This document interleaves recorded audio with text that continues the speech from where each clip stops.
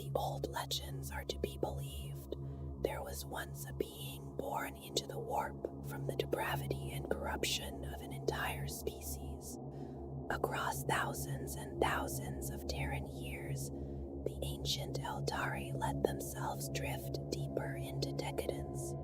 Their souls held limitless passion, and their psychic powers were nearly limitless, so the disturbances they stirred within the Immeterium were unlike any others.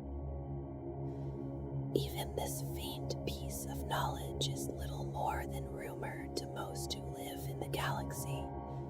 Fewer still know the secrets kept inside the shrouded vaults of the Black Library. That hidden craft world lies deep within the webway as the ancient storehouse of Eldari knowledge. In its somber chambers, ancient manuscripts speak of an unspeakable event that changed the galaxy forever. From the perverse thoughts, actions, and deeds of the Eldari, a new god came into being. It was a real god, and it reflected the species that had unknowingly given it life. Its violent birth marked the coming death of the species that had gestated it. The tomes of the Black Library say that Slaanesh was born from a need for sensation that had grown uncontrolled and excessive. This need had come to fill nearly every moment for nearly every Eldari. Through their advanced technology and psychic mastery, the species lived through the Terran millennia in unimaginable luxury. They no longer needed to worry about daily survival, manual labor, or the threat of enemies beyond their borders. They were not bound by social constraints in any lasting way. They had no need to consider how their actions might affect others. Even their own families could not truly claim them through need or dependence. Everything was theirs at all times, and even death had lost its old meaning. In that distant age before the birth of Slaanesh, the souls of the Eldari could reincarnate from the Immeterium into newborn members of their species. There was not yet anything in the Empyrean that hungered after those souls.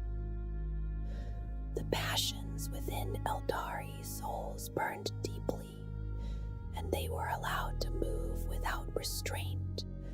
They explored them freely to depths that other intelligent species could not understand. A mind freed from fear, need, and death can turn fully inward. It can wander into unknown places, searching for diversions and sensations never considered before. When an entire race unshackled its minds in this way, great psychic energy poured into the warp. The unnatural essences that dwell there responded to what had been cast into it. The darkest moment of Eldari history, known as the Fall, became a cautionary tale. The Black Council studies it continually within the Black Library. Their hope is that some path may still be found toward a return to ascendance. Failing that, they seek at least some way to avoid the doom that always seems to wait for their species. The tale says that the vast majority of the ancient Eldari were unprepared for the god they had birthed. In a single instant, they were consumed by it.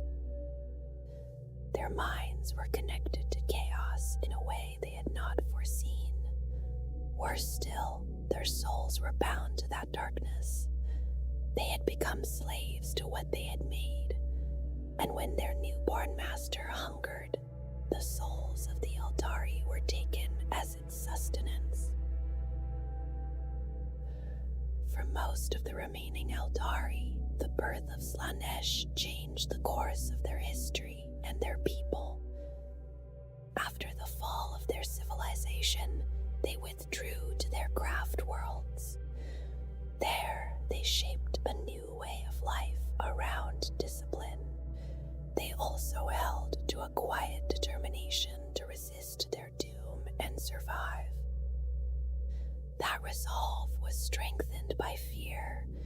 It drew most who resisted change into the new way. This was the way of the Asuryani path. Slaanesh was not satisfied with the souls it had harvested at the moment of its birth. It continued to seek the remaining Eldari, savoring each soul that it claimed. For a race once so proud and seemingly eternal, such a fate was terrifying to imagine. To be snuffed out forever, only to nourish a twisted god, was a horror beyond mortal life. The fact that this deity had been made by their own species only deepened the fear, yet some Eldari still refused to change. Whether through pride, defiance, or the simple inability to change, the Drukari kept walking a path of excess. They continued in sensual indulgence, and they still follow that path to this day. They live every moment, knowing it may be their last, not only in mortal life, it may also be the end of their eternal existence. That sense of risk keeps them balanced on the edge of a knife. It drives them toward even greater acts of depravity and toward ever further limits of sensation. They are not the only beings who damn themselves in this way. The powers of chaos hold sway over many mortals because their appeal is not rare or distant. With Khorne, there is the nature of conflict and the struggle for survival.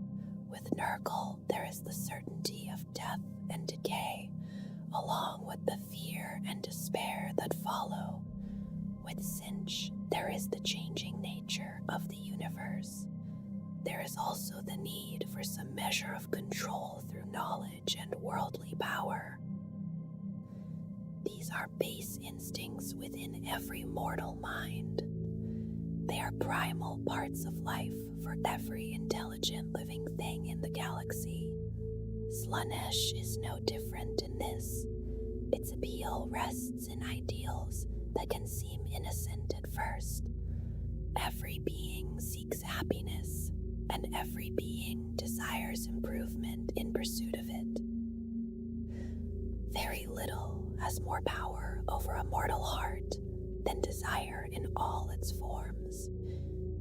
No matter the species, desire is universal. All beings want more than they already have, and they are never truly content. Where an Imperial guardsman seeks glory, he finds Slaanesh. Where a rogue trader seeks wealth, he finds Slaanesh. Wherever desires are followed to their end, Slaanesh waits beyond the need to satisfy them. At the end of that quest lies utter damnation. Khorne appears as a frightful and terrible warrior, and Tzeentch is shaped by sorcery that defies mortal logic. Nurgle stands as the final image of its own decaying and physically disgusting creations, but Slaanesh alone is divinely beautiful. Humans usually speak of Slaanesh as a he, while the Eldari speak of Slaanesh as female. Yet Slaanesh is truly neither gender and combines the qualities of both in a perfected form. Slaanesh most often appears as an androgynous being, with a woman on the right side and a man on the left. From its head rise two sets of devilish horns, giving the form a strange and unsettling grace. Slaanesh may take any physical shape, whether male, female, both at once or without gender at all. Even so, Slaanesh prefers male bodies, and every chosen form appears as a kind of perfection. It is a long-limbed and elegant figure with a beauty that feels haunting and almost frightening. Its appearance changes with the one who sees it, shifting gently to please and seduce the beholder's eye. Slaanesh takes, two pairs of slender horns rise from flowing golden hair. Slaanesh is often shown in richly lined, form-fitting armor and bearing a jade scepter said to be its greatest treasure. Among its cultists, there is a rumor spoken with fear and devotion. To look upon Slaanesh is to give up the soul itself, surrendering it to the gods' every whim. Across the galaxy, Slaanesh sees the touch of its own hand in many small and powerful moments. It finds pleasure in the joy of a parent when a child is born, and in the pride of a commodore when a fleet carries out a cunning battle plan. It is pleased by the stirring of a lover's heart in a close embrace, and by the sudden relief a soldier feels after an unexpected skirmish. Yet these sensations are never enough for the Master of Delights. The ruin of the Eldari and the pursuit of the few who remain bring great joy to Slaanesh, but its desires reach far beyond that. Every breath can bring a new scent, and every raised glass can offer a new flavor. On the battlefield, every chainsword blow may draw out a scream of pain that has never been heard before. From its glittering palace in the Dark Prince's realm, the Lord of Excess takes delight in each new sensation that is found. It guides the inhabitants of the galaxy onward, always pushing them toward higher and stranger heights of experience. A god knows existence in ways no mortal can truly imagine, but Slaanesh is not content to leave the galaxy alone. It sees the stars, the planets, and the fabric of reality itself as something to be handled. It would poke, prod, tear, and bind all things to its will, drawing out every last sensation that might be enjoyed. Those who choose to serve it try to follow this example as best they can, even while they remain limited by mortal bodies and mortal minds. In every corner of the galaxy, the worshippers of Slaanesh invent new delights for themselves. They challenge their own senses, hoping to create experiences no one has known before. This may be as base as seeking a new response in carnal entwining, or as refined as making a work of art so profound that all who behold it are moved to tears. The truly inspired seek much larger stages for their desires. Few have seen entire squads of space marines vanish beneath the fire of a subjugator chaos titan. Fewer still have heard a million voices cry out in fear, followed by dripping stillness as nucleic acid bombs dissolved flesh away. Most beings lack the vision needed to create such scenes of sensation. It may not even be possible for the greatest excesses to be reached in the mortal realm. In the realm of chaos, however, all things remain possible. Many factions of the Adeptus Ministorum and the Adeptus Terra embody restraint and the denial of base enjoyment. They know that freedom is often the easiest path to corruption for imperial citizens. Because of this, they impose harsh rules and a harsher existence within the Imperium. For the greater good and the defense of all the Emperor has created, they fill each waking moment with labor, prayer, and punishment. They believe that a human mind left to reflect on anything else may drift toward selfish thoughts and desires. The ruinous powers use such thoughts as a crack through which a mortal soul can be claimed. There is danger in this approach to order because chaos can be born from it easily. intervention of Adepts, the harsh laws of planetary governors, and other agents of imperial law have driven many towards Slaanesh. These are people who might otherwise never have embraced the Dark Prince at all. A mind buried beneath hardship and burden has little room for thoughts of sin. Yet when even a fleeting moment of relief appears, it shines against the dark weight of life like a candle. For many who stray, sin is not chosen for rebellion, but as a way to escape constant struggle and restraint. This is the relief that Slaanesh offers in overflowing measure. The downtrodden people of the Imperium are not alone in feeling the crush of a bleak galaxy.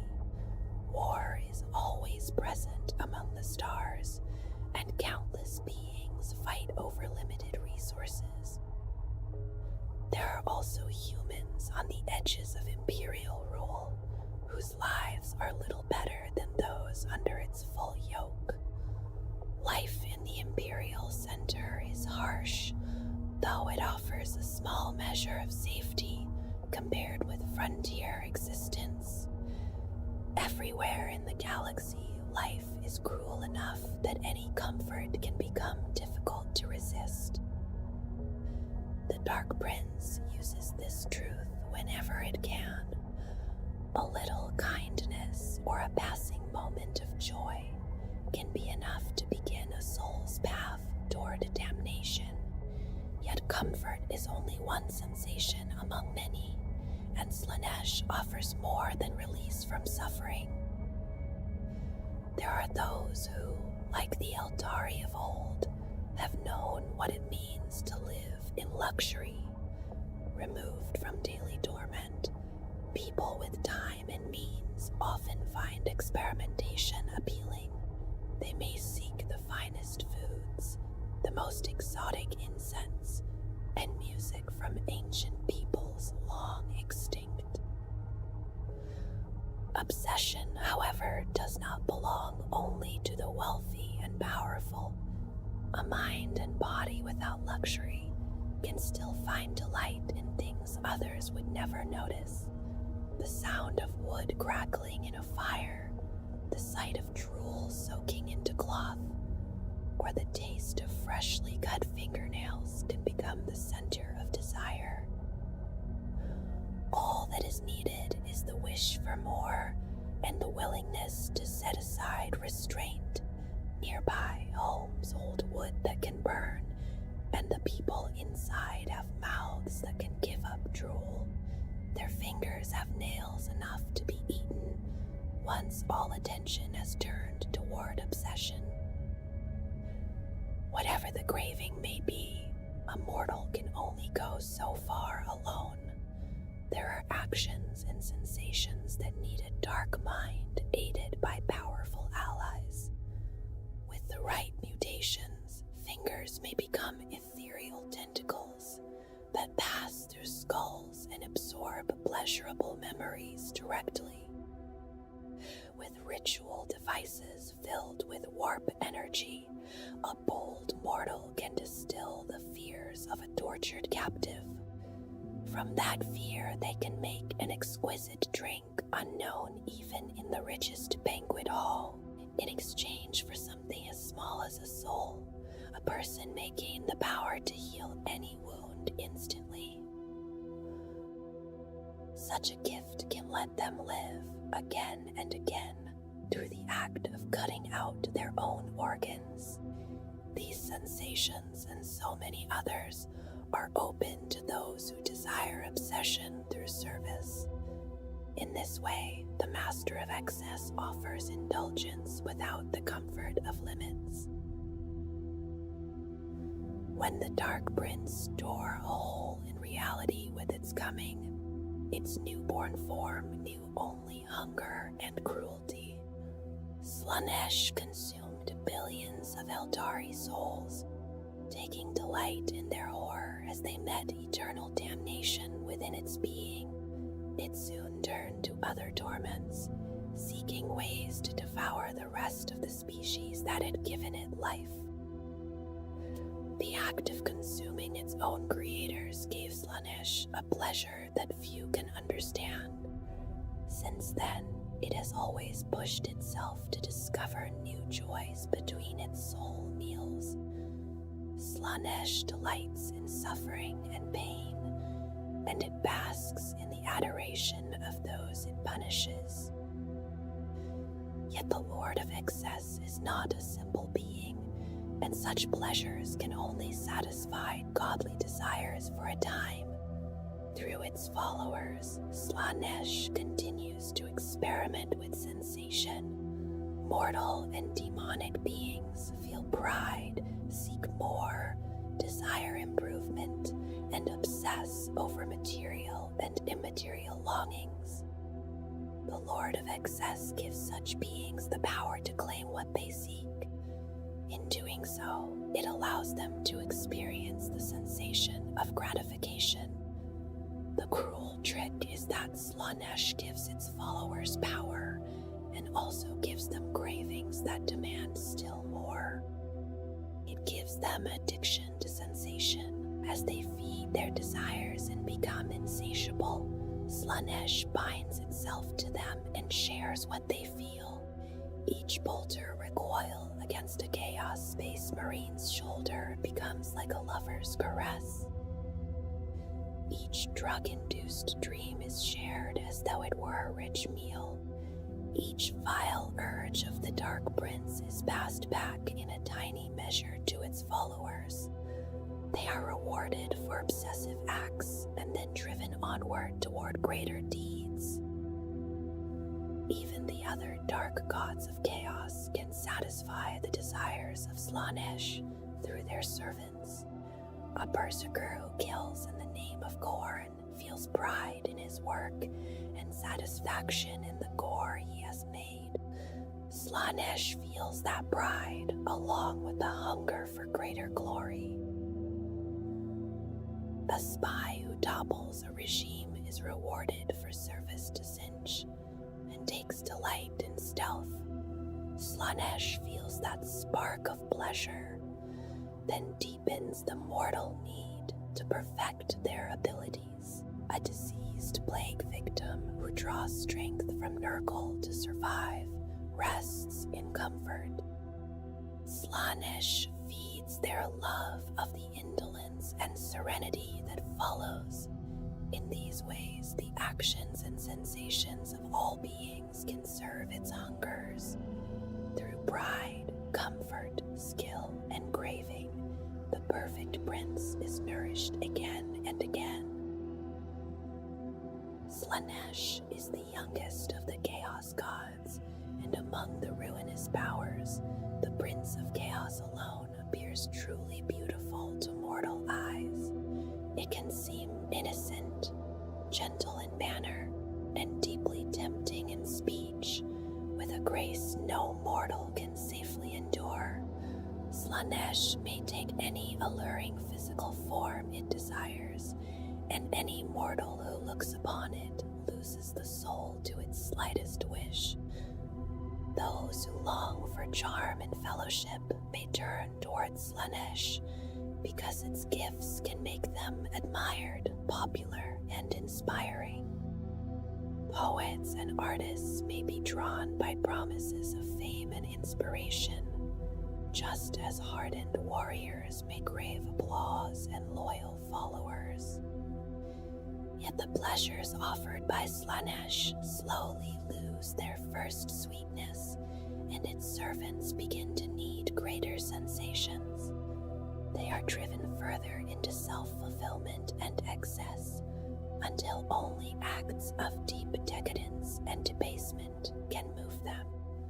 What began as desire becomes addiction, and the purest pleasure they seek becomes harder and harder to reach. Slaanesh is also the chaos god of passion, obsession, luxury, art, and indulgence. It is the shape of hidden vice, cruel passion, and secret temptation, kept fearfully inside mortal hearts, This lack of restraint draws many mortals into its worship, often in places of carnal pleasure. There they gather to praise their depraved lord, following desire wherever it leads. A notable Slaneshi cult was formed by the Eldari cults of pleasure, which partly caused the fall. Those cults also created the evil cousins of the Eldari, the Drugari. Yet the Drugari fear that the Prince of Pleasure will devour their souls, much as the Asuryani fear the same fate. In this shadow, the memory of the fall remains close to Slanesh's worship. The followers of Slanesh seek pleasure in every experience and soon become dulled to ordinary sound and color. To stir themselves, they often wear bright and garish armor or clothing, decorated in extravagant ways. They pursue higher forms of experience in more extreme and outrageous fashions. Slanesh's influence often reaches the upper levels of power, where luxury and privilege are greatest.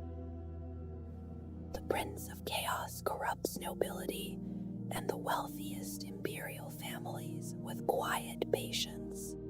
Its influence may seem most insidious among those who strive to appear upright.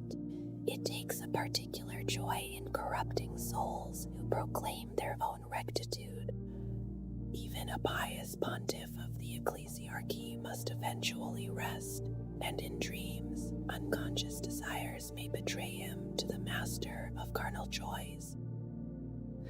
The more civilized a society becomes, the more often the seeds of Slanesh may begin to grow. When technology spreads leisure widely, hidden wants can be drawn down dark paths by subtle influence. Its worshippers hold great orgies of vice and perversity to honor the Lord of Pleasure. When many die from exhaustion and overstimulation, their deaths are taken as signs of the Dark Prince's favor. Devotees of Slanesh say that any extreme sensation or emotion can open communion with their god. They believe the echoes of its birth scream live inside every mortal soul. So they pursued rapture, torment, and drug-fueled hypersensuality with souls burning bright and hot. Like shooting stars, they plunge deeper into the psychic maelstrom that is Slanesh. Countless worlds have fallen into anarchy when Slaneshi pleasure cults became too widespread to contain. On those worlds, order was lost in an insane frenzy of self-gratification. Many have reenacted the fall of the Eldari in smaller form as society collapsed around them. Through the minds of psychers, the howling winds of chaos then ravaged their worlds. Sometimes only a handful of gibbering survivors remain after such a fall. They are so changed by the experience that they can no longer be called mortal or sane. Certain inquisitors of the Imperium have come to loathe the followers of Slanesh for this corruption. Their attempts to suppress pleasure draw recidivists, smugglers, criminals, and black marketers closer to Slanesh's mortal adherents. Servants of Slanesh have used incantation, conjuration, and accursed craft to seduce and corrupt man and beast. They bring others low in the sight of those who witness their works. Their offenses are numberless, and their actions are described as heinous and wicked. Twisted in mind and body, they delight in abominable and unclean deeds. But denizens of Slanesh spread the depravity of chaos to the unwary and the uncaring. Their heretical crimes cry out against nature and the true order of the world. On the battlefield, the electric colors of their condolences contorted forms offend the eye. Their diseased lewdness offends the mind with the same open defiance. Some show half-bared torsos of pink and blue, boasting of unreined lust. Others display limbs in glistening greens and yellows, pale shades of corruption hiding darkness within. They have abandoned the last remains of true decency. In serving the Prince of Pleasure, they sacrifice their humanity and spread corruption among the innocent. Worshippers of Slaanesh are known for having no fear, because even defeat or death becomes an experience to enjoy. They are not interested in the dirty warfare of Khorne's narrow-minded berserkers. Slaanesh instead takes pleasure in combat that becomes artistic. In the battles of gifted gladiators, fighting changes from a means to an end into an art of its own. Slaanesh gives favor to those who act upon an interest in art, whether combat, painting, poetry, or passion. Its favor helps the artist create, and it amplifies the work to immeasurable levels. At the same time, the artist is corrupted beyond description. Mortals who look upon such creations are left both entranced and terrified. The mark of Slaanesh combines conventional human symbols for male and female, though followers seldom wear it openly. In its place, they often wear jewelry marked with erotic motifs. Their robes are often open to leave the right side of the chest uncovered. This is required in many rituals involved in the worship of Slaanesh. Pastel and electric shades are the chief colors of the cult, although white is often used as well. These colors may also appear in everyday clothing, adjusted to match current fashions.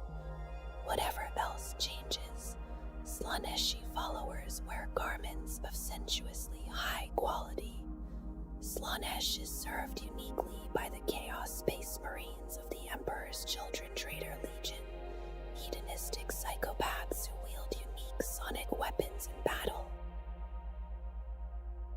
Those corrupted by Slaanesh first feel every sensation with unbridled wonder and a flush of pleasure. Each new situation seems to pass through eyes newly tinted by wonder. As time moves on, the same pleasure demands greater extremes of sensation. The corrupted soul soon needs to be surrounded by intense sound or garish color, especially bright pinks and purples. In time, moral degeneration begins to settle over the person corrupted by the Prince of Chaos. Only the most extreme behaviors can still bring the enhanced pleasure that Slaanesh offers. These may include sadistic murder or highly degrading sexual practices. By then, the individual is usually so bound to the Chaos God that mutational gifts may begin to appear.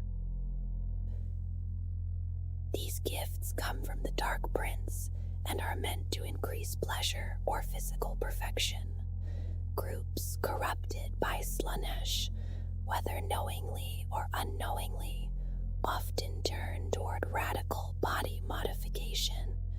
They may use made-up clothing or surgical alteration where the technology exists. Their intent is to increase their perfection or to sharpen their ability to feel pleasure through every sensation. At the end of this path, even death itself becomes an experience of immense pleasure. This is true both in dealing death to others and in undergoing it oneself. The final moment becomes pleasure before the soul is absorbed by Slaanesh in the immaterium. Every enhanced sensation and every corrupt deed then strengthens the Prince of Chaos in the warp. Across the galaxy, billions of souls surrender themselves to Slaanesh through corrupt acts of devotion. Men and women cast themselves upon altars of degradation or wear the skins of loved ones. They do these things in the hope that their divine Lord will take notice.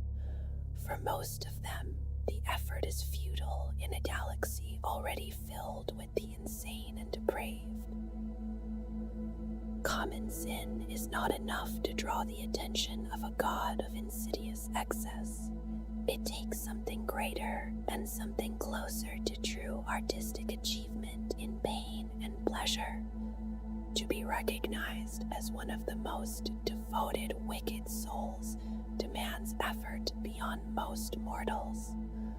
Only those who push nearer to perfect depravity may become champions among the followers of the Lord of Delicious Torments. Those who reach the greatest levels of excess may be recognized within the ranks of Slaanesh's chosen. For the rest, there is no glory and no reward waiting at the end. Their fate is only common death or the short and painful lifespan of a degraded chaos spawn. Recognition as a champion of the Dark Prince comes with a price, and the chosen are glad to pay it. Their souls are forfeit, but possible immortality through demonhood makes that price seem small. To stand upon the grand stage with the Lord of Sensation is their fulfilled desire. Their lives move forever onward beneath unquenchable wants. In that endless hunger, the one desire they truly wanted is finally granted. Slaanesh is said to care little for the other ruinous powers, being too drawn into its own pleasures to seek alliance or cooperation. Among them, the followers of Khorne stand as particular enemies, with their harsh belief in bloodshed for its own sake. In the mortal realm, cults of Khorne and Slaanesh clash again and again. In the realm of chaos, their demonic legions are believed to battle without end. This rivalry shapes the armies that gather around each god, because Slaanesh is weaker in direct confrontation, but far more dangerous through corruption. Its endless hunger can turn even Khorne's faithful aside, drawing them through their own battle lust. In a wide and advanced war, Slaanesh's influence can become especially dangerous. A single convert in the right place may wreck a fleet or destroy an entire city. Where Khorne's followers grow loud and fierce, the servants of Slaanesh can often be found moving quietly behind them. They work with care and patience, seeking the slow downfall of those who oppose them. Slaanesh is the youngest of the major chaos gods, yet it remains a crucial part of the great game they play for dominance. It cannot yet stand alone against any one of the other major chaos gods, but its support in an alliance can shift the balance. Because of this, Slaanesh holds more influence than its raw power might suggest. Within the great game, the bond between Slaanesh and its brother gods remains one of the most compelling tensions. None can inflame Khorne's fury like the Lord of Excess, whose earthly luxuries and lusts defy the blood god's desire for indiscriminate slaughter. The mere mention of Slaanesh or its schemes is enough to make volcanoes erupt across the blood god's domain in the realm of chaos. Khorne is the only god openly hostile to the Dark Prince, but Nurgle and Sinch are also uneasy in its presence. This remains true even though the usual hierarchy among the four major chaos gods places Slaanesh at the bottom. They still feel the pull of Slaanesh's matchless charisma and they are both drawn toward and pushed away from their younger brother. This fear grows from the nature of the Chaos Gods themselves, because each one carries some form of the excess that belongs to Slaanesh. Khorne has its bloodlust, Sinch has its scheming, and Nurgle has its spreading of plague. Each obsession can be turned by the Dark Prince with only a whispered promise. Deep within each brother god lies the suspicion that Slaanesh's influence is growing quickly, and that one day it may eclipse them all in strength. With that thought close behind every pact, any alliance of convenience with Slaanesh is likely to be brief. This may come from distrust of a power that changes sides at a whim. Yet there is also the darker possibility that the rival gods fear the secret power the Dark Prince holds over them. Slaanesh is unlike its brother gods, for it does not simply bar the way to its home.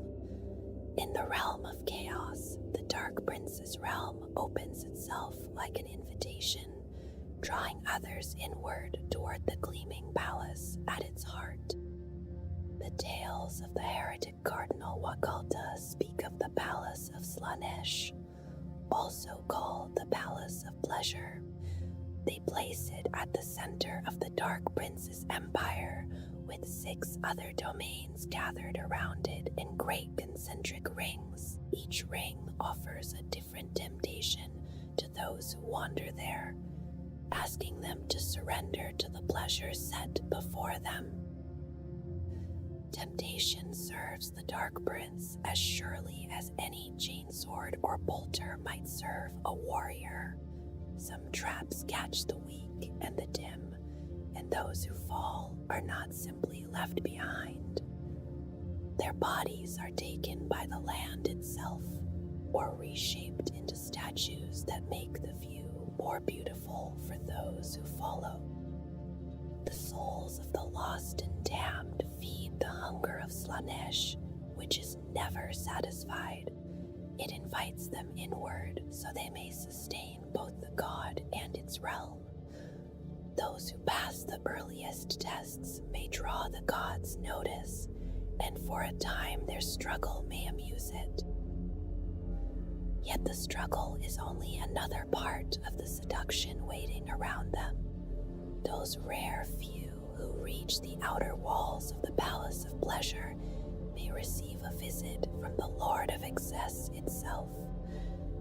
None have entered the palace unless Slaanesh desired it, because all who looked upon the god's perfection fell to their knees and surrendered themselves completely.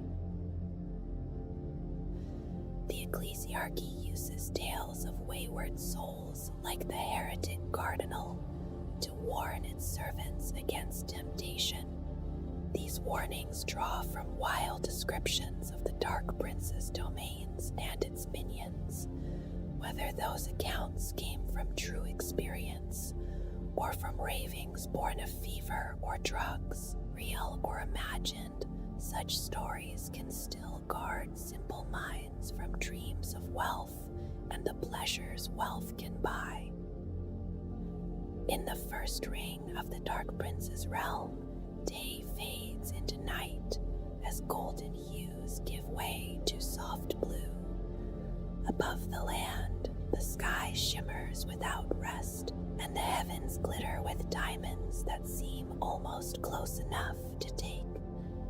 Many reach upward for them, forgetting where they stand and what waits beneath them. They climbed higher through trees made of pure gold, trying to stretch a little farther. Some leap from the branches in their hunger for the jewels above. When they fall, skulls fracture and organs rupture against the ground. Yet their final thoughts are filled with glittering handfuls of treasure. That joy lasts only for a fleeting moment before the true price is paid. In exchange for false elation, they forfeit their immortal souls. The ring gives them the dream of riches, and then quietly keeps everything that remains. Scholars who gather tales of the impossible realms of pleasure and pain often describe this first domain as a spectacle beyond avarice. Trees, grass, and other plants are said to be made from living gold. Gentle wind passes through the golden blades and branches, giving them a voice that beckons all who hear it to take more. The mountains on the horizon shine with warm reflected light, revealing that they too are formed from gold. Paths through the fields are paved with ruby and emerald instead of common stone. At the edges, loose gemstones and gold nuggets wait as though placed for any hand willing to take them.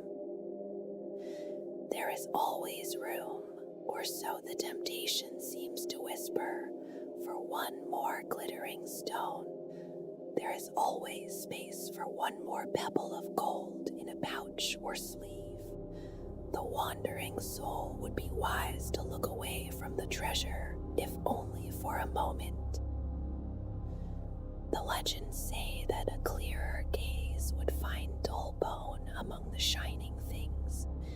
These remains belong to those who filled their pockets, pouches, sleeves, and boots until the weight dragged them down. Even as death approached, they would not release the riches, and they died where they fell with smiles upon their faces. Mad ravings from those who claim to have seen beyond reality speak of the second trial. If an intruder passes through the golden fields without giving in to greed, they come upon a lake so vast that its shores fade from sight. Only pale islands break the surface, linked together by a network of bridges. The finest wine serves as the water of this lake, yet no cups wait along the shore. Its bouquet is strong and pleasant, carrying an invitation that settles softly over the mind. Words from fiery sermons begin to fade before such serenity, and many visitors soon abandon the thought of restraint. They fall to their knees and drink directly from the lake, letting intoxication fill their heads. Many continue until they slip into the wine and sink beneath the surface. Once the carmine waters close above them, they are never seen again. Those who manage to lift their heads notice the islands more clearly. They are not islands at all, but hunched giants holding great tables above the wine. Upon those tables rest extravagant feasts of exotic fruits, rich breads, and meats of every kind. The swim to these places is dangerous for those already made dull by drink. Many sink beneath the waves before they reach the waiting food. For those who arrive, the reward seems astonishing, because every bite surpasses the finest meal they have ever known. Each morsel becomes a decadent delight, and the hungry soul begins to eat faster. Handful after handful is forced down the throat as need overtakes thought. In that blind hunger, the eater fails to notice that some meat comes from carcasses with a horribly familiar form. Even recognition would not save them once gluttonous indulgence has taken hold. If they stopped long enough to understand the fate ahead, they still could not turn away.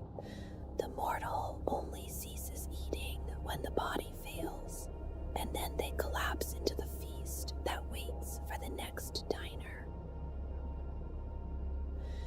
There may be no easier road into mortal weakness than the appeal of carnal instinct. Imperial libraries hold tales of lurid corruption, beside manuals that teach how such corruption should be fought. A preacher may know in his heart that lascivious desire threatens his congregation more surely than many other temptations. The Dark Prince knows this as well, and the legends say the third ring is shaped around that truth. There, visions, sense, and experiences press upon the mind and body of any who have come so far.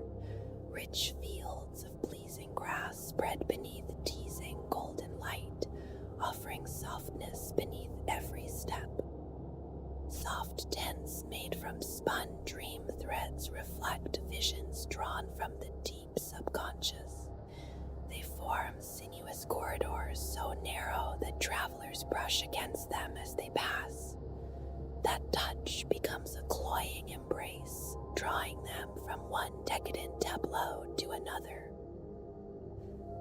Neither the crude flesh dens of the underhives nor the shadowed parlors of the hive spires can match what waits there.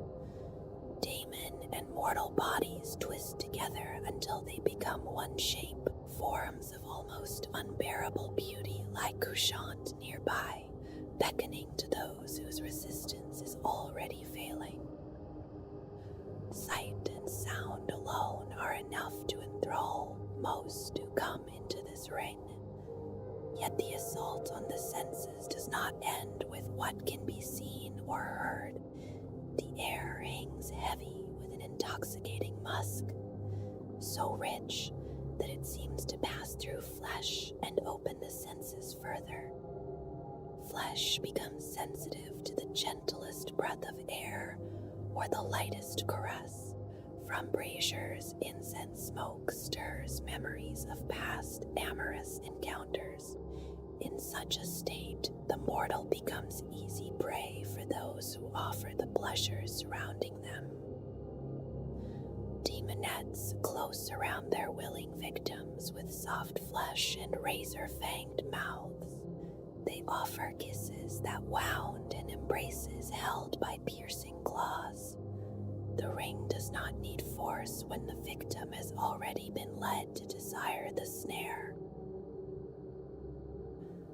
Within the militaries of every starfaring species, talk of glory is familiar and common.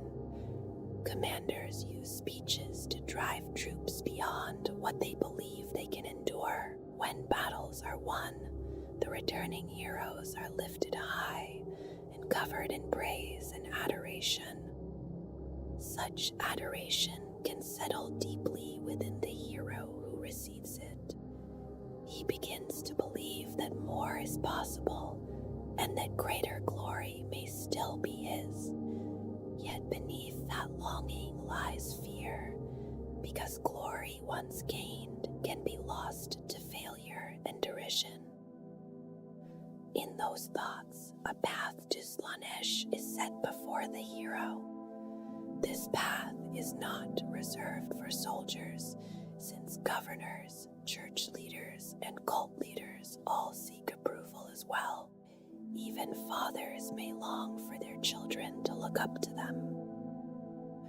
The heretic cardinal's confession describes this road as crowded with wayward souls. It leads onward to the fourth circle of the Dark Prince's realm. For each visitor, the experience is different, even though many visions share familiar shapes. A soldier may see massed crowds cheering his name and raising statues in his honor. A planetary governor may see himself creating such perfect order that an entire star system falls under his control. Whatever form the vision takes, the victim finds it painfully difficult to leave the pleasant dream behind. These illusions feel solid because they do not seem impossible to the dreamer. A soldier has seen others raised to glory, and his training has prepared him for heroic acts. Histories tell of governors who carved out larger realms among the stars, and such memories draw the victim deeper some souls to break free from the dream. When they do, the illusion shatters and reveals a vast plain of black soot. There, heaps of bones lie buried beneath millions of bodies, some standing and some lying in the burned ashes. Those bodies remain trapped inside their own delusions, even as the truth shows itself for an instant. Then the unsettling vision passes away. The traveler is drawn forward again, and the traps of the next circle rise before them.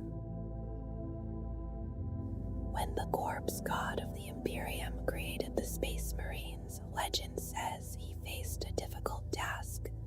He needed warriors eager to serve him through great deeds and impossible victories. Yet they also had to remain humble, knowing that victories in the Emperor's name were not personal triumphs. They were meant to be weapons in his hands, obedient and unquestioning. Those who have studied those ancient times know that he failed. Legions rebelled, led by prideful Primarchs who questioned the Emperor's plans and believed they could do better. All the while, the Prince of Chaos whispered encouragement to them. The blasphemous tales say it does the same to all visitors who enter the fifth circle of its domain. There, the temptation is not merely glory, but the deep hunger to achieve more. At first, the place appears to be a grand forest filled with majestic trees and secluded glades. The trees baffle sound, placing the mind in a quiet and introspective state. The long walk gives thought time to wander, and the glades offer stillness that feels inviting. At the center of each glade waits a perfectly still pool. It invites the traveler to sit and look inward. As they stare into the water, they remember what they have accomplished and begin to dwell on what more they could become. While the visitor sits lost in thought, the undergrowth begins to move closer. Thorny branches reach toward the dreamer. Strangling vines descend from the trees and coil gently around the neck. In the mind, the dreamer imagines legendary foes struck down and civilizations conquered across the galaxy. Others may imagine warrants of trade negotiated heavily in their favor. Then the waters rise and take the shape of whatever defeat means to that particular soul. The ensnared visitor senses something wrong and opens their eyes. In that moment, they face a vision of shame and defeat. The branches and vines then tear at their flesh and choke the air from their lungs. Their final scream is stifled by the lack of breath, and this sound delights the Dark Prince. Only an incredibly small number resist the urge to dream. Exhausted by their trials, they rise and pass toward the sixth and final circle before the Palace of Pleasure. Life in the 41st millennium is hard, short, and brutal for countless souls. For many, each day is only a struggle to survive until its end. Even species outside the oppressive yoke of imperial rule are not free of burdens. The Eldari, for example, must keep their craft worlds supplied and ready against invaders. They do this while haunted by the fate that may await their souls if they fall to She Who Thirsts. Still, everybody needs rest after struggle has worn it down. Any wanderer who has reached the last of Slaanesh defensive rings must be weary. After the torments of the first 5 circles, even a moment of repose might seem deserved. Those who resisted every seduction before this would surely seem worthy of legend. The whispers of depraved wretches in perfumed palaces and pleasure dens speak of what waits there. It is a vision of sublime peace. All struggle appears to be over, and all torment seems to have faded into a distant memory. There is a beach of the softest sand, warmed by rays from a golden sun. Gentle breezes carry scattered clouds through a perfect azure sky. Music moves on those same breezes and soothes the spirit of the weary traveler. The ground rises and caresses the body as though offering rest without end. Cherubs begin to remove armor plates and other burdensome belongings. From salted mist above the breaking waves, calm figures gather with placid faces and soothing hands. They rub tired muscles, and the memories of the hard journey fade toward nothing. Peace seems to belong to the wanderer at last. Yet it becomes eternal peace if the will cannot pull consciousness back to reality. Determination sends the placid apparitions screaming back into the seas. Resolve gathers displaced armor and lost possessions. With Herculean effort, the strongest few rise again and move toward the final destination, where the palace of Slaanesh lies ahead. A determined warrior who survived the 6 circles might expect the palace of pleasure to be heavily guarded. Whether daemon or mortal, such a survivor would naturally imagine legions of demonettes and fiends around Slaanesh's seat of power.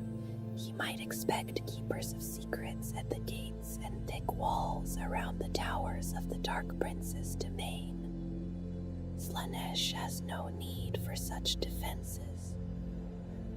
Any invading force, from a lone space marine to legions of bloodletters, would find only statues of finest alabaster and perfectly shaped trees. Their confusion would not prepare them for the presence of the master of the realm. As invaders consider what looks like an absence of defense, the air becomes still. Unseen choirs begin to sing, and ears weep at the unholy harmonies. A god emerges from the palace and walks confidently towards those who stand awestruck before it. The Dark Prince smiles, and that smile is enough to disarm all who stand there. They are lost, and they care little that they are lost. The tales say this is why there are no defensive walls or demonic hordes around the palace of Slaanesh. Resistance before perfection is not possible for those who reach that place. What becomes of those ensnared by the god is beyond speculation and belongs more to fevered dreams.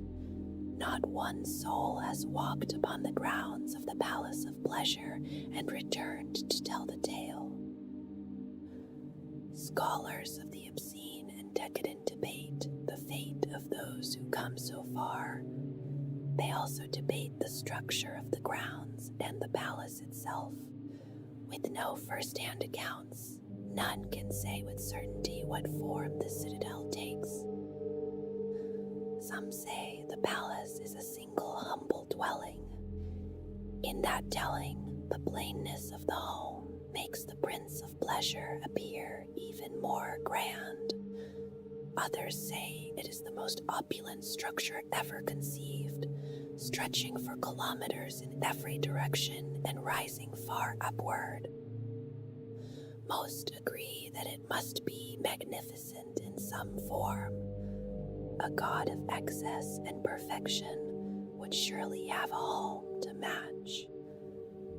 If this is true, then spires of gold and marble may encircle an inner courtyard filled with statues of exquisite realism. Those statues may be the final form of the souls who surrendered to Slaaneish's disarming allure. If so, their faces would show absolute joy.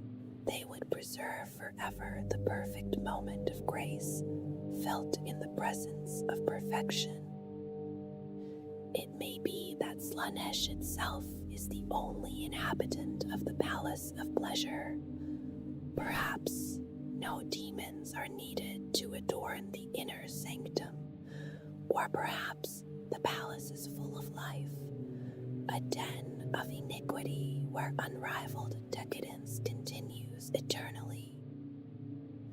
Whatever its final truth may be, the palace remains the seat of power for the Lord of Pleasure.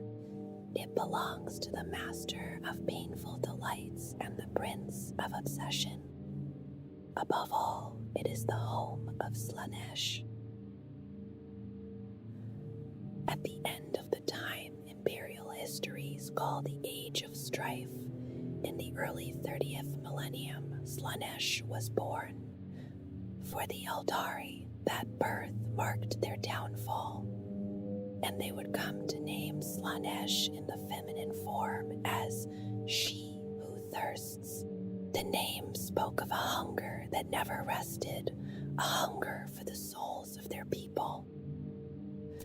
The Eldari remembered this as the fall, when the real space shock wave of the Prince of Pleasure's birth destroyed their most crowded home worlds. Many craft worlds were also lost, even though they had been made by the most forward-seeing among them to escape the cataclysm they had created. Yet the death of their worlds and brethren was not the whole of their disaster. In the warp, Slaanesh turned upon the gods of the Eldari, and all but Cain, Sigora, and Isha were slain. Isha remained alive, but she was held captive in the decaying garden of Nurgle. Slaanesh had been born from the dark side of the very essence of Eldari being.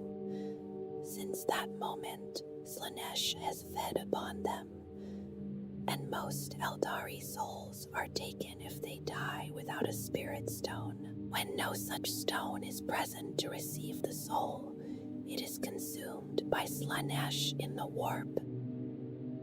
The craft world Eldari, the Asuryani, tried to guard themselves from this fate with discipline and care. They followed a strict code of paths, each one a way of studying a single part of life or work. Through these paths, they kept away from the unbridled seeking of pleasure or knowledge. They also carried spirit stones, which shielded the souls of the fallen from the predations of Slaanesh.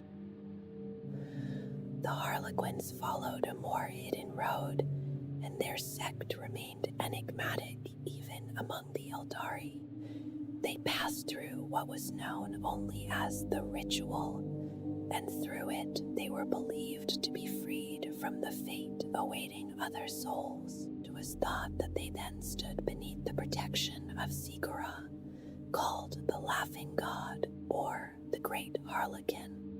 That same title could also belong to a high-ranking leader among the Harlequins.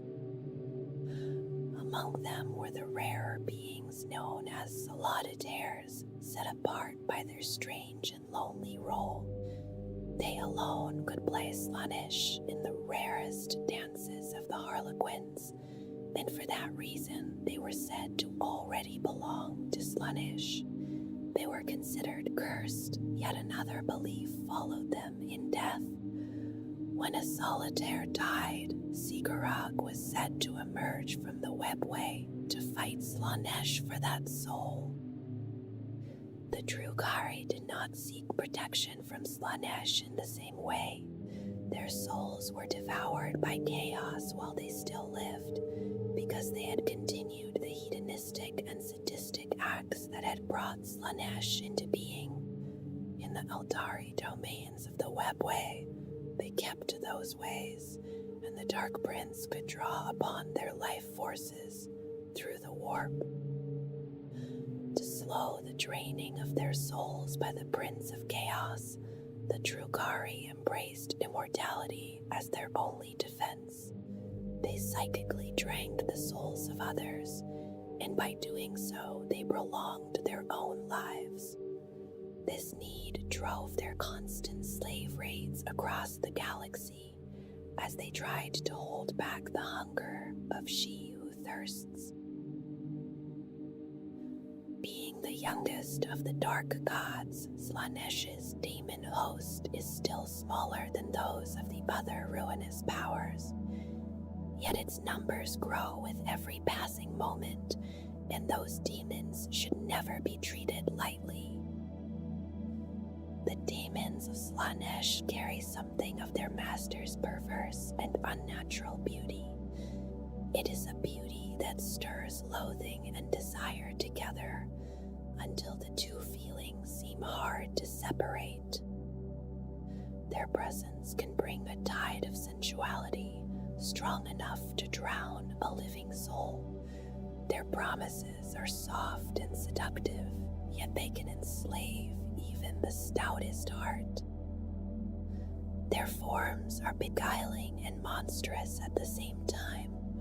Fairness and foulness mingle within them, and the soul of the viewer is struck by that terrible contrast. The demonettes are known as the Maidens of Ecstasy, and their feminine-looking forms carry a disturbing contrast. Their seductive bodies are joined with grotesque claws, and they move with lightning speed in hand-to-hand combat. Within the Palace of Pleasure, they serve as courtiers and courtesans, made to answer Slaanesh's every passing whim. They fill the throne room as they lounge on silken cushions, gossiping and scheming for greater favor from their willful master. Beyond that realm, demonettes also serve as warriors and messengers. Their beauty and cruelty remain bound together wherever the Dark Prince sends them. A Herald of Slaanesh is an elite form of Dominette, and still a lesser Daemon of Slaanesh. These demons are stronger than their sisters, and they are given free reign within the Palace of Pleasure. The greatest heralds may even ascend Slaanesh's dais. There they feed sweetmeats to their twisted patron and stroke its body with their oiled claws. Seekers of Slaanesh ride ahead of the Dark Prince's demonic legions. They are demonettes mounted upon steeds of Slaanesh, moving as the vanguard of their master's host. The steeds of Slaanesh are lithe and bipedal creatures with smooth skin and prehensile tongues. They vaguely resemble seahorses, and their long, tubular snouts hold a poisonous tongue. These steeds are the favored means of transportation for Slaanesh's mortal chosen. Their strange grace makes them fitting mounts for those drawn into the Dark Prince's service. A fiend of Slaanesh appears like a strange mixture of creatures, given shape from warp-induced nightmares. It blends reptilian, insectoid, and anthropomorphic traits into a single chimerical body. Each fiend has a segmented body, a fine scaled tail, and 2 pairs of humanoid legs ending in cloven hooves. It also bears gangly arms tipped with claws, which it often uses like front legs. A fiend lacks the intelligence to use those arms as grasping limbs. Even so, it can still employ them as weapons with deadly effect. A Lady of the Voids is feared aboard Imperial warp-traveling void ships, while schools of demons probe a Geller field for weakness. This daemon can worm its way into an astropath's mind. Through that living conduit, the Lady of the Voids can manifest within the ship. It emerges as a conglomerate of crustacean arms and feminine bodies, bringing madness down upon the unsuspecting crew. The ruination of imperfect beauty hides behind a seductive illusion. Beneath that disguise, its body is bloated, and arthropedal claws wait unseen. These vaguely humanoid demons feed on the emotions of men and women who strive for perfection. With cruel cunning, they push their victims to the edge of success before manifesting and slaughtering them. Keepers of secrets are the mighty greater demons of Slaanesh. They are huge and indescribable creatures, and their presence can bring even the bravest warrior to their knees in anguish and ecstasy. They are the closest companions and servants of the Lord of Excess. Their forms often carry 4 arms, with 2 ending in human-like hands and 2 in large crab-like claws. Those claws are decorated with brightly colored lacquers. In close combat, a keeper of secrets is a very powerful foe. The Daemon Princes of Slaanesh are known as the favored of the senses, the chosen children, and the blessed of the flesh. To become a Daemon Prince is the ultimate reward for a mortal follower of one of the dark gods. The path to such a blessing differs from god to god. A follower of Khorne has a more direct road, slaughtering in the blood god's name until skulls and blood draw notice. For one who seeks the full embrace of the Lord of Excess, the way is less clear. Many avenues may open, and many hidden pathways may wait for a curious and devoted follower. The devotee must choose a path and carry it into excess so sublime that Slaanesh's attention is drawn. Once the master's eye has fallen upon him, he must keep pushing past boundaries and limits. He must amuse the Prince of Pleasure in a way that is both unique and worthy of reward. Uniqueness alone is not enough, because the Dark Prince touches many mortals in cruel and horrifying ways. Those touched may be warped into mindless and unnatural forms. All the ruinous powers are capricious, yet Slaanesh's hunger for indulgence makes its caress especially dangerous. A mortal might achieve greatness worthy of notice, only to be ruined by the Dark Prince's passing mood. Instead of ascension, he could become a mindless chaos spawn. Those who receive the greatest gift are reborn as Daemon Princes. Yet, for Slaanesh, even this achievement is more like a beginning than an end. The new Daemon Prince must still push the edges of excess. He must do more and become more, because service to the Dark Prince does not rest. If he was rewarded for making an elixir so sweet that its scent drives people to drink until they drown, he must go further. He might then entice entire worlds to taint their drinking water with that deadly creation. After that, he must continue again, perhaps changing the elixir so every victim is left with a yearning smile. Service is unending and eternal, and failure may be eternal as well. Even a mighty Daemon Prince can disappoint Slaanesh. Chaos spawndom, or worse, may still wait as punishment. Slaaneash's legions of excess strike with sinuous grace. They hit their enemies in a whirling blur of lithe bodies and bladed limbs. As they move, they are horrific and alluring at once. They seem mesmerizing and loathsome together, and every legion desires to spread the corruption of its lord. Slaanesh often uses temptation and the promise of pleasures to seduce mortals and demons alike. By these insidious ways, many are slowly brought into submission by the Dark Prince. Such tactics take time, and sometimes a less subtle answer is required. When souls must be cut from mortal bodies by force, Slaanesh calls upon its demonic armies. The legions of excess also fight when territory in the Imperium must be contested. They cannot match Khorne's cohorts in raw power, Nurgle's Talibans in resiliency, or Singe's hosts in eldritch might. Yet Slaaneash's armies possess a speed and lethality without equal in the Imperium and real space. Their strength lies in that swift and deadly motion.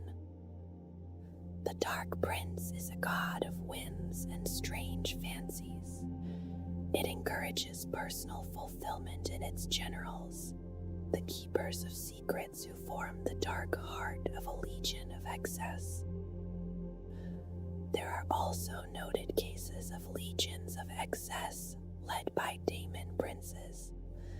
Slaanesh lauds the greatest of its once mortal champions, perhaps more than any of its brother gods. Some of the Dark Prince's generals command one kind of demonic legion with obsessive devotion. Most, however, change their formations as mood or need directs them. Each type of legion of excess differs greatly in composition and tactics. The Flare legions are given over to wanton destruction, and their many demonettes take pleasure in the act. The Hunter legions are masters of the quick kill. Built mainly around fast cavalry and chariots, they are suited to dragging specific quarry when Slaanesh collects his due. The flamboyant Glamiatrix legions are the most sorcerous. They rely heavily on psychic powers and mesmerism as they carry out their master's will. The Terror legions serve as a shock force. They specialize in elaborate and gory displays of combat, and they are infamous for overwhelming weak-willed enemies through the senses. The legions of eternal punishments have no single specialty. Instead, they call upon all the damnations of Slaanesh, mixing magic and temptation with finely honed battlecraft.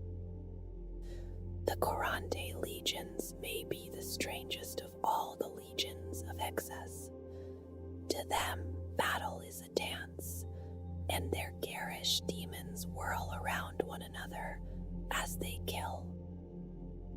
They lack the speed and pursuit found in other types of legions of excess, yet the elegance and creativity of each kill may capture Slaanesh's favor in ways that practical assaults could never imitate. Beneath the keepers of secrets stand heralds of Slaanesh, or daemon princes. Each leads one of the legion's subunits, known as cavalcades. Each legion contains 6 of these formations. This number is sacred, and it is most often associated with Slaanesh. Most cavalcades are built around the lesser demons known as demonettes. They are the handmaidens of the Lord of Pleasure, forming the main body of troops.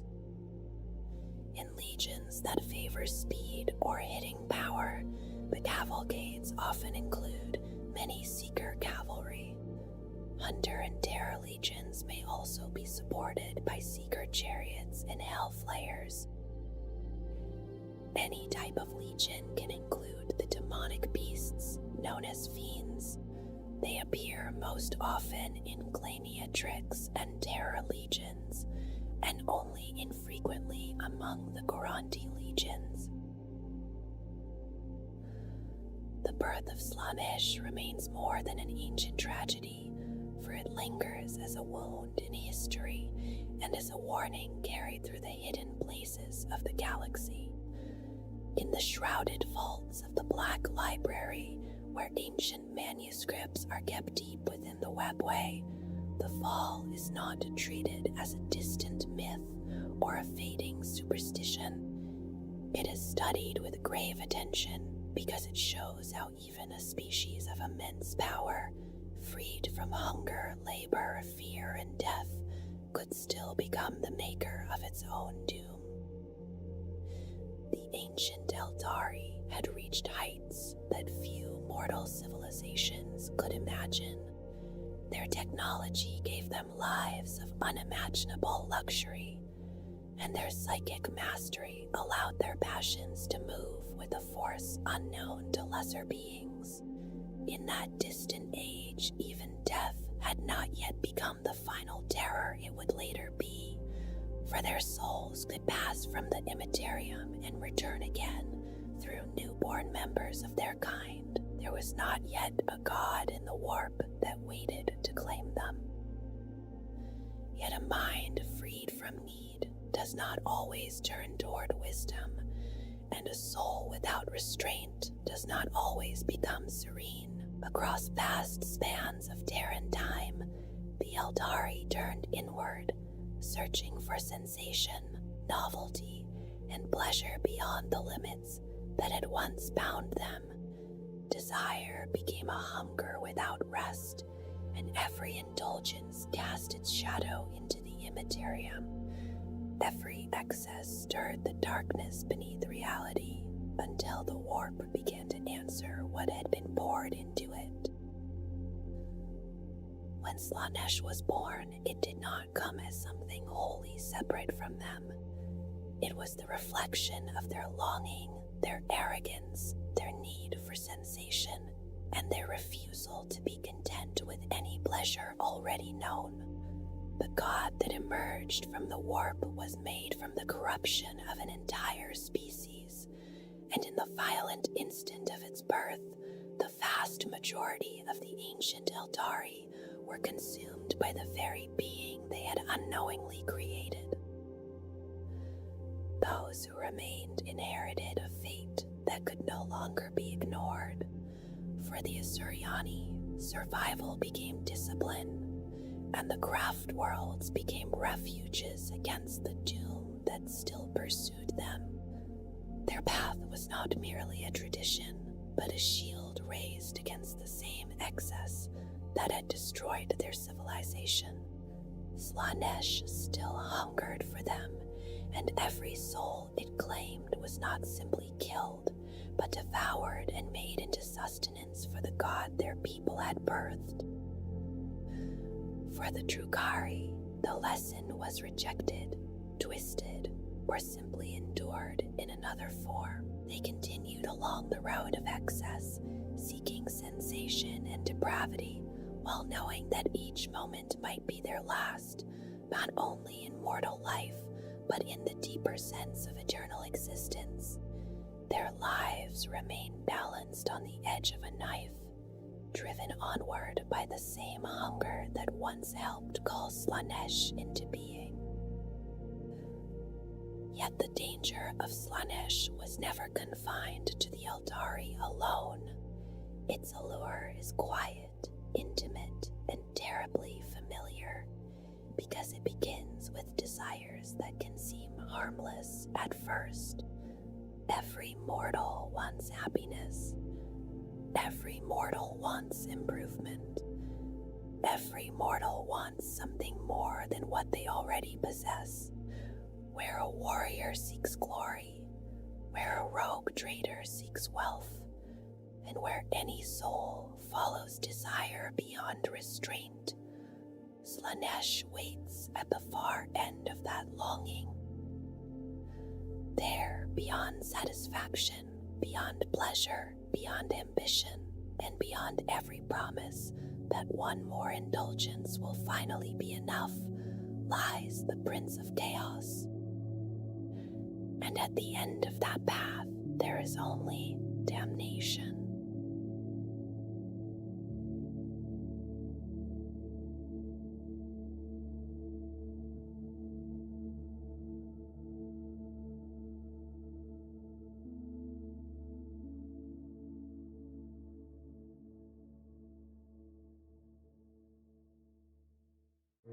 Nurgle is one of the 4 major chaos gods of the Imperium.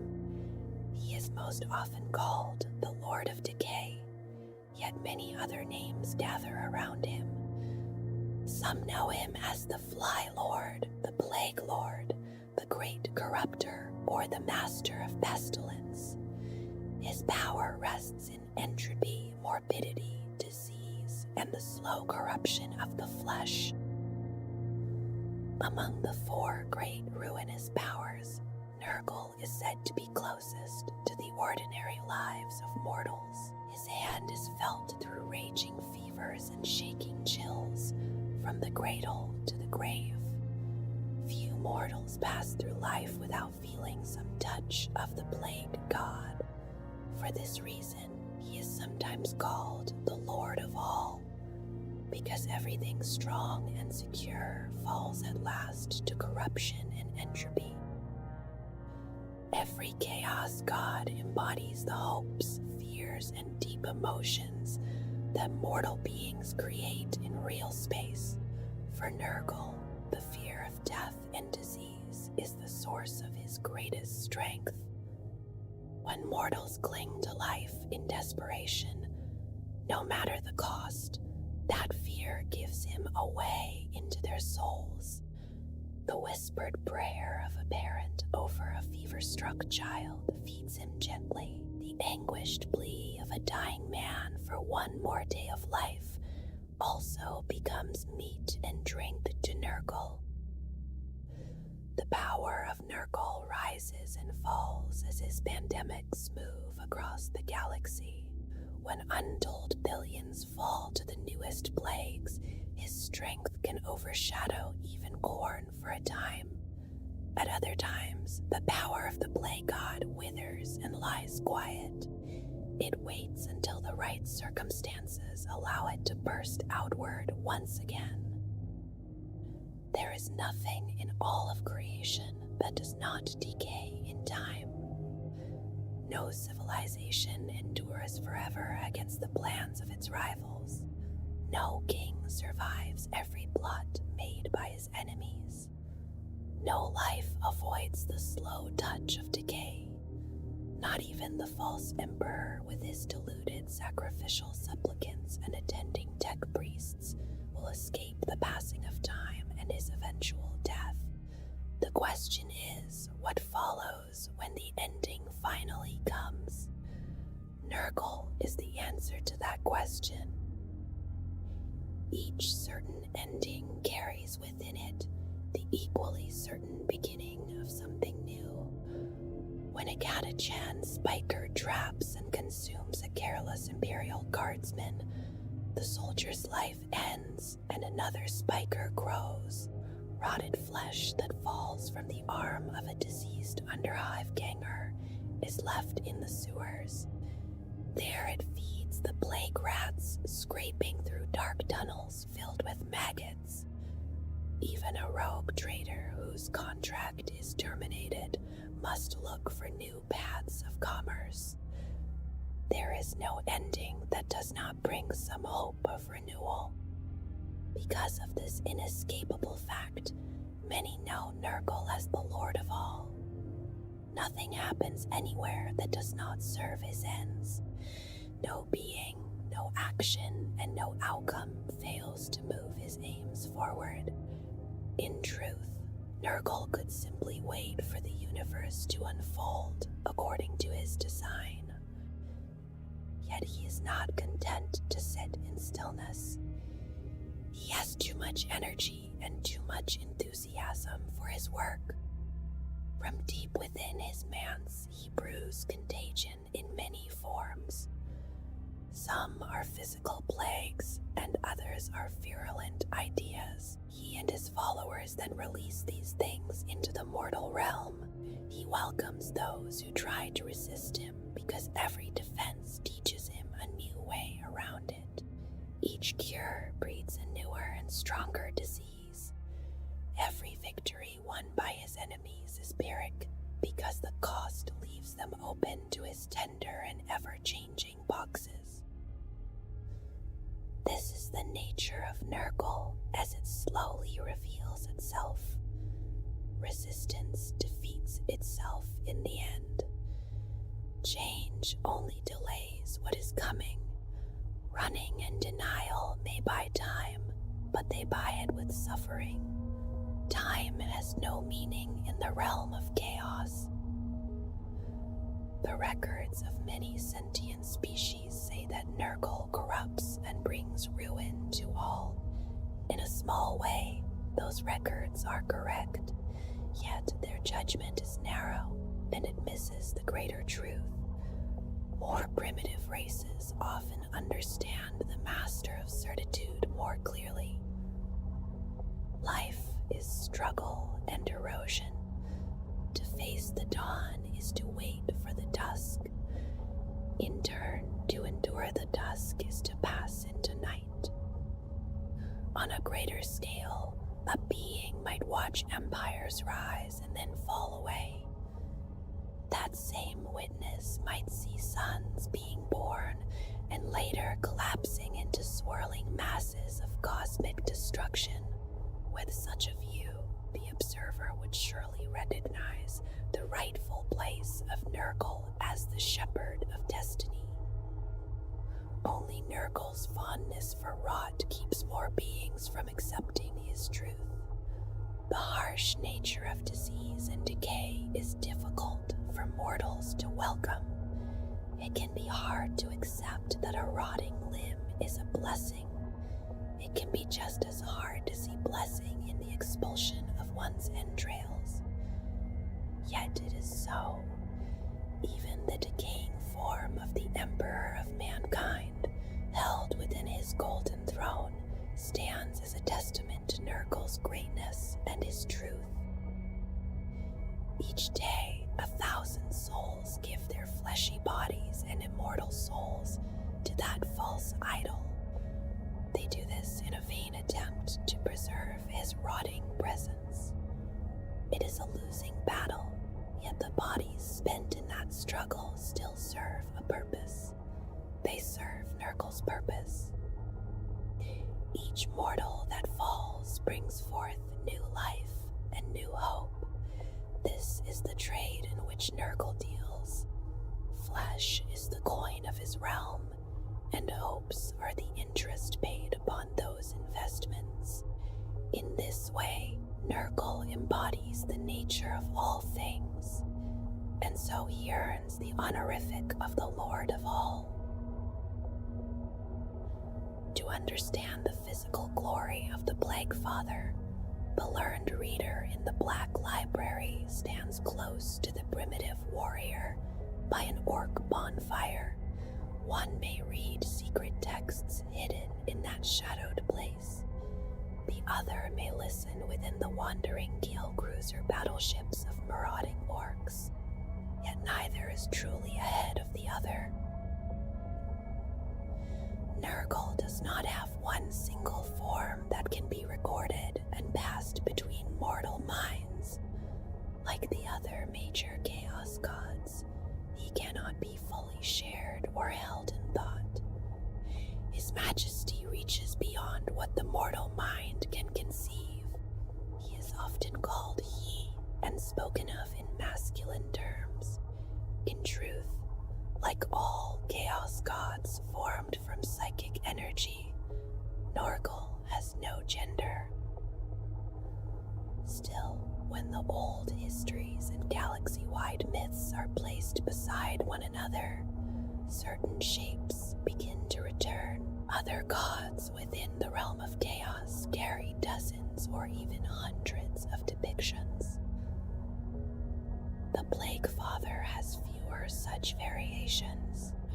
Across those legends and tales, his appearance is always described in unflattering ways. He is said to be an immense and bloated humanoid with a body swollen by putrefaction. His skin appears leathery and necrotic, marked by running sores and oozing wounds. Swelling buboes rise across him, and splits in ruptured skin reveal organs heavy with decay. These organs spill around his great girth like bunches of scrofulous grapes. He is remembered as a vast mound of rotting flesh, marked by open sores and gaping wounds. Within those wounds, his lesser demonic minions such as Nurglings, Gavort, and Frolic. They burst from his pustules and suckle upon the foulness that drips from them. Weeping pustules ooze filth, and his bowels constantly pour out putrescent waste. Around his sickening, pus-covered form, a cloud of buzzing flies gathers close. Beneath his fingernails, maggots and other carrion feeders lay their eggs. Around those eggs, cysts form and swell in the corrupted flesh. In time, they burst open, spilling their rancid payload into the air. Perhaps these tales are correct, and perhaps they are not. It does not matter greatly, because something dwells within the mansion at the center of the Garden of Nurgle. Whatever that being truly is, its creations are both foul and wondrous. The joy with which he performs his work seems infectious. Even the stories born from insanity cannot be trusted as perfect truth, yet their similarities are too strong to dismiss. Those similarities reach beyond open sores, exposed intestines, and the stupefying stench that clings to him. Rot and decay belong to Nurgle's nature, but so too do jocularity and enthusiasm. This is the strange paradox at the heart of the Plague Father. His boundless energy and passion for his work may erode the minds of those who contemplate him. So may the irrepressible joviality that appears beside his ruin. It seems almost impossible to believe in such a being, both fetid and filled with mirth. This rotund purveyor of plague and ruin may still show concern for billions of souls. Upon those souls he has inflicted racking and hideous poxes. To reconcile that foulness with that frivolity is to invite madness into the mind. Those who can do so without slipping into lunacy are fortunate indeed. They have taken an important step toward understanding the great corruption that is to come. Unlike their less enlightened brethren, they may recognize the Plague Lord as a tireless gardener of rot. He is always trying to prepare the slowly eroding realm called reality for its grotesque apotheosis. Those who serve Nurgle try to welcome each day that remains to them, even as they know that death will come. They must accept that ending, and they must also believe that rebirth is just as certain. This hope for something new and glorious is the comfort the Plague Father has given them. That hope comes from Nurgle's own understanding of the universe and its slow workings. His followers accept his teachings because Nurgle accepted long ago that decay brings all things to an end. Yet through that same decay, life begins again in another form. Decay wins every battle in the end, because nothing truly resist it forever. For this reason, Nurgle embraces decay as a weapon and as a tool. He also uses it to instruct his followers, guiding them toward their place in his design. Decay rests at the heart of Nurgle's philosophy and his methods. His servants are given reshaped forms and renewed purpose, becoming instruments of the great corruption. Through them, he works toward the final reshaping of the universe. Mortals and demons alike become vessels of decay, carrying it within their bodies and their presence. In the realm of chaos, then on the mortal plane, they serve as living fuel. Their actions and their rotting, infectious forms help power the great cycle. Few who give themselves to Nurgle do so because they expect an easy road to power. He does not offer influence, brutal strength, or hedonistic excess in the manner of the other gods. Those who turn to him are not usually chasing dreams, victory over enemies, or the adoration of others. Most mortals who enter his fetid embrace only want an end to suffering. They called out for protection from disease or for rescue from a slow and painful infection. Some do not seek him at all, but are found by one of his messengers and offered a bargain. Whether they searched for his gifts or were discovered by them, the exchange is rarely what they expected. Their doubts and fears are stripped away, and despair no longer holds them in its paralyzing grip. Yet the sickness remains, and it is often joined by fresh blights. New sores and pustules rise across the body, filled with foul liquids where worms and maggots begin to live. Bellies swell and strain, pushed outward by bleeding entrails within.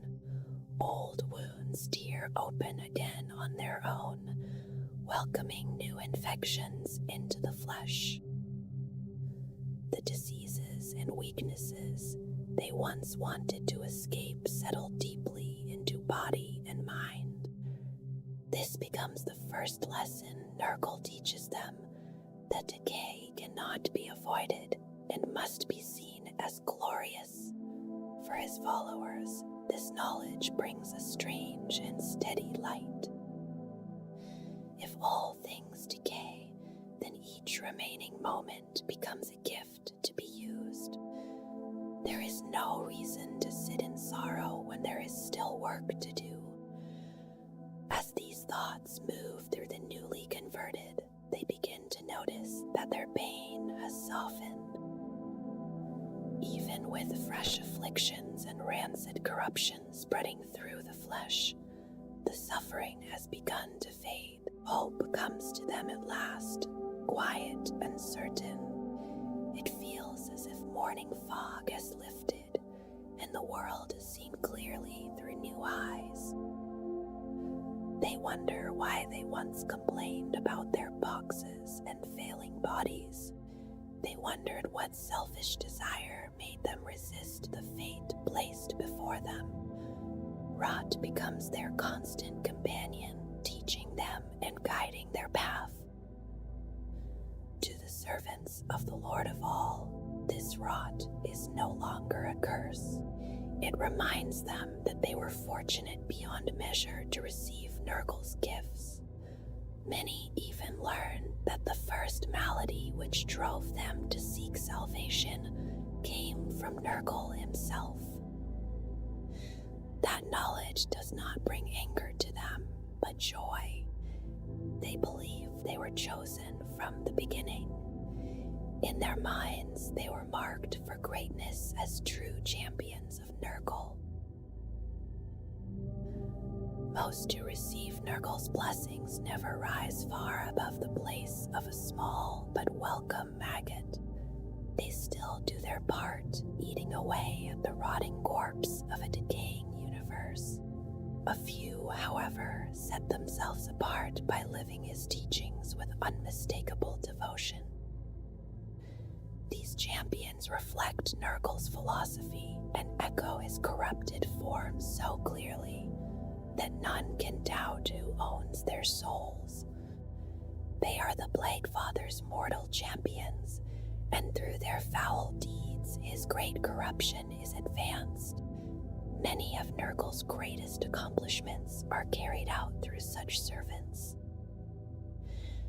These champions often take on a shape not unlike their dark patron.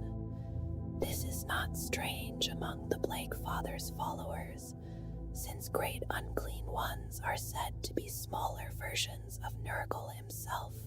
The Nurglings they excrete then resemble miniature forms of the great unclean ones that gave them life. Mortal champions of the Plague Lord become bloated and leaking masses of rotted flesh. Their bodies show exposed entrails, necrotic sores, and many kinds of foulness. Flies cloud around them, and Nurglings follow behind through the slime trails that mark their passage. Unlike the servants of the other gods of chaos, Nurgle's champions do not turn away from filth. They pursue their enemies through dank sewers, noxious cesspools, and polluted places without hesitation. No quarantined plague zone is forbidden to them once they have taken the scent of a foe. The determination taught by Nurgle carries them onward through any corruption or stench. They do what must be done in service to their lord. Around them, lesser worshippers look upon their grotesque forms and find inspiration. Those followers are not disturbed by the state of Nurgle's chaos champions. They see macabre beauty in their rotting bodies, and they welcome the sickly sweet odor of rancid flesh. The corruptive deeds of these champions become proof of devotion to Grandfather Nurgle. All followers of the Plague Lord come to resemble him in some way. Some even became his children because they began life with a passing likeness to him. Yet Nurgle is not only form, because he is also philosophy. Most mortal Nurglite Chaos champions come to think as he does, though only in the limited way mortal minds can manage. Many lesser followers do the same, each in their own constrained fashion. It is the demonic champions who know their father's thoughts most closely. Great unclean ones understand Nurgle in a way no mortal ever could. Even a mortal raised to Daemon Prince cannot share that closeness. They are nearer to their god than any mortal, and more deeply tied to his plans than any plague bearer or lesser demonic servant. There is little room for jealousy or scheming in the garden of Nurgle or in his other domains. His Daemon Princes know this and accept it. They long to be one with the Plague Father, yet they understand that great unclean ones will always be closer to him. This relationship is different from the bond other Daemon Princes have with their gods. The other ruinous powers take pleasure in deceiving mortals, binding them with lies and promises. They see their demonic servants as beings that never had a true choice. To those gods, even the greatest demons are more like slaves to darkness than partners within it. Mortal servants seem more interesting to them because they can still be tempted and tricked. Nurgle sees things in a different way. He knows that most of his mortal followers came to him in desperation. His demonic minions, especially the great unclean ones, serve him from real affection. Nurgle delights in returning that love because it reminds him of a cycle. Because of this, the Plague Lord takes pride in the work of his demonic servants. The desires of Nurgle and his champions move together as one. They know the great corruption is a higher purpose, and they serve it with resolve and satisfaction. The major chaos gods all seek the same broad prize in the end. Each wants to overthrow the present order of the universe and claim dominion over both the realm of chaos and the mortal world, yet each answers the question of how this should happen in a very different way. Slaanesh would turn existence into a playground for endless delights. Khorne wants every skull and every drop of blood, using them as the mortar for his new kingdom.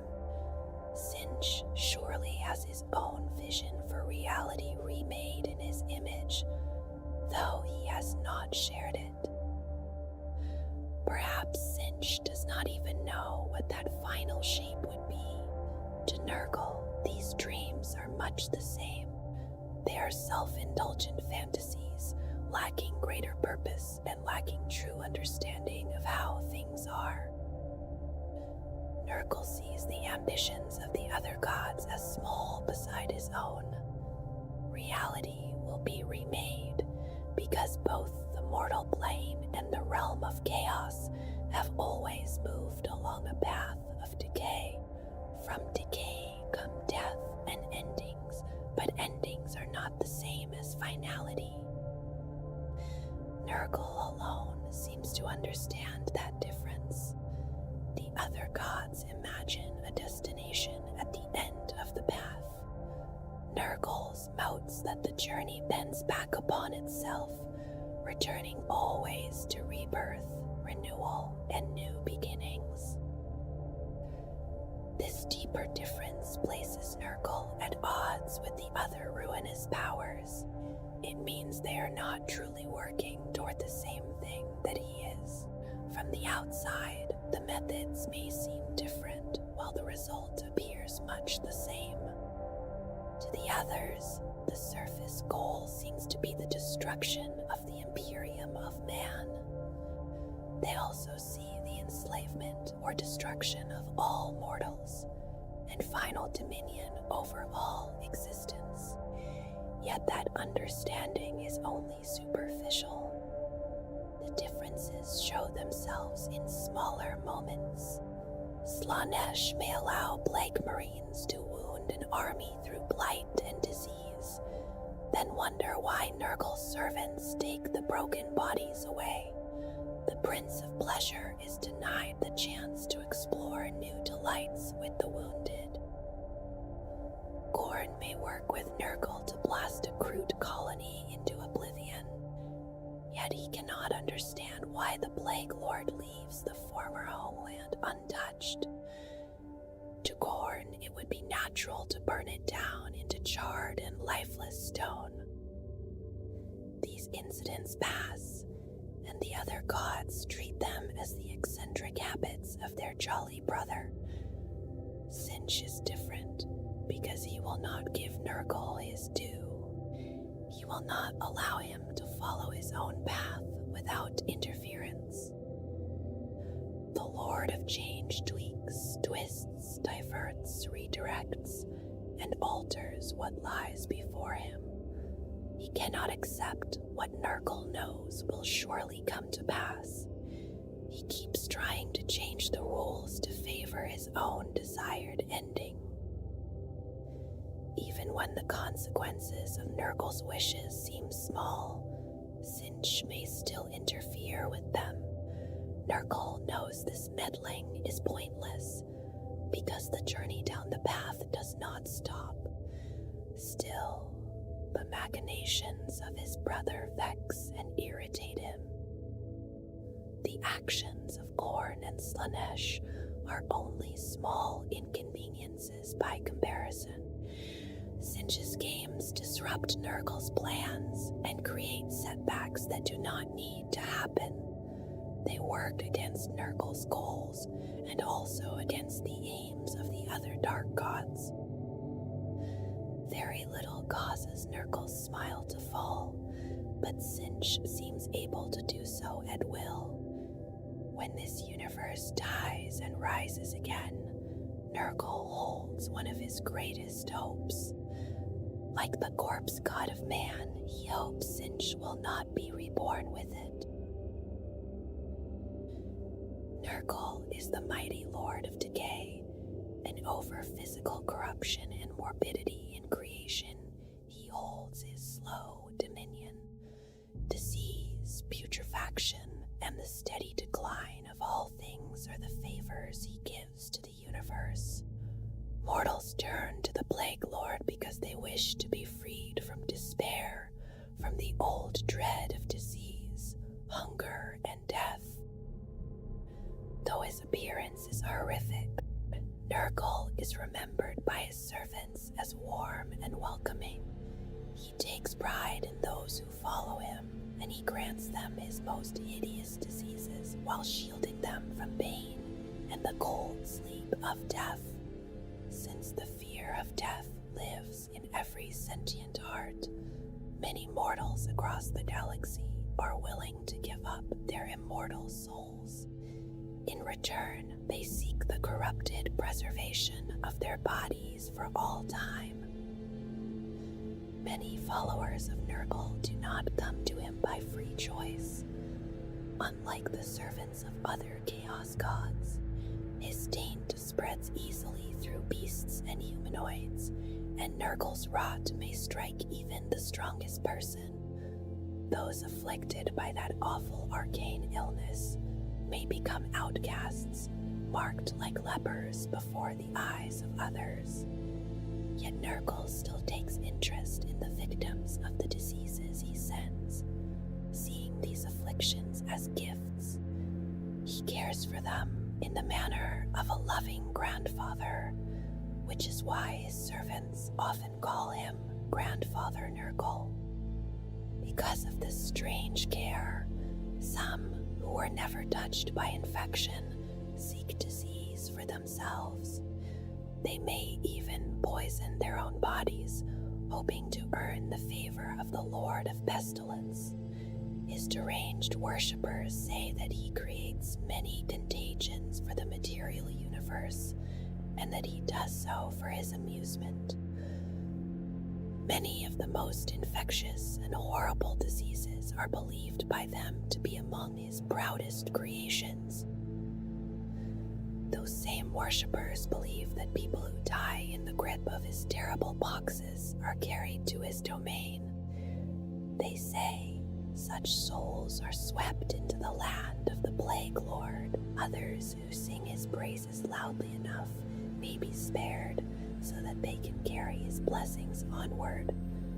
The Church of the Fly Lord is open to all, and Nurgle has many supplicants, yet only a few have the fortitude to call themselves his champions. Those who survive the great corruptor's many blessings show a feverish and morbid energy. They also gain a strange resistance to physical harm, making them dangerous beyond their corrupted forms. Champions of Nurgle are a dire threat to densely crowded worlds, where one contagion can pass easily through packed populations. Ships in the void are also vulnerable, and many dying crews have begged the Lord of Decay for intercession. Such was the fate of the Death Guard Space Marine Legion during the Horus Heresy. On the long journey to Terra, they became marooned in the warp. While their fleet lay becalmed in the Immeterium, a mysterious contagion passed from one void ship to another. In time, the entire fleet was infected. Even the reinforced transhuman bodies of the Space Marines could not resist that dire plague. It bloated their guts, distended their flesh, and rotted its victims from within. It is said that even Mortarion, the Primarch of the Legion, fell victim to the sickness. In his delirium, he cried out to the ruinous powers of chaos. His desperation to save himself and his legion called forth the Nurgle. Mortarion became the Plague Lord's greatest champion and a Daemon prince. His Chaos Space Marines became known as the Plague Marines, the most potent and prized mortal servants of Nurgle. From that time, the Death Guard Legion has enjoyed the favor of Nurgle for the last 10,000 standard years. Life in the unfeeling galaxy is harsh, miserable, and filled with pain. Service to an uncaring God Emperor or to an eldritch and absent cosmic deity can feel empty and without meaning. Men live and die, and others may stand over their graves to preach. For those who accept the boundless gifts of the Father of Plagues, everlasting hope becomes the reward they are promised. Decay cannot be avoided, no matter how hard mortals try to deny it. Bolters rust, their shells are spent, and the fingers that pull their triggers wear down through time and repeated use. Across their lives, mortals suffer wounds, become infected, grow sick, and fall to injury or age. Deterioration waits for everything, even as people struggle against it. That struggle against decay is what drives people to act and to seek greatness. It gives them hope that better times may still lie ahead. In a universe that seems to offer only crushing doom, endless possibilities are held up against despair. It is the Plague Lord who brings light to the darkness. It is Nurgle who gives weak mortals the strength to resist the lies of the Ecclesiarchy and others. Grandfather Nurgle embraces his followers and encourages them to defy the doom of mortal corruption. Instead of fleeing from it, they learn to use it as a source of strength. In the market squares of backward planets and in the drone-filled cathedrals of the Adeptus Ministorum, preachers speak to their flocks. They warn against corruption of the soul and filth of the spirit. Those preachers tell their listeners that turning away from faith means joining the lost and the damned. Yet their words cannot contain the horror of the truth. All chaos gods have a dual nature, but Nurgle understands his own nature in a different way. His separate parts do not stand apart from one another. They work together in a self-sustaining cycle. Khorne is a god of bloodshed, killing, and utter carnage. He is also linked to martial honor, accomplishment, and betterment. These halves may be seen like two sides of the same coin, yet the coin must be turned before its other face can be seen. For Nurgle, that image is only a weak mortal metaphor. There is no true divide between the faces of Nurgle's coin. There is no clean beginning and no clean end. Decay, death, and disease are not separated from hope, rebirth, resistance, and growth. These things arise directly from facing death and decay.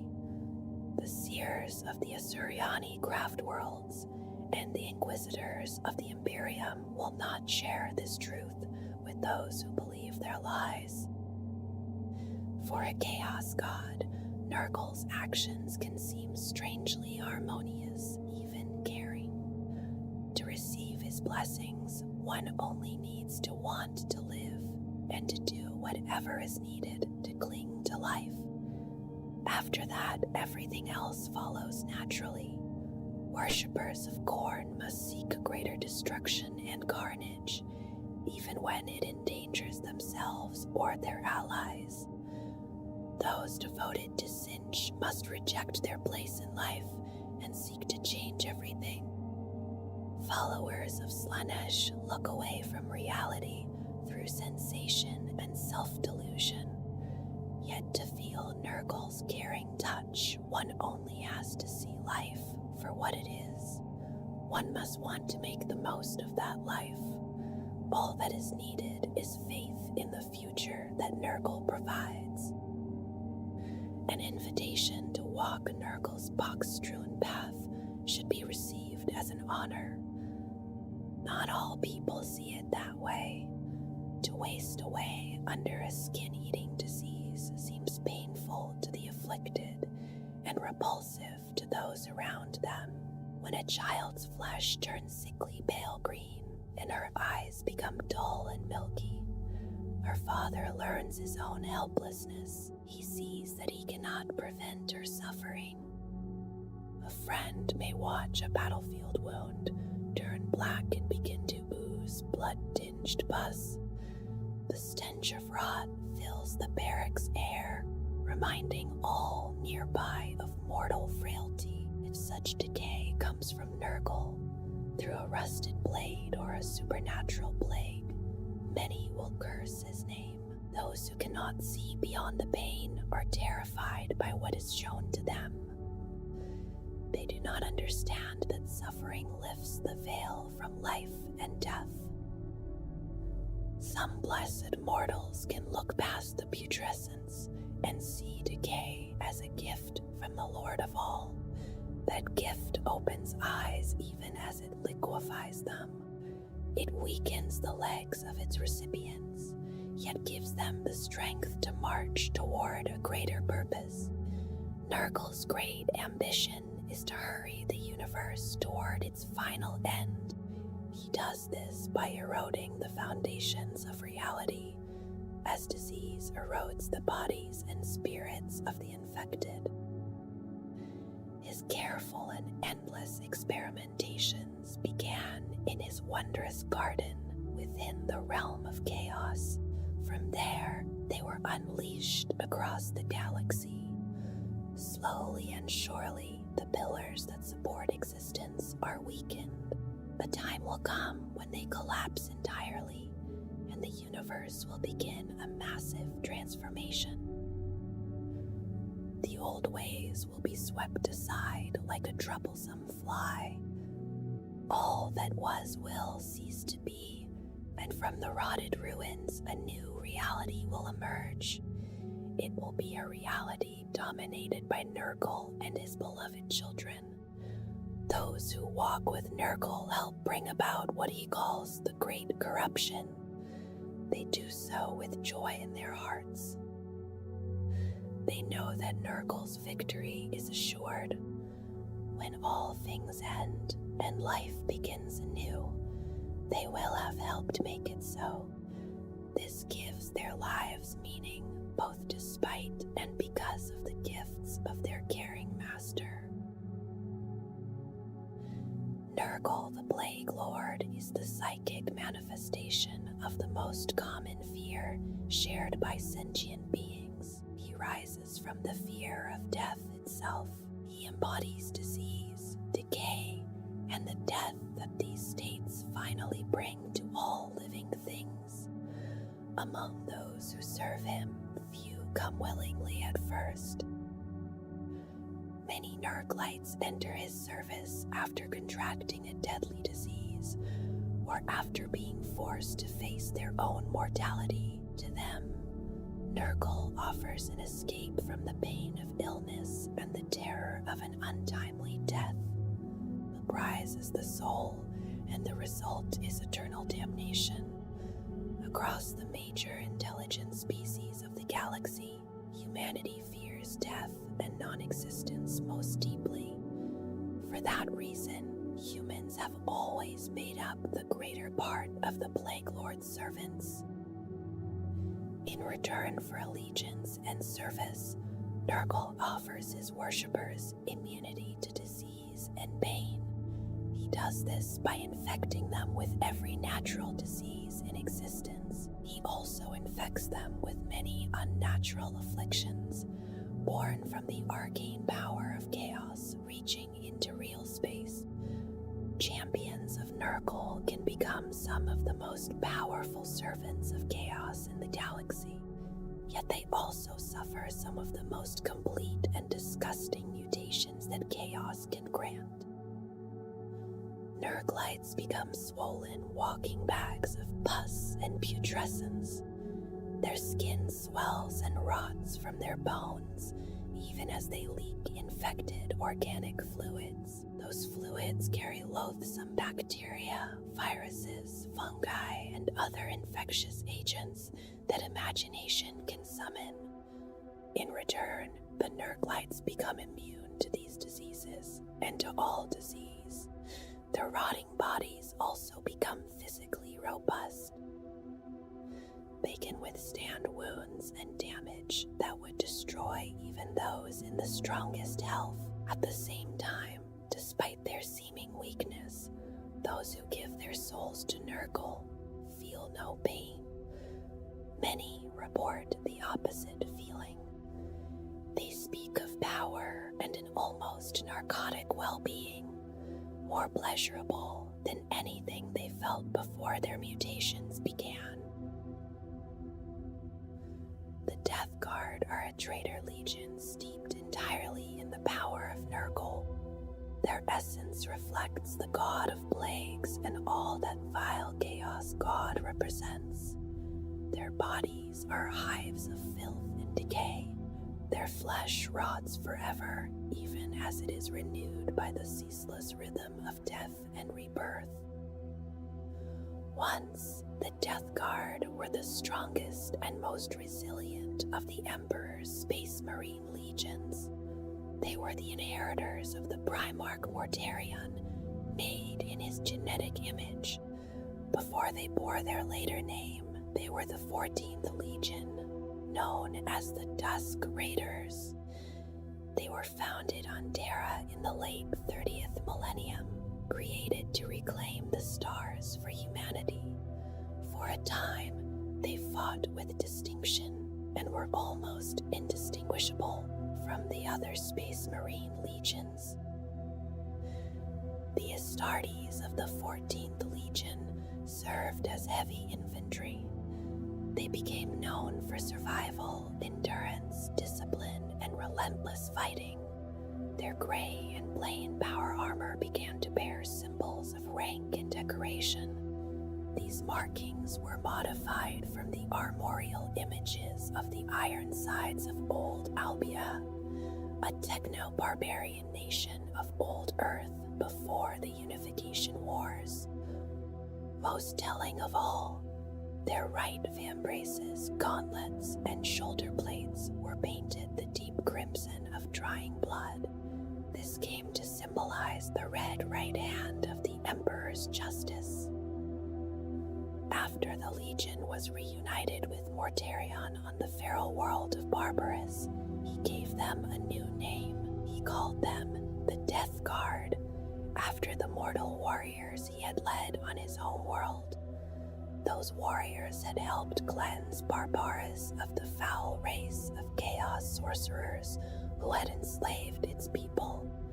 During the Great Crusade, Mortarion's warriors were found at the center of the battle line. Their strength and determination came from their Primarch, making them the unbreakable core of Imperial armies of conquest. Before Mortarion joined them, most of the Legion's Astartes had been born on Terra. Afterward, almost all new recruits were drawn from Barbarous. This changed the Legion's culture and traditions. By the last days of the Great Crusade in the early 31st millennium, tensions were growing between the Barbarous-born warriors and the Terran minority. Those Terrans still remembered the Dusk Raiders' older martial ways, carried from Old Earth. These tensions became clearest before the first battle of the Horus Heresy at Istvan III. Mortarion judged that about 1/3 of the Legion would likely remain loyal to the Emperor once the Legion joined War Master Horus in rebellion. Many of those loyalist Death Guard were Terran-born former Dusk Raiders. Among them was Battle Captain Nathaniel Garrow of the Death Guard's 7th Great Company. His loyalty to the Emperor outweighed his devotion to his Primarch.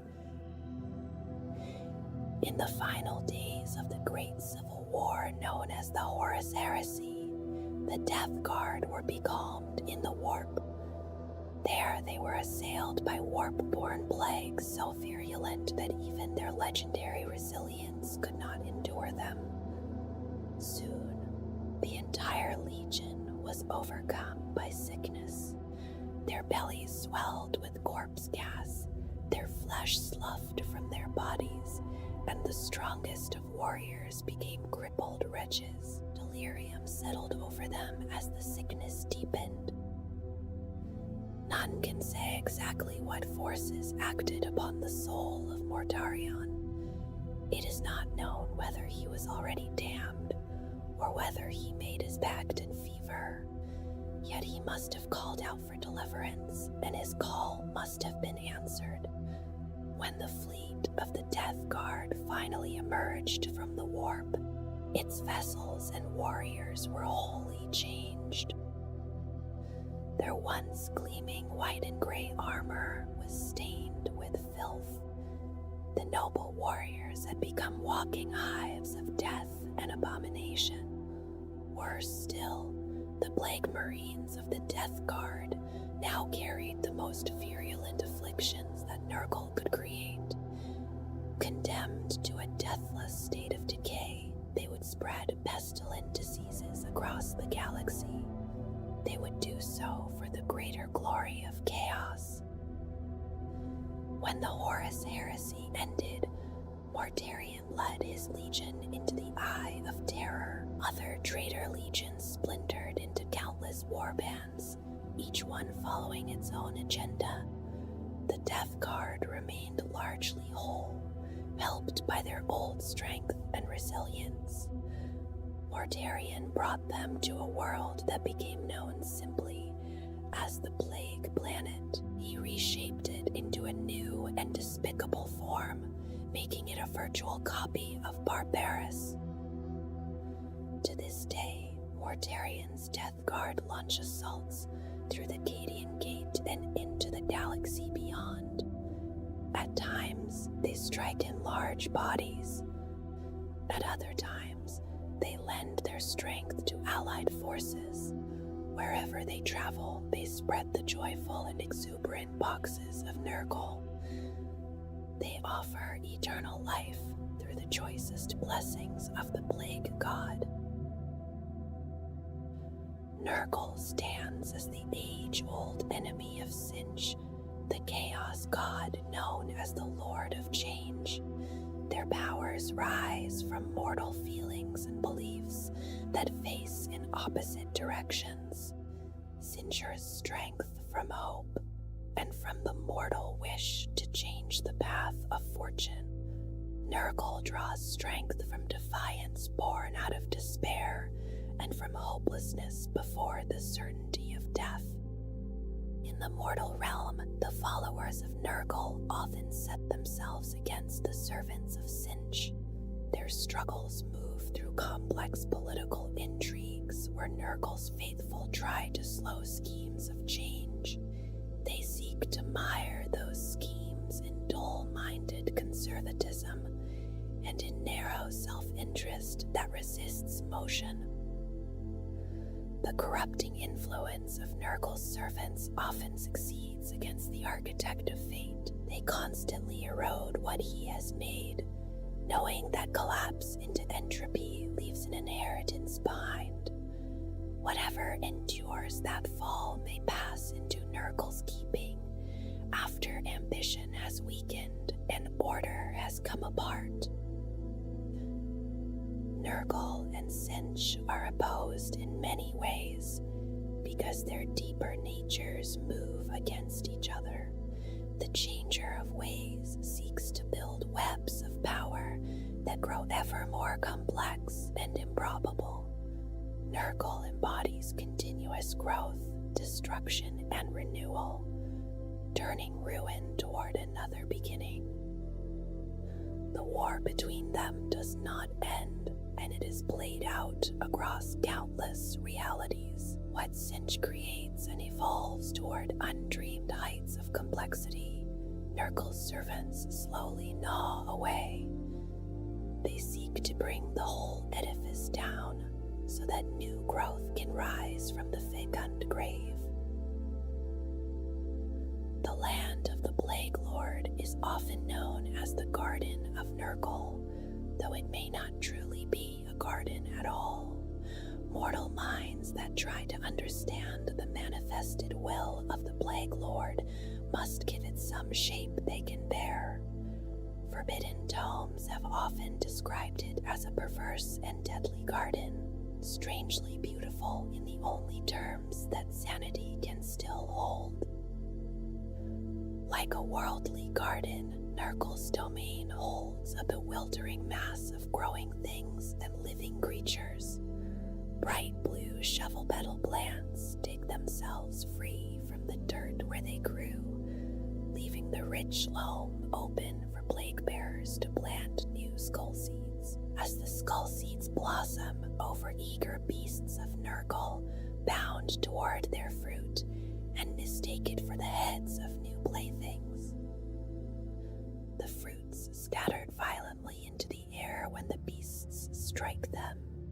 Their master comes to rest on the wings of the ever-present flies, slowing those insects with sticky pulp. Other flying creatures then prey upon them in the rot-choked air, not knowing that bloat flies carry many of Nurgle's experimental diseases. Those predators grow sick once the hidden infections are inside them. They vomit the contents of their guts across the garden as they fly, until they burst in showers of flesh and blood. Their ruined tissue falls into fresh places below, where it decays into compost and begins the cycle again. The Garden of Nurgle may resemble gardens and jungles from real space, but it is not worldly in any sane way. A visitor does not simply walk from one place to another there. They experience what needs to be experienced, as if the realm itself chooses the path. Even the demons that tend the garden are not truly workers moving from task to task. They are part of the experience of the garden itself. This troubles the plague bearers most of all, because their changed minds were once mortal and still try to impose a little reality on their unreal existence. Even so, the plague bearers accept their place in the garden. They spend eternity enjoying all that it offers in their own way. The Plague Father gives all his children many ways to explore his realm, to appreciate it, and even to become part of it. Though Nurgle is a god of chaos, he still has a need to create order and control his experiments. The visitor might find trees made only from the flesh of Eldari, forever oozing the tears of a dying race. In another place, fields of tongues may rise from the earth, each blistered by a different infection. No one can know what waits around each bend in the winding paths of the Garden of Nurgle. Those who encounter its wonders will have their sanity tested if they survive long enough to speak of them. The land changes with the needs and whims of its master, and many places exist only for a time. Some regions take shape to let the plague god indulge a passing fancy. Others are granted to a greatly accomplished great unclean one as a reward. Yet some parts of the fetid realm seem to remain relatively constant, because Nurgle needs fields for his blighted herbs and pits for his experiments. Most important of all is the gigantic, decrepit mansion where Nurgle stores his creations. There he brews uses legendary contagions, entertains guests, and plots the course of the Great Corruption.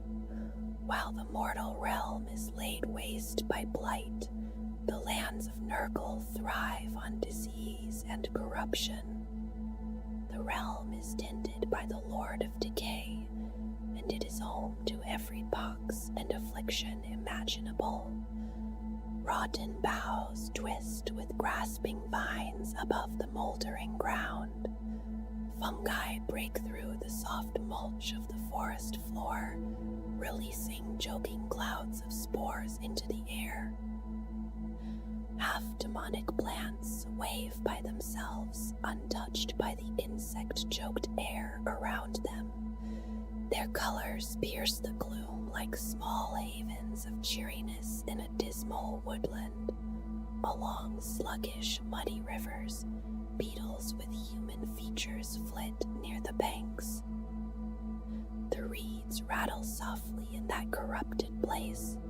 They whisper the names of poxes inflicted upon mortal worlds by great Nurgle, or lament those who have died from their creator's caress. From this ancient mire rises Nurgle's manse, decrepit and old yet eternally strong at its foundations. The mansion is made from rotted timbers and broken walls. Poison ivy crawls over it, thick moss spreads across it, and cracked windows sit among crumbling stone. Verdigris-coated bronze, rusted ironwork, and lichen-covered cornices all share in its corrupted charm. Within those tumbling walls, Nurgle labors beneath mildewed beams.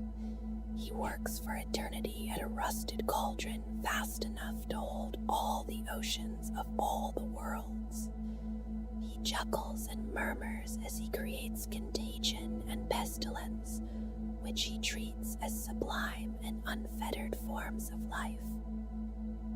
Each stir of his maggot-ridden ladle brings forth fresh diseases.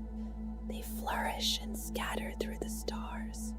From time to time, Nurgle scoops part of the mixture into his cavernous mouth, tasting the fruits of his work. With each passing day, he comes closer to brewing his perfect disease. It is a spiritual plague meant to spread across the universe until all living things are gathered into his rotting embrace. Around him, a host of plague-bearers chant and keep count of his creations. They count the diseases created, the mischievous Nurglings that have hatched, and the souls claimed by his blessings. Their steady hum drowns the creak of the floor and the scrape of the ladle. It is so eternal in its monotony that hearing it invites madness. When Nurgle's diseases wax strong in the mortal realm, his garden blooms with death's heads and fresh filth. It pushes into the lands of the other Chaos Gods, and war follows when his rivals strike back. The Plague-Bearers take up arms to defend the morbid forest. From that war comes more richness of life and death. Though the garden eventually recedes, it feeds deeply upon the fallen before returning to gestate peace.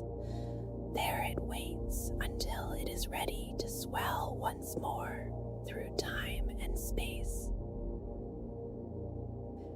At the center of Nurgle's garden stands a house of decay. Its twisted structure creaks beneath baleful toxic winds, while shutters cling to window frames half filled with broken glass. Sewage drains spill out beetles, maggots, and twisted centipedes with tongues for bodies and human fingers for legs. Paint cracks and peels away from the wood beneath it. Even so, the house never loses its gray-green hue. Along the roof, Hundreds of chimneys release dark clouds that reveal themselves as millions of floating, buzzing flies. Around the house, trees made of bone bear fruit that rots as it swells. Their leafless ancient boughs shelter demonic birds which sing funeral dirges for unwelcome visitors. This is Nurgle's mansion, also called the Mansion of the Plague Lord. It is a house of pestilence, rot, and death. Yet because it belongs to Nurgle, it is also a place of hope and renewal.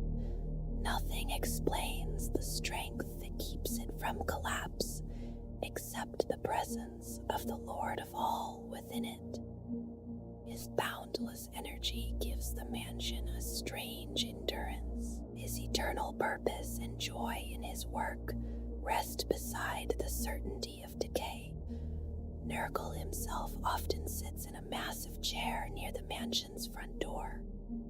From there, he invites visitors to come closer, whether they were summoned or unexpected. He encourages them to share tales, drink questionable libations, and explore the countless rooms within. Once inside, a guest could easily become lost in the vast, rotting structure. Rotten floorboards drop many wanderers into the lower levels. There, carrion feeders wait and consume them slowly. Grand staircases with moth-eaten rugs draw other souls upward, toward rooms where demons are pleased to receive fresh flesh. If a guest avoids those rooms and keeps climbing, they may reach the attic. Nurgle keeps samples of his many works of decay there, catalogued again and again by attendant plague bearers. Jars in that attic could contain the viscera of plague victims from across time and space. Souls are also trapped inside apparently simple glass containers. They are left to dim and fade slowly as maladies of the spirit waste them to the bone. A visitor who passes the stairs instead may wander deeper into the kitchens and larders of the Plague Lord's home. Every foul ingredient and pestilent component imaginable waits on the shelves. Some of them defy sanity, yet all are neatly labeled and ready for the great cauldron. A wise guest moves on quickly, because lingering may turn them into flavoring for the noxious stew. That cauldron is one of Nurgle's prized possessions, and he likes to keep it full. In the great black crucible, the Lord of all brews the plagues he pours into the mortal realm. Nurgle is creative in his work, and he draws inspiration wherever he finds it. Nearby visitors are difficult for him to resist.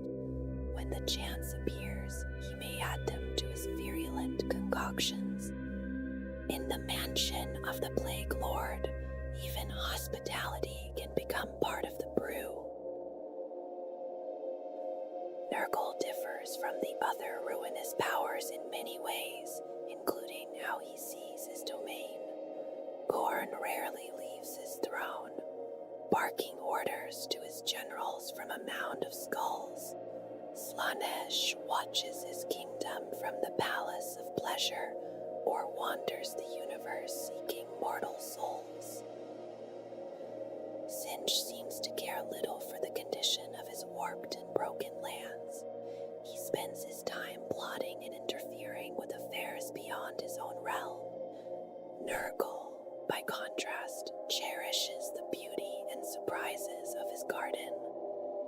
He often strolls along its twisted paths.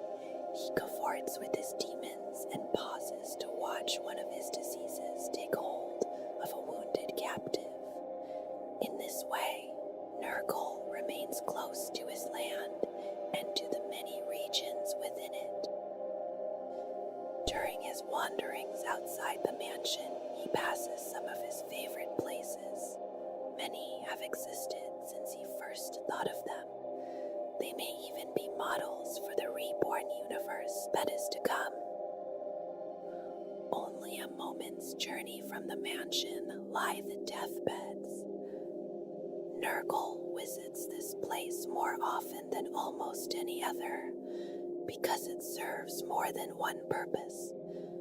Wayward travelers and defeated invaders are trapped there, held in deep pits and sucking muck until some later use or death. The deathbeds also let Nurgle enjoy one of his greatest entertainments. The Plague Lord loves stories of realms beyond his own. Those stories inspire him to create new pestilences, shaped for the lands from which the speakers came. The deathbeds hold countless possible storytellers. Sometimes Nurgle allows them to improve their position by spitting worms from their mouths and sharing tales of their worlds. If they amuse him enough, he pulls them from the muck and takes them to the mansion. There, they receive the great honor of becoming vessels for Nurgle's newest plagues. Once they are properly infected, Grandfather Nurgle gives them one last tender and gut-churning embrace. Then he sends them back into the lands that their stories described. After the deathbeds, Nurgle often turns toward the box yards. There he tests the strength of his contagions of flesh and spirit. Each malady needs different trials, so the physical shape of the box yards changes to suit the task. For a test of the spirit, the region may fill with crystal clear lakes. A dehydrated test subject may see the water and believe salvation has come. When the subject drinks deeply, the water turns to pus and torments the weakened soul. For a skin-eating disease, the boxyards may fill with claw-thrust brambles. Infected captives are sent running among the daemon plants, pursued by beasts of Nurgle.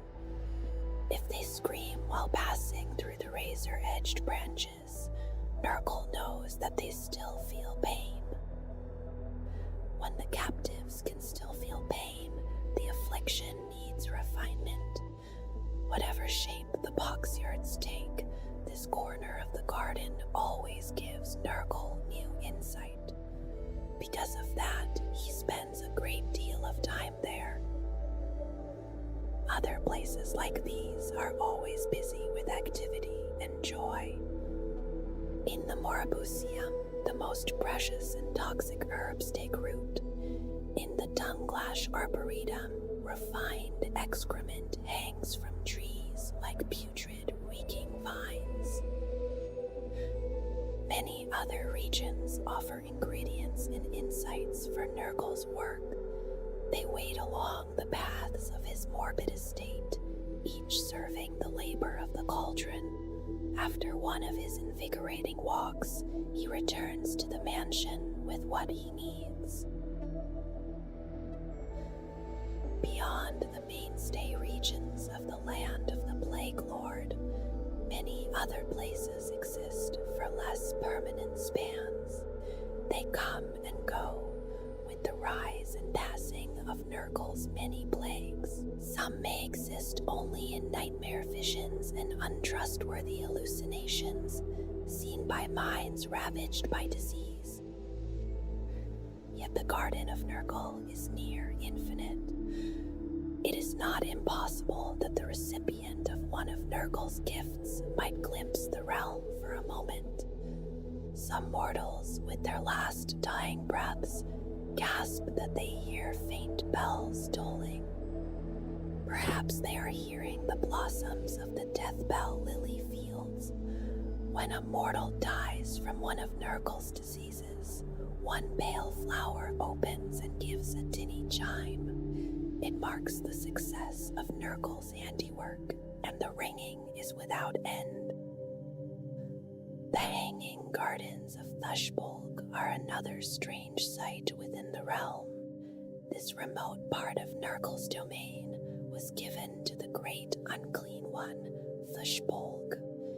It was a reward for using a choking plague to destroy an orc infestation on Urax, a planet Nurgle desired.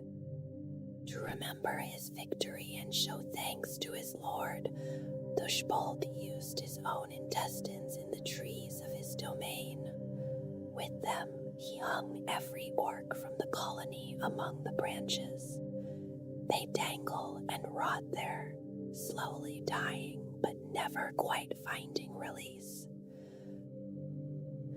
Elsewhere, plague bearers throw organs from deceased victims into sorting pools. This helps them count how many have died from each ailment. Beasts of Nurgle frolic in fields where planted spines grow crops of dementia-inducing foodstuffs. Nurglings cackle as they roll down hillsides that form without warning. Those hills appear when great unclean ones vomit up regiments they consumed thousands of standard years ago. In such places, the land of the Plague Lord remains filled with vitality, mirth, and experiences beyond mortal understanding. It is a playground for the minions of the Lord of Decay. It is also a laboratory for his work and a comforting home for its god. Nurgle knows his realm as the shape of things to come. The Eldari believe that when Slaanesh awoke in the early 30th millennium, their gods were destroyed outright. Yet one myth from a single craft world tells a different fate for Isha, the maiden goddess. It says she was not slain by the Dark Prince and absorbed like the rest of the Eldari pantheon. According to that myth, Slaanesh defeated Isha within the warp as he had defeated the other Eldari gods. Instead of consuming her energies, he kept her prisoner. No Eldari now know what purpose Slaanesh had in preserving her. The Prince of Pleasure was denied his prize when Nurgle waged war against him. For some reason, the Plague Lord moved to rescue the Eldari goddess. Why Grandfather Nurgle intervened remains unclear. Some Eldari scholars believe one of the oldest major chaos gods wished to teach the youngest his proper place. What is known is that Nurgle's demonic forces were victorious. He took Isha back to his domain in the realm of chaos. A goddess of fertility and rejuvenation seemed an odd companion for a god of decay. Yet Nurgle came to adore her like no other being in the universe. The affection of a chaos god is strange, and Nurgle shows it in cruel ways. He keeps Isha imprisoned in a rusted cage within his personal manse. The cage stands in the corner of his cauldron chamber. There he keeps the cauldron where he mixes the elements that become all his plagues and pestilences. When Nurgle creates a brew that pleases him, he forces Isha to drink the putrid mixture. He watches with building excitement for the symptoms of his newest contagion. Because she is the goddess of healing, Isha can cure herself of the disease's ravages. The speed of her recovery lets Nurgle judge the virulence of what he has made. If he is pleased, he returns to the cauldron and pours its contents into a bottomless drain. The noxious liquid then falls as rain upon one of the mortal worlds.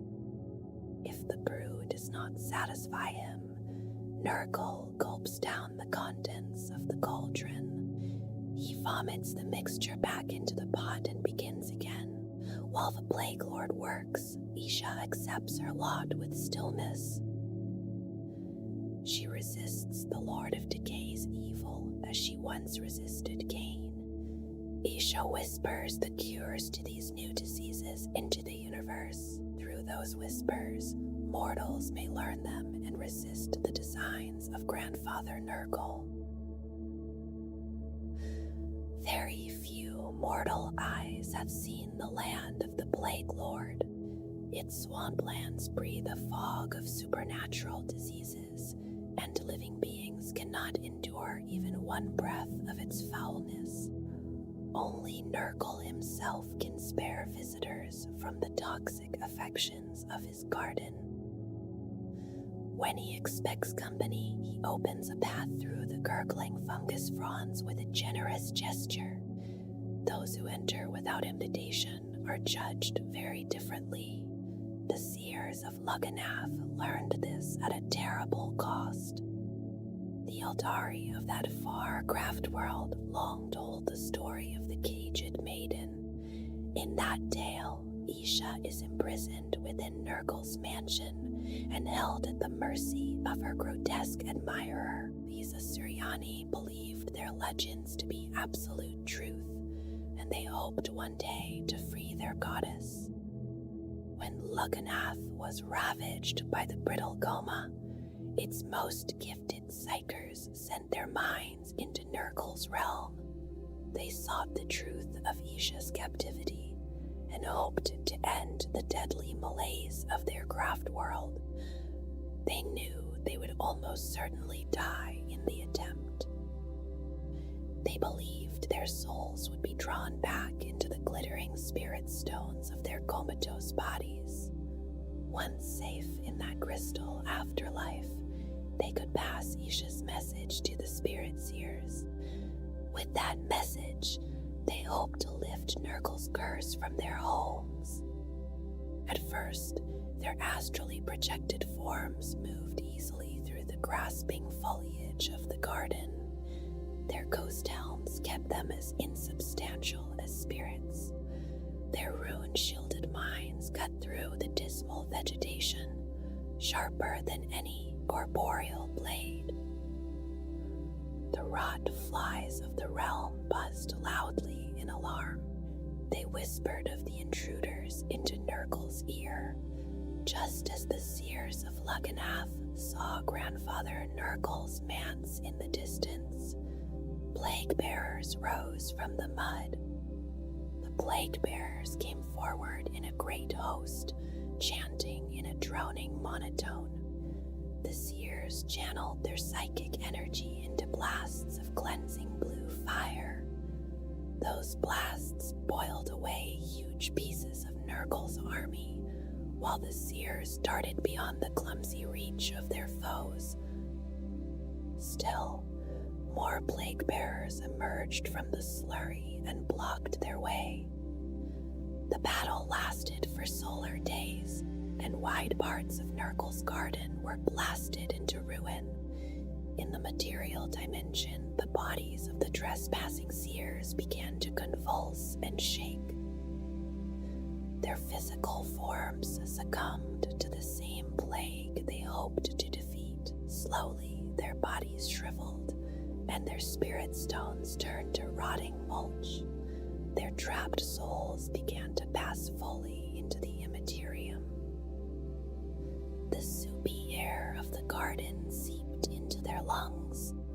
Worm-riddled mud struck their legs, and white-bodied demon flies crawled into their mouths. At last, they were claimed by the realm they had entered uninvited. Their feet took root as their faces hardened into bark. Their arms split and twisted into gnarled branches, with each finger hung with ripening, nurgling fruit. The seers of Lugganath remained there still as a copse of wailing trees. They brighten Nurgle's leisurely walks through his garden. Their presence also strikes despair into the heart of Isha, his immortal captive. Such is the fate of those who enter uninvited into the land of the Plague Lord, because even grandfather's generosity has its limit. The demons of Nurgle are dreadful to look upon, with bodies shaped by corruption and decay. Their flesh pulses with fever heat, and their innards press outward through lesions in their rotting skin. Sticky slime oozes from them, leaving their forms sickening and unclean.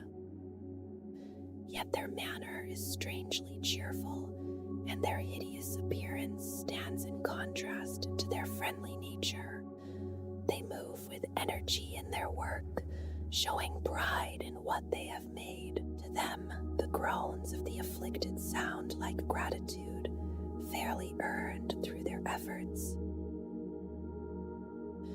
Nurglings are tiny and mischievous demons, made as small facsimiles of Nurgle himself. They are rotund little imps that usually appear in great numbers, forming swarms around armies devoted to Nurgle. At times, very dedicated Chaos champions become infested with them, and the Nurglings live within wounds and orifices. When such a champion is attacked, the little monsters defend the body they have made their home. Among the rank and file of the Plague Lord's demonic legions are the Plague Bearers. They are rotting and wasted beings of vaguely humanoid size and shape, marked by a single burning eye.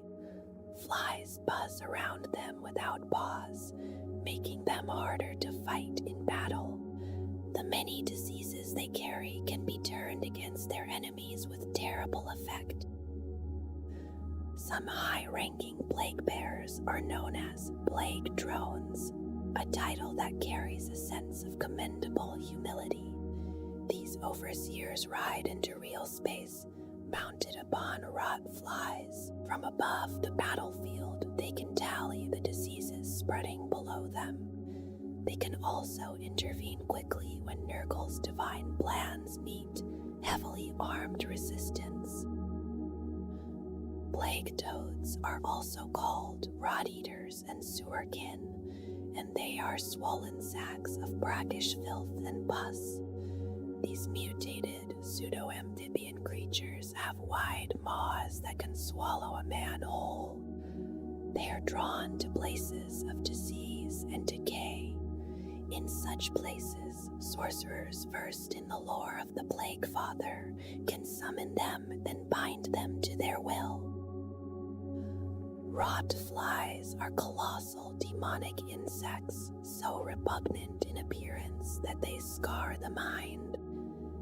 They are counted among the most loathsome creations of Nurgle.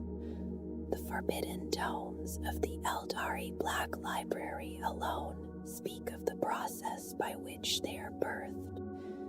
They hatch in the sticky depths of Nurgle's gardens in the realm of chaos.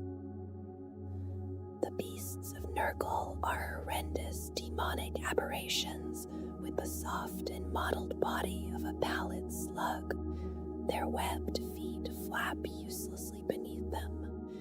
Their faces are made of writhing green tentacles.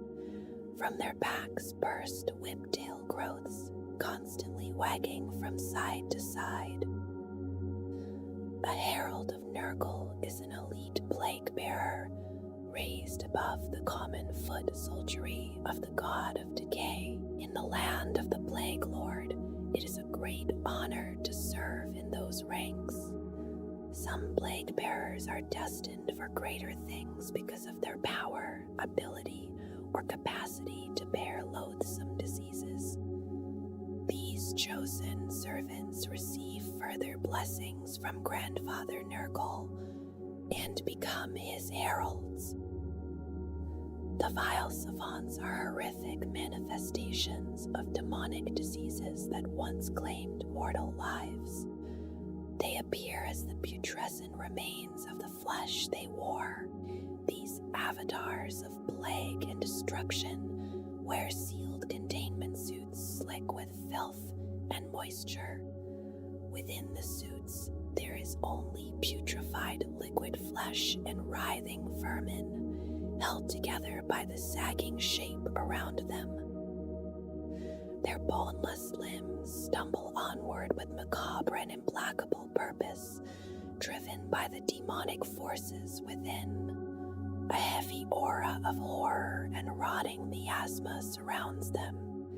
To witness them is terrifying enough.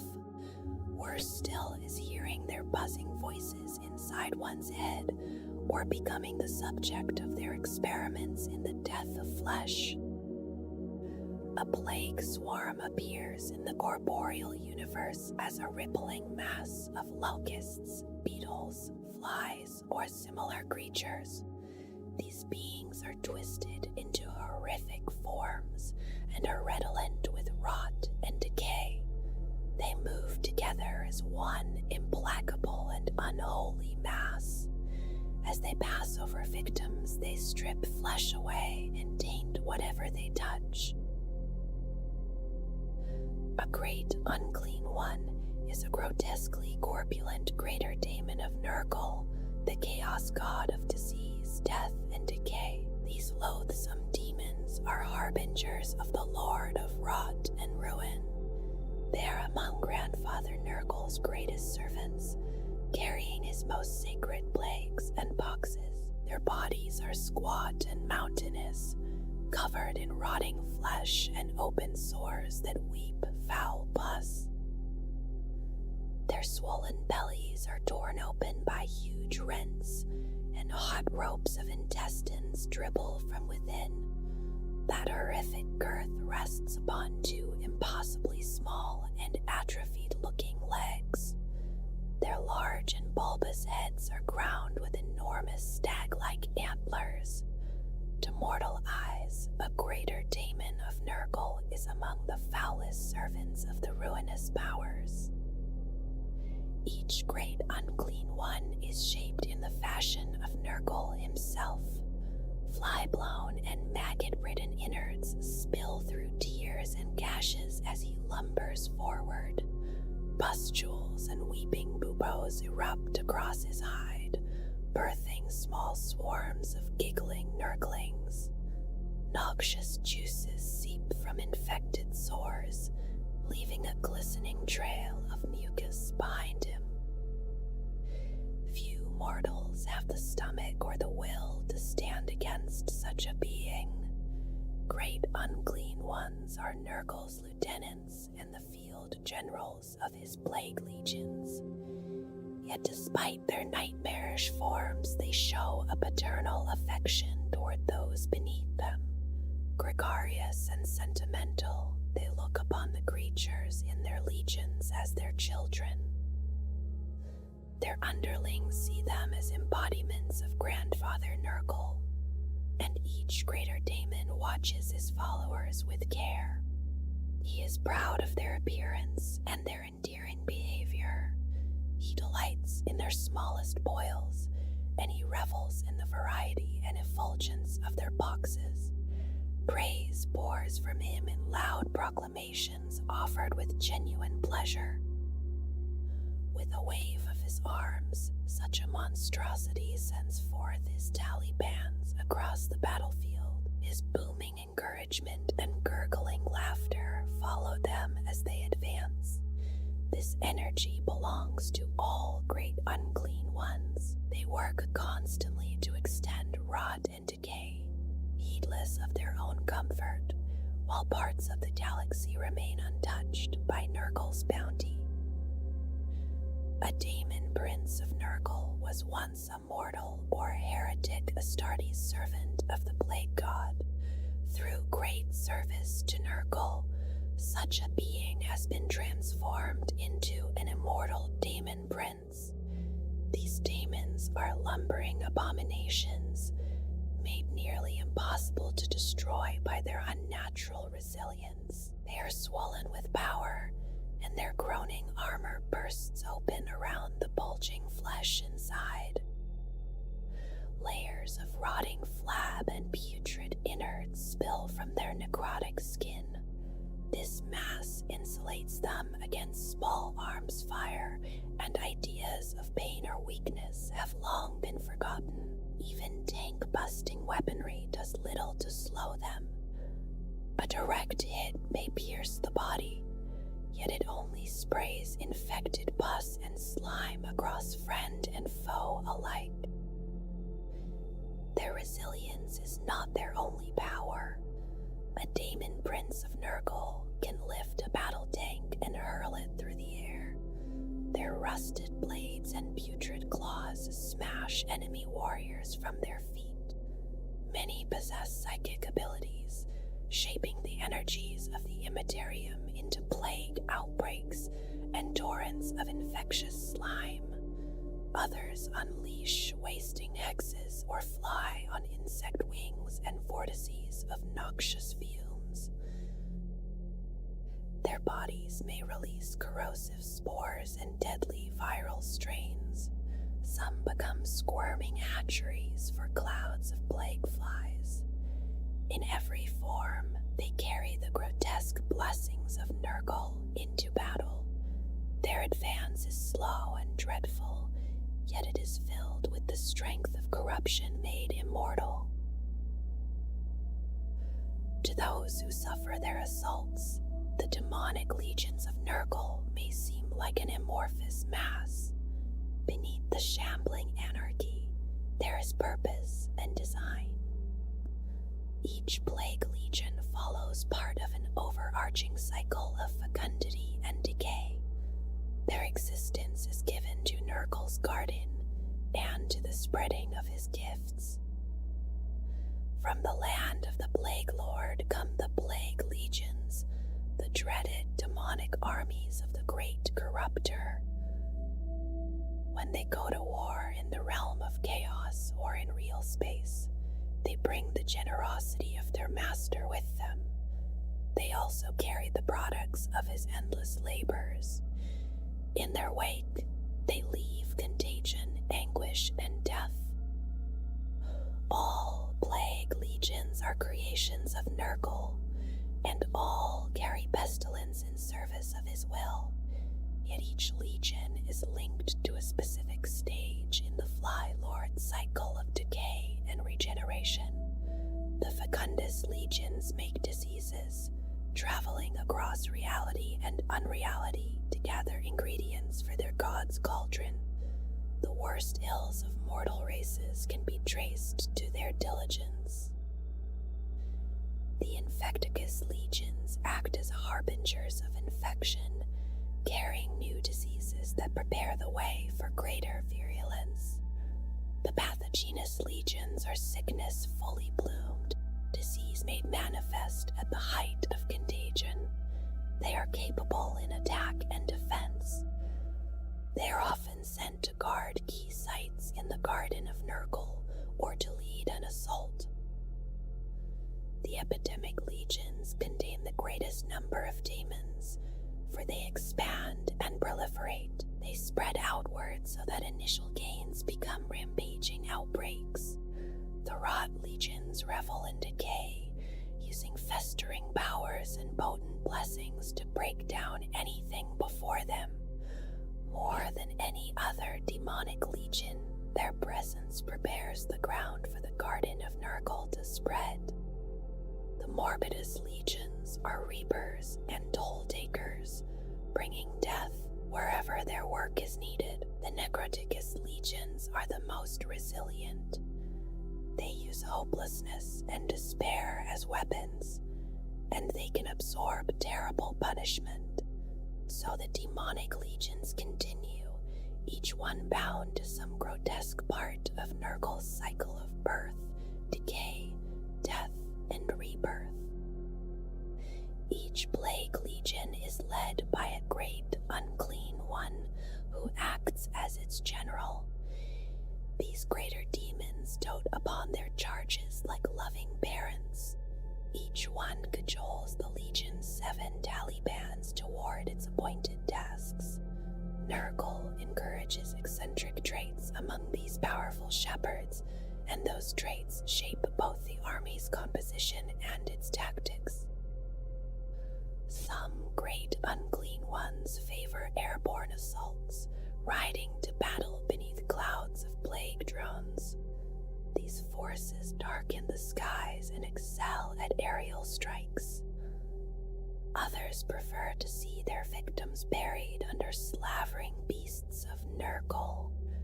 Some take pleasure in grinding enemies into the dirt beneath, wave after wave of mumbling plague bearers.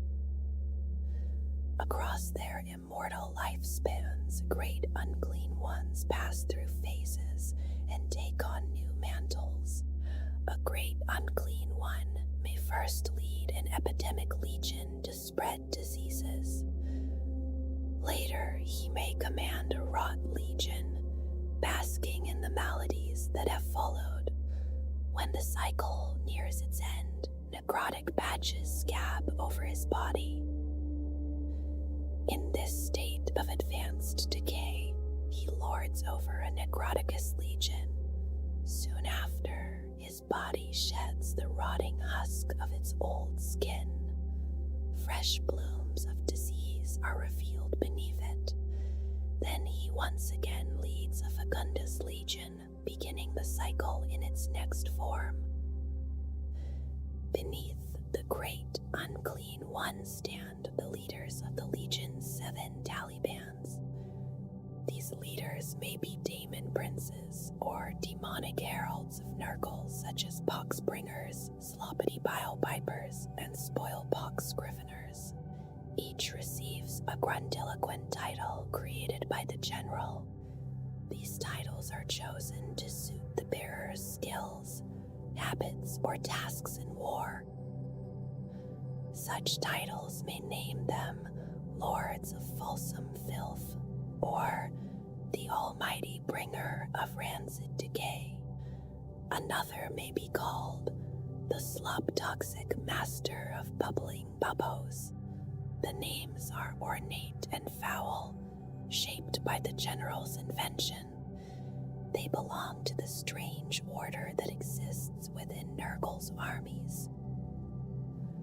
The Talibands themselves can change in size as Nurgle's power waxes and wanes in the realm of chaos. They may swell to epidemic proportions or contract into smaller and more elite warbands.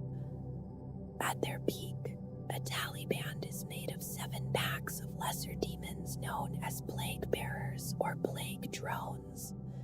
Depending on its leader and the flow of the cycle, it may also include beasts of Nurgle or swarms of Nurglings. These more anarchic creatures rarely remain with the formation beyond a single battle. Still, for a time, they move with the Taliband as part of its diseased strength. In this way, the plague legions keep their strange structure without losing their shambling nature. They remain armies of decay, bound to the garden and the endless work of Nurgle. When the tale of Nurgle is drawn back into silence, it does not end with conquest in the manner of mortal kings, nor with a throne seized by force, nor with a final battle in which one empire stands over the broken ruins of another. Because the Plague Lord does not need victory to arrive suddenly when every living thing, every proud civilization, every body of flesh, and every desperate hope already moves toward him with each passing hour. His truth is not hidden in some distant corner of the Immaterium, far away from ordinary lives and ordinary fears, but waits instead in the fevered breath of a child, in the shaking hand of the dying, in the rotting wound that will not close, and in the quiet prayer of one more mortal soul that begs only for another day beneath a failing sun. To fear death is to feel his shadow, and to cling to life at any cost is to open the smallest door through which his comfort may enter, because Nurgle does not merely feed upon the end of things, but upon the terror that comes before the end, when flesh knows that it is fragile and the spirit discovers that certainty was only ever a dream. The strong may resist him, and the wise may name him corruption, pestilence, morbidity, and decay. Yet their resistance only becomes another lesson in his patient craft, for every defense against disease teaches him a new path around it.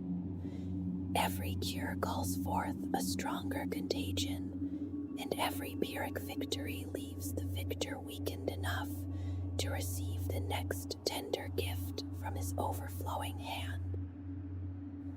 In this way, his work is not separate from the turning of creation, but woven through it, as the catachan spiker grows from the death of the careless guardsman, as rotted flesh feeds the plague rats in the black tunnels beneath the hive, as bodies offered to the golden throne are spent in a vain attempt to preserve what time has already claimed, and as every ending gives rise to some new hunger, some new growth, some new beginning beneath the soft and patient law of decay. The horror of Nurgle is that his promise is difficult to refuse, because it does not ask mortals to believe that they can escape the dusk, or master the night, or preserve their works forever against the slow certainty of entropy, but only asks them to stop pretending that the dawn was ever meant to last.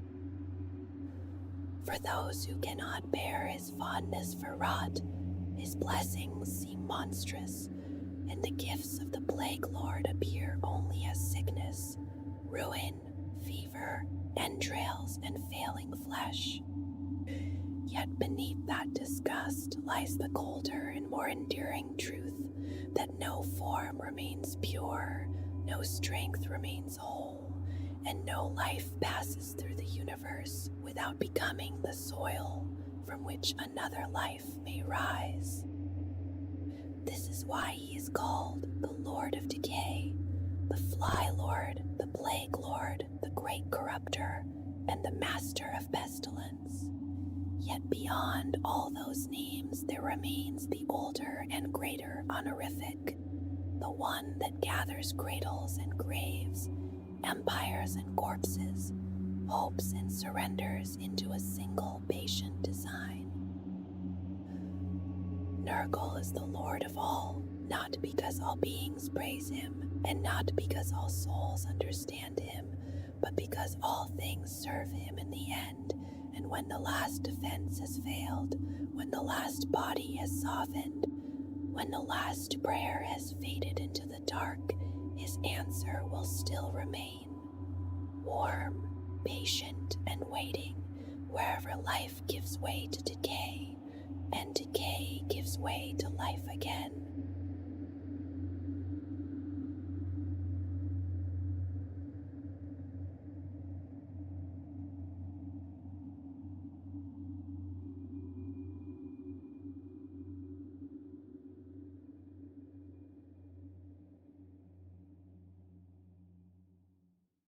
In the Immaterium, the psychic entity known as Sinch is remembered as one of the most enigmatic of the so-called Chaos Gods. He is called the Changer of Ways, and he embodies mortal desires for evolution, improvement, innovation, and progress. Those desires can seem healthy and needed because they reach toward wealth, prosperity, and a better tomorrow. Yet Sinch, the great conspirator, turns such hopes toward his own nefarious ends. He works through the ambitions of humanity and Xenos alike, drawing their aspirations into his quiet designs. The other dark gods often touch mortal society in more direct and visible ways. Khorne moves through bloodshed and slaughter, Nurgle through disease and decay, and Slaanesh through ecstasy and decadence. Sinch and his servants move more softly through human, Xenos, and Daemon hands, guiding the hidden machinations of mortal society. The Changer of Ways favors subtle weapons, and his influence often begins with flattering words or enticing temptations. A healthy ambition may be slowly stoked toward traitorous or immoral ends. Beneath it all, there are schemes within endless schemes, unfolding in quiet and careful layers. A politician, scholar, military officer, or other mortal leader may begin with a promising career or a worthwhile investigation. Another may start an altruistic project, guided by someone who seems well-intentioned. Yet that helpful colleague may secretly serve the great conspirator, gently turning each step toward moral compromise. In time, the path that once seemed bright may become a climb over others. An ethical shortcut may appear small enough to accept, then another may follow in silence. Even the best of intentions can become vulnerable, because Sinch knows how to make hope serve his infernal machine. So, the changer of ways waits behind ambition, behind progress, and behind the dream of something better. His designs are fueled by endless schemes, lies, plots, and deceits. In that slow turning, those who wish to improve the world may find themselves drawn into his hidden work. While the other dark gods often take forms that seem relatively fixed, Sinch appears in many guises. Sinch is often spoken of as he, with masculine gender, yet like all chaos gods made of psychic energy, it has no gender. Around Sinch, the firmament is heavy with magic. It moves like liquid smoke about its head, weaving into subtle patterns. In that smoke, the forms of places and people appear as Sinch contemplates their fate. Those who appear there will find their minds, bodies, or destinies changed into strange new forms. Across the eons, certain traits have still returned in descriptions of Sinch. They appeared in its associated iconography, in the presence of its demonic followers, and in the nightmares left within those who witness its visage. Many descriptions show Sinch as a thin and lanky sorcerer, male or female, dressed in robes that continually change color. Its head hangs low beneath its shoulders until head and body seem joined as one. Its arms are long and spindly. Above its burning eyes rise two sweeping horns with spiraling tips that crackle with arcane fire. Some accounts say that Sinch's demonic skin is covered in faces and mouths. They shift, slide, emerge, and sink back into unnatural flesh. These faces whisper dark and terrible secrets, leering at onlookers and mocking them. When Sinch speaks, the faces repeat its words with small but important differences.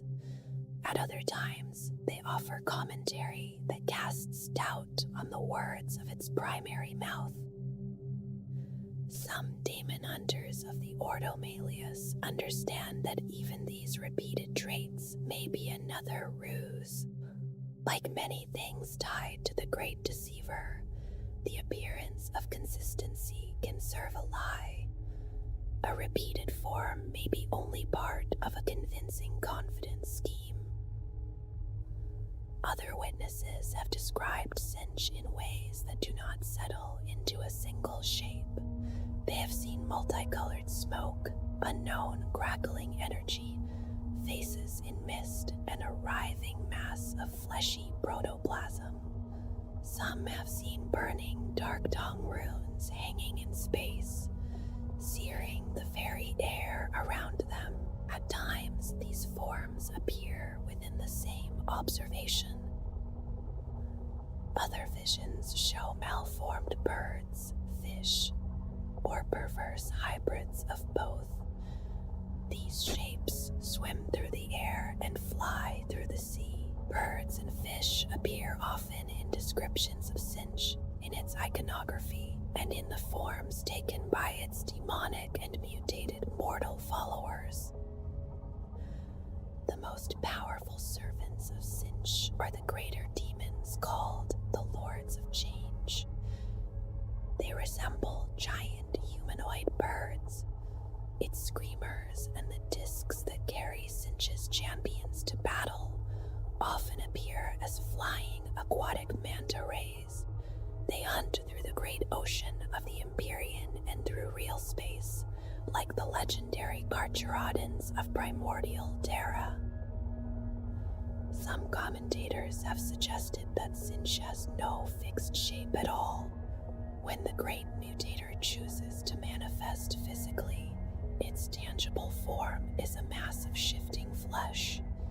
In this way, the body of the Changer of Ways resembles its demons and its domain within the realm of chaos. None of them possess a stable form.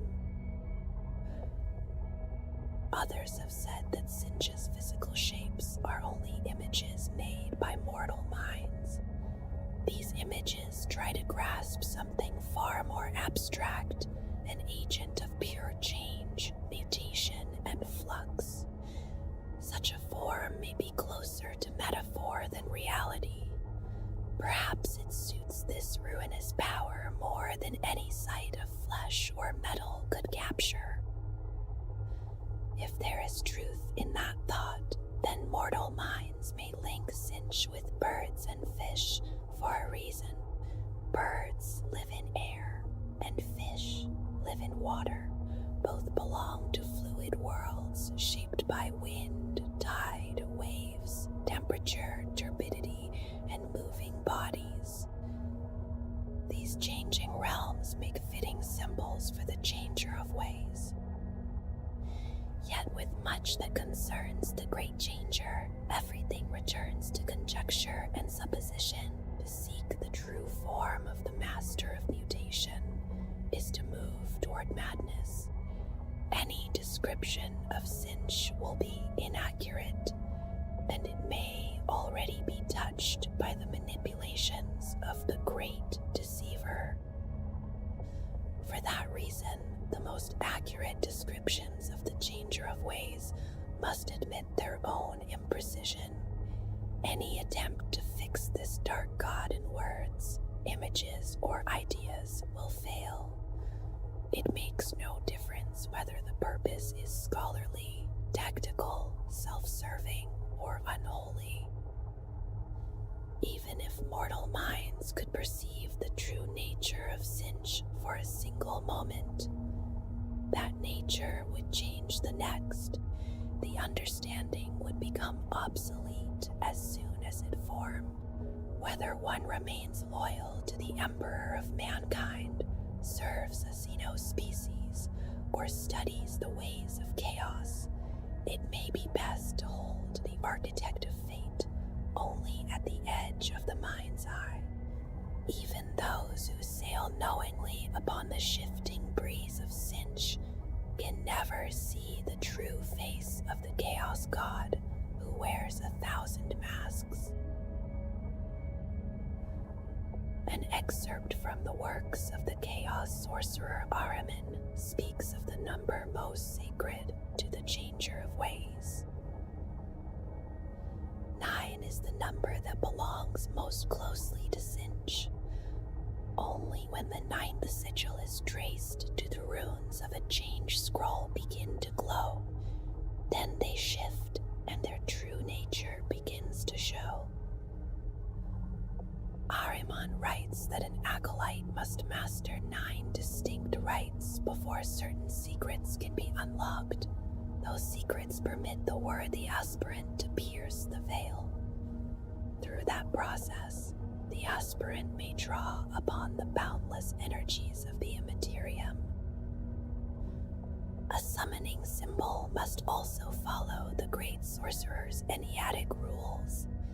To remain unbroken, it must contain 9 sequential rings.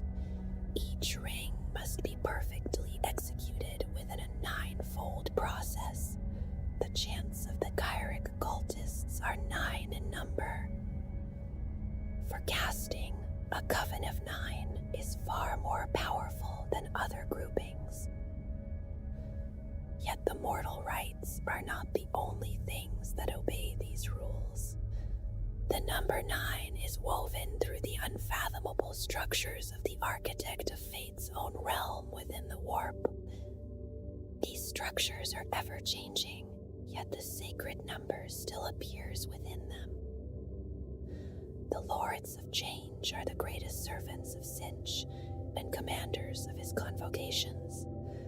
They are ordered within 9 levels of trust. All of them seek their master's favor, and those in ascendancy rule the 9 fractal fortresses.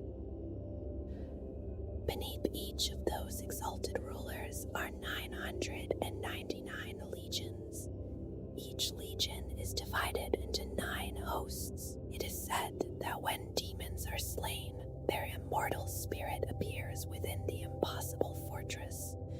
They arrive before their maker through one of the ever-shifting 9 gates. There, by the will of Sinch, they are either reformed or reabsorbed. Sinch is one of the 4 major chaos gods, and his influence moves through sorcery, scheming, change, ambition, and knowledge. Across the galaxy, he is known by many titles, including the Changer of Ways and the Great Schemer. Some call him the Father of Lies and Deception, the Great Mutator, or the Architect of Fate.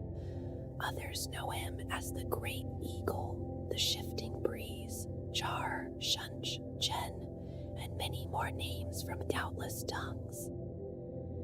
For every name given to the Master of Deceit, there are 1,000 guises and plots.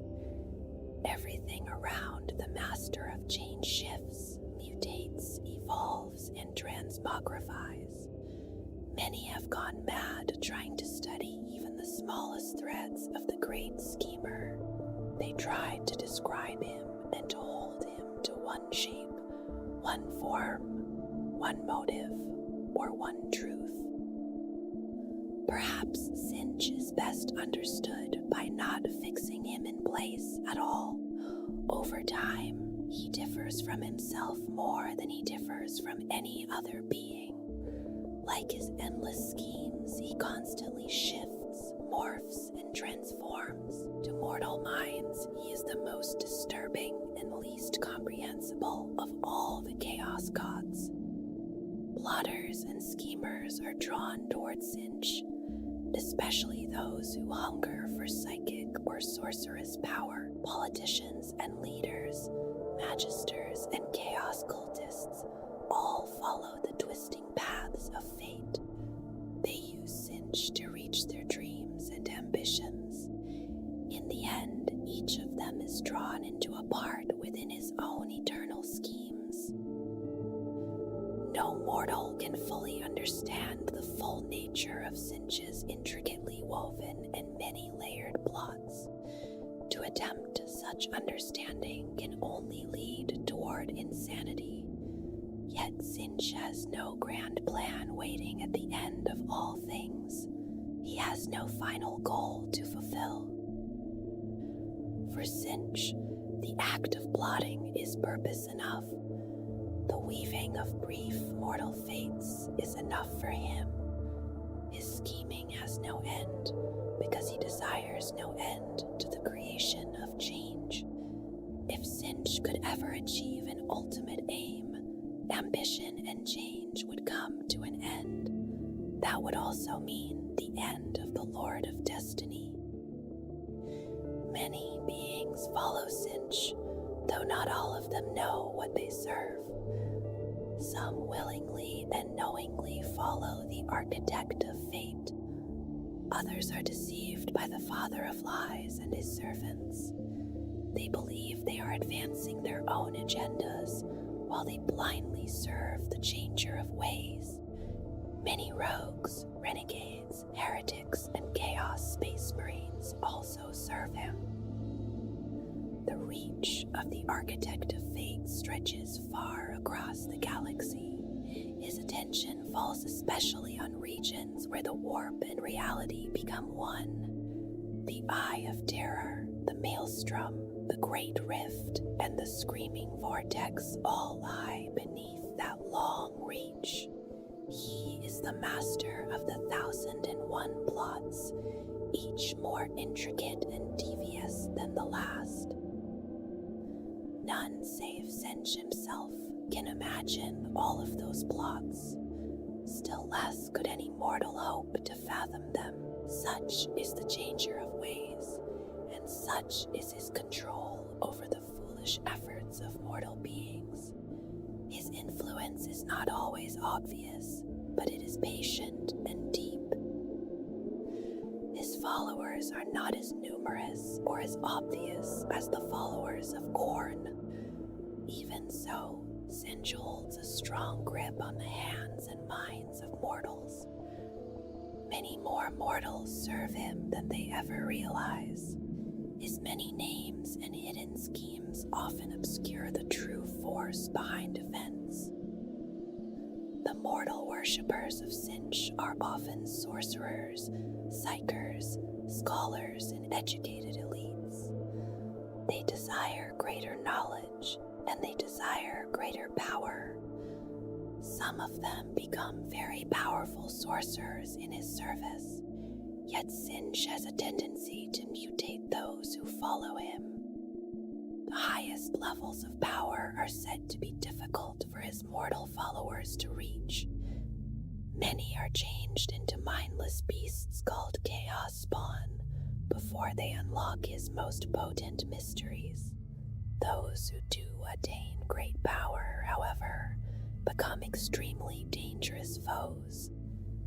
They may rise as mighty chaos sorcerers, or as great warriors in his service. Khorne detests and forbids sorcery, intrigue, and subtlety in all forms. Sinch has no such qualms about using brutish might when it suits him. Where Khorne has no sorcerers or psychers among his followers, Sinch gathers armies from many walks of life. Anyone who inflicts or incurs great change in themselves or in their surroundings may fall under the gaze of the Lord of Change. Those who study arcane lore are among Sinch's favorite targets for temptation and corruption. So are those who use psychic powers, practice sorcery, or tamper with the power of the Empyrean. It does not matter whether such acts are done with Imperial sanction or without it. The danger remains close wherever the warp is touched. Imperial scholars have determined that the psyker mutation within the human population increases with each generation. From this, the threat posed by Sinch to humanity has also increased.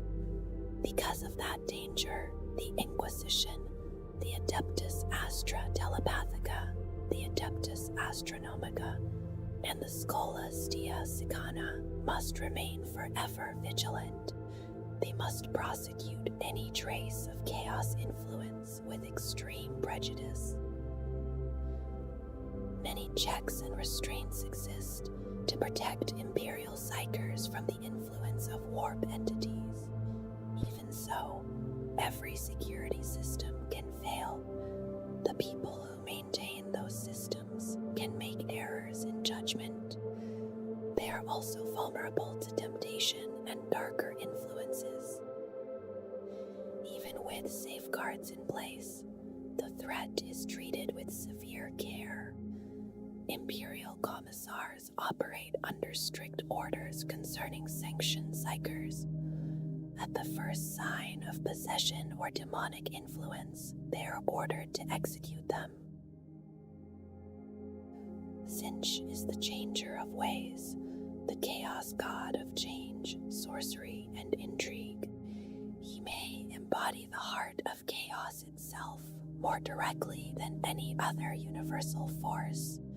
Fewer individuals and chaos cults fall to his temptations than to the other ruinous powers. His gifts are less immediate than the sensory pleasures of Slaanesh, the immortality of Nurgle, or the bloodthirsty strength of Khorne. The worship of Tzeentch appeals most to those who value knowledge. It is especially tempting when that knowledge is secret, forbidden, and filled with power. Psykers are among those most likely to fall into his service. They already possess the feared ability to draw upon the warp and to reshape reality through its limitless power. Tzeentch offers Psykers the knowledge needed to reach unlimited heights of psychic ability. This comes through the powerful arcane psychic techniques known to the Imperium of Man as sorcery. Such techniques can only be learned through interaction and communication with the dark powers of the Immaterium. For many, this forbidden knowledge is simply too tempting to pass by. Before they understand what has happened, they are caught within the Grand Schemer's tangled webs. They become another unwitting pawn within his chaos plots. Even Magnus the Red could not steer clear of Tzeentch's temptations. His overwhelming desire to protect the Thousand Suns Legion's precious knowledge of the warp and sorcery led him into the embrace of the Changer of Ways. Even those without psychic gifts can become pawns in Tzeentch's endless games of intrigue. They may discover a piece of heretical knowledge and use it just once. They may believe it can improve their own station or the life of someone they loved. In that quiet moment, the web begins to tighten. Imperial nobles and politicians are often drawn into Tzeentch's web through the edge he offers over rivals. Knowledge gives power, and power can be difficult to refuse. Yet the lower classes also provide fertile ground for the Lord of Sorcery. In the repressive society of the Imperium, the promises of a charismatic heretical preacher can seem gentle and bright. Such preachers may promise salvation and prosperity through a path toward enlightenment. In this way, countless sentient chaos cults begin across the galaxy. Many normally pious and good-hearted subjects of the Emperor are tired of back-breaking labor and elite disdain. They are easily drawn into mystery cults that seem to offer meaning and hope. Those cults slowly pull their followers deeper into sentient corruption. By the time the truth becomes clear, they have already become servants of chaos. Sentient corruption is the least common form of chaos perversion found across the Imperium. It is also the most feared by the Inquisition because its adherents are powerful and skilled at hiding their schemes from the Emperor's light. The Thousand Suns Traitor Legion of Heretic Astartes serves Tzeentch exclusively. They were once the 15th Legion of Space Marines, founded on Terra in the late 30th millennium. They were created to reclaim the stars for humanity after the horrors of the Age of Strife. For a time, they fought with distinction and seemed nearly indistinguishable from the other Space Marine legions. Shortly into the Great Crusade, the Thousand Suns began to change. Many developed psychic abilities, while others suffered the flesh change. Those battle brothers underwent rapid and uncontrolled physical mutations. The mutated were placed in stasis to await a possible cure, and the ranks of the Thousand Suns grew thin. Leaders of the Imperium grew concerned as the Legion continued to suffer. Many argued that the Thousand Suns should be disbanded. They wanted every trace of the Legion removed, from Imperial history. The Great Crusade continued, and the forces of the Emperor eventually reached the planet Prospero. On Prospero, they discovered Magnus the Red, the Cyclopean Primarch of the Thousand Suns. After he was introduced to the 15th Legion made from his genome, Magnus moved swiftly to save his progeny. Almost all of them had succumbed to the flesh change. Through an unknown and possibly arcane process of sorcery, gained through interaction with the entities of the warp, Magnus made a costly bargain. That bargain cost Magnus one of his eyes.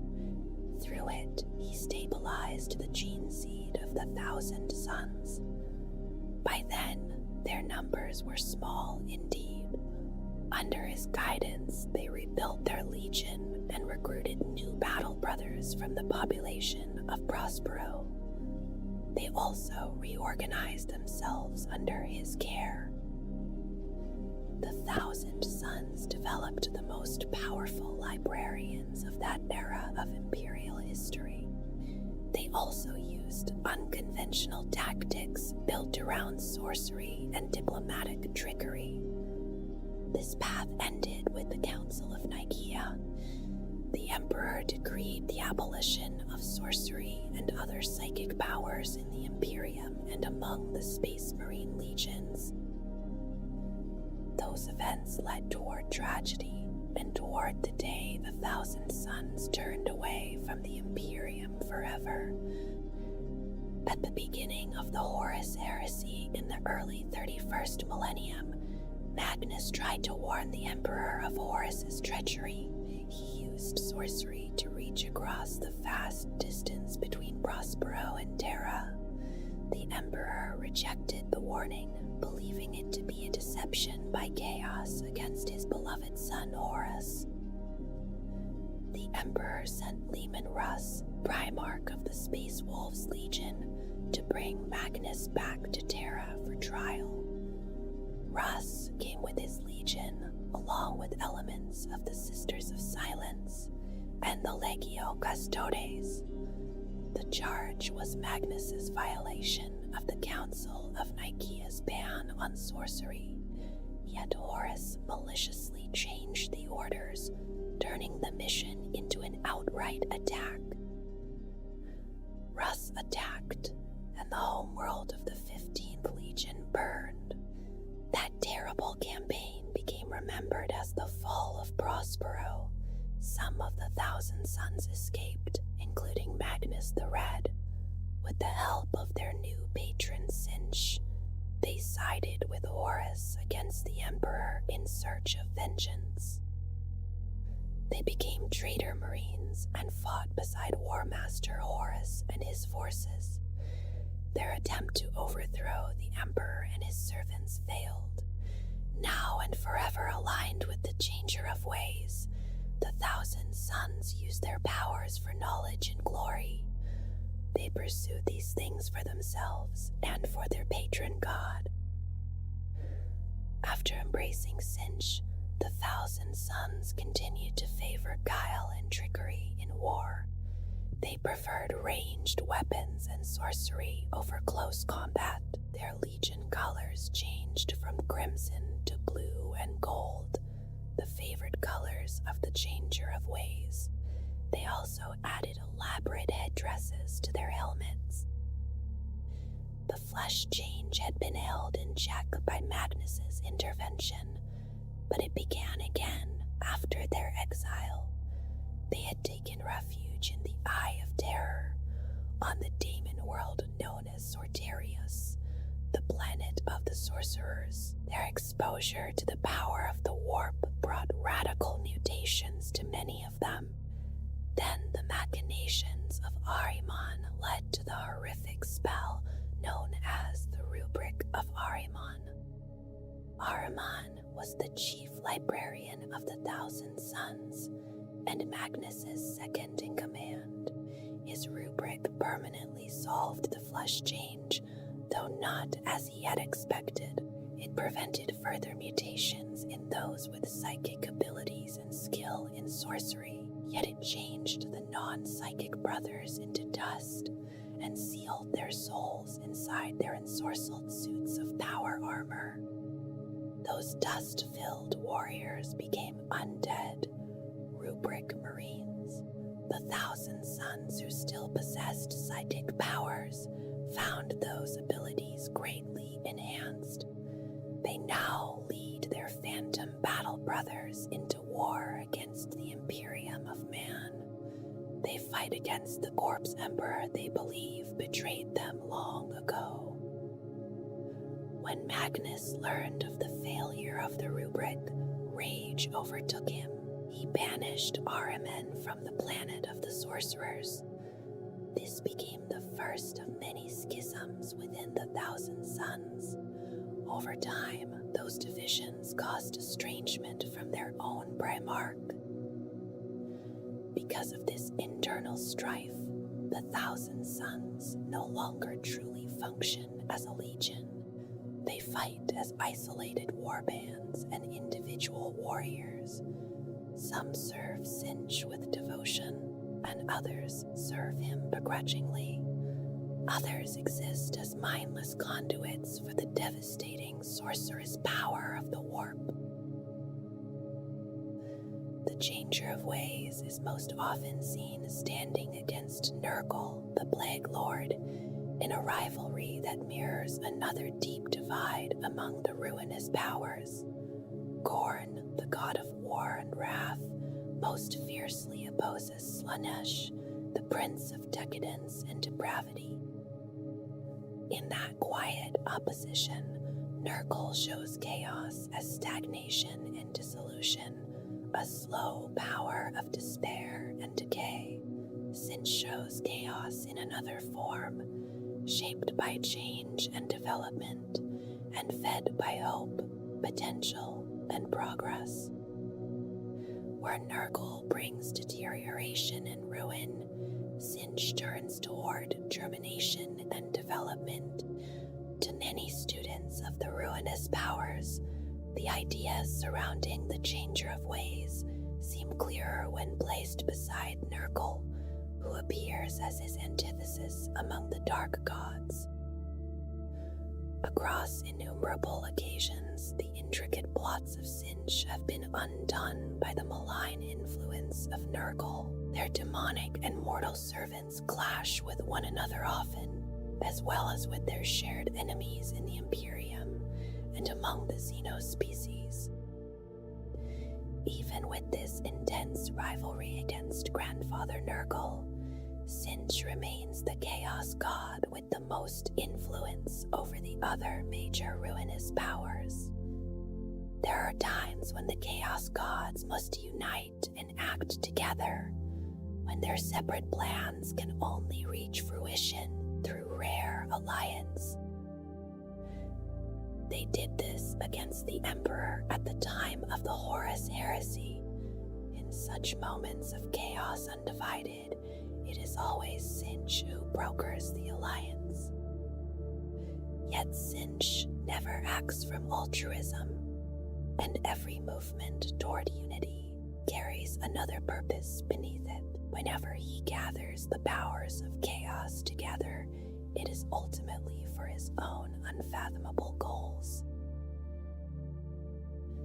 Just as Sinch appears in many guises, his domain within the realm of chaos changes with him. The realm of the sorcerer adapts to his whims, his desires, his moods, and the demands of his 1001 plots.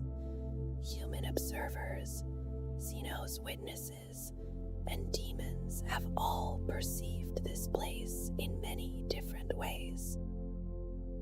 Some scholars and coherent survivors have suggested that almost no mind can grasp its true nature. Perhaps only the most powerful lords of change can understand the shifting realm of Sinch. Most who visit the domain of the Great Mutator quickly go mad from what they find there. Those with unusually strong minds may perceive only one face of the crystalline landscape. Like Sinch himself, that landscape seems to hold an infinite number of faces.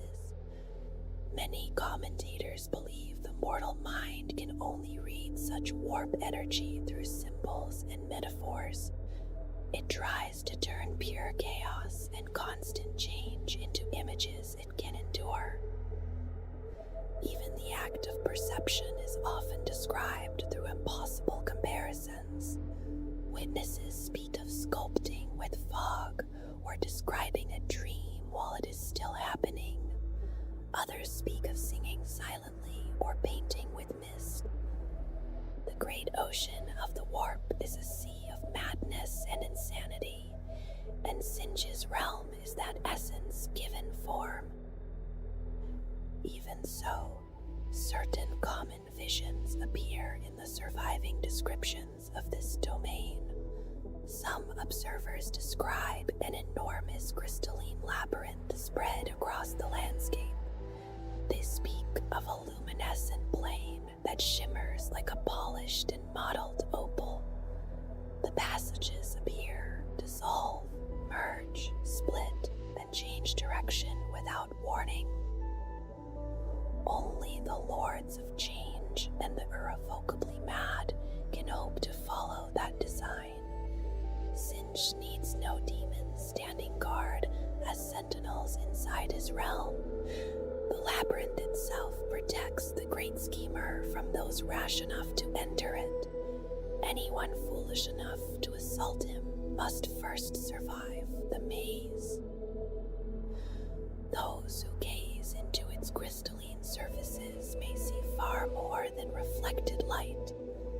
Within the shifting facets, fears and miseries can appear as visible things. Hopes, dreams, nightmares, and possible futures may take shape for a moment. Real histories and imagined histories may pass across the crystals like living pictures. One visionary saw his children at different points in their lives. Each image showed them in moments of despair, sorrow, and desperation.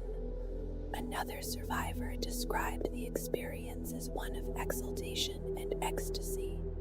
She believed she had seen possible futures, each more joyful and successful than the last. A third traveler saw nightmare images moving in the mirrored surface of the labyrinth. Demons tore flesh from his friends and loved ones before his eyes. Dark sorcerers destroyed his home with warp fire, and then his own body changed. He saw himself become a tentacled and writhing mass inside the crystal. When that traveler finally tore his gaze away, solar days had passed around him. His body had truly changed into the hideous chaos spawn he had seen. Imperial records show that all three survivors met tragic ends afterward. Their fates were suicide, insanity, and execution at the hands of the Inquisition. In one sense, these survivors were fortunate compared with many others. It is rumored that most who walk the maze of the Raven God never leave. They wander forever as miserable and insane shells of their former selves. Their torment is made from ghastly visions, regrets, and unreachable hopes for tomorrow. Time in the warp already fails to follow the regular flow of the materium. In Sinch's realm, that inconsistency becomes even more pronounced. A few solar minutes spent gazing into the crystals may become solar days. In some tales, those minutes may even become standard years beyond the maze. Two people might enter Sinch's realm at the very same instant. One might return moments later and report that years had passed inside. The other might spend centuries of real time in the realm. Yet he could still swear that he had been gone only minutes. within the realm itself, time can also feel strange to the traveler. A single footstep may seem to take solar hours before it ends. A few seconds of watching light pass through crystal may take Terran days. Many visitors die after being only momentarily transfixed by some curiosity there. Some of those visitors die of dehydration or starvation while their minds remain fixed. Others wander for years without drinking, eating, or resting at all. Their metabolism appears to slow beneath the influence of chaos. In Sinch's maze, the body and the mind do not always keep the same pace. Legends tell of the guardian of the maze inside the crystalline labyrinth. Despite its name, it is said to act more as gatekeeper and observer. Rumors speak of a path through the realm that may lead to infinite knowledge. In theory, any mortal or demon may follow it. The pilgrim must pass through 9 gates along that hidden path. These portals stand 3 times the height of a man. They appear as golden arches wreathed in the blue and pink warp fire of Sinch. Above them, the guardian manifests as a giant disembodied mouth. Its power is great, or perhaps the realm's strange time gives it this form. The mouth hovers above all 9 gates at once. At each gate, it speaks slowly to those who seek knowledge. It asks one of the 999 riddles of Tsararatsov. Those who answer correctly may pass onward toward ultimate enlightenment. Those who fell are doomed to wander the labyrinth for all eternity. They are left with insanity and regret over the infinite knowledge that might have been theirs. The path remains open only to those who can answer and endure. Legend says that only one being in all history answered all 9 questions correctly. Strangely, many versions describe this individual as a young girl. She is said to have appeared with a small black dog at her side. Factions within the Ordo Malleus still fight over the meaning of this tale. Those battles are scholarly, but they are also vicious within the Ordo Malleus. Some argue about hidden significance, and others question whether the tale happened at all. It may have been another metaphorical wisp of smoke from the Master of Lies. In Sinch's realm, even a story may be part of the maze. Sinch's Sanctum Sanctorum is known as the Impossible Fortress.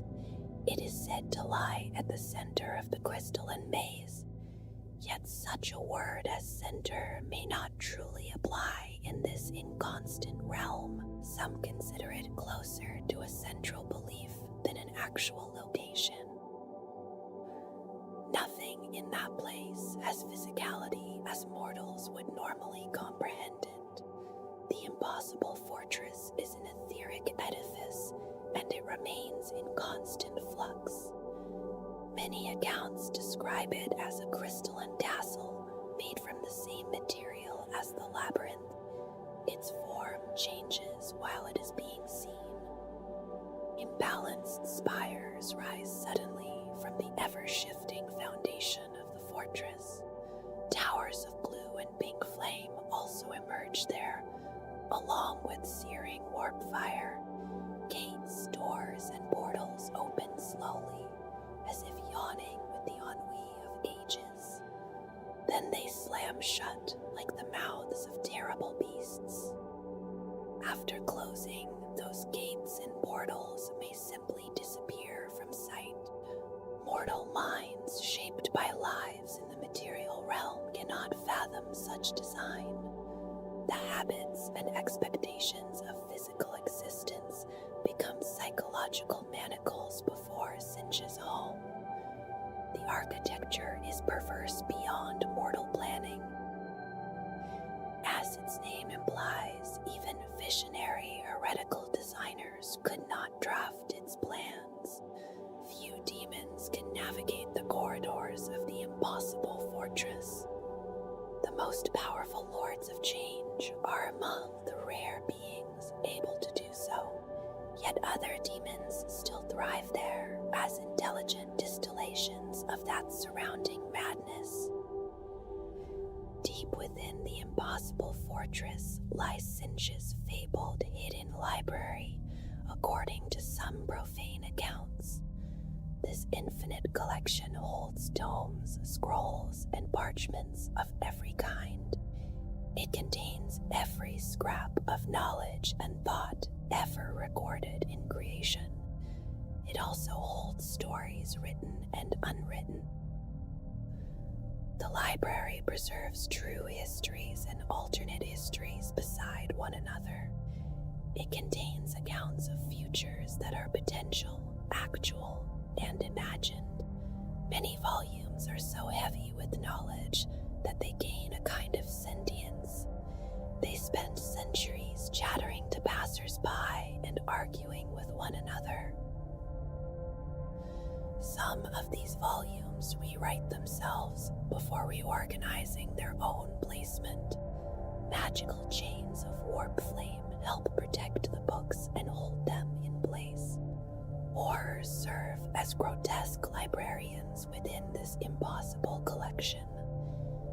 They work tirelessly to reshelve the works and catalog what they can.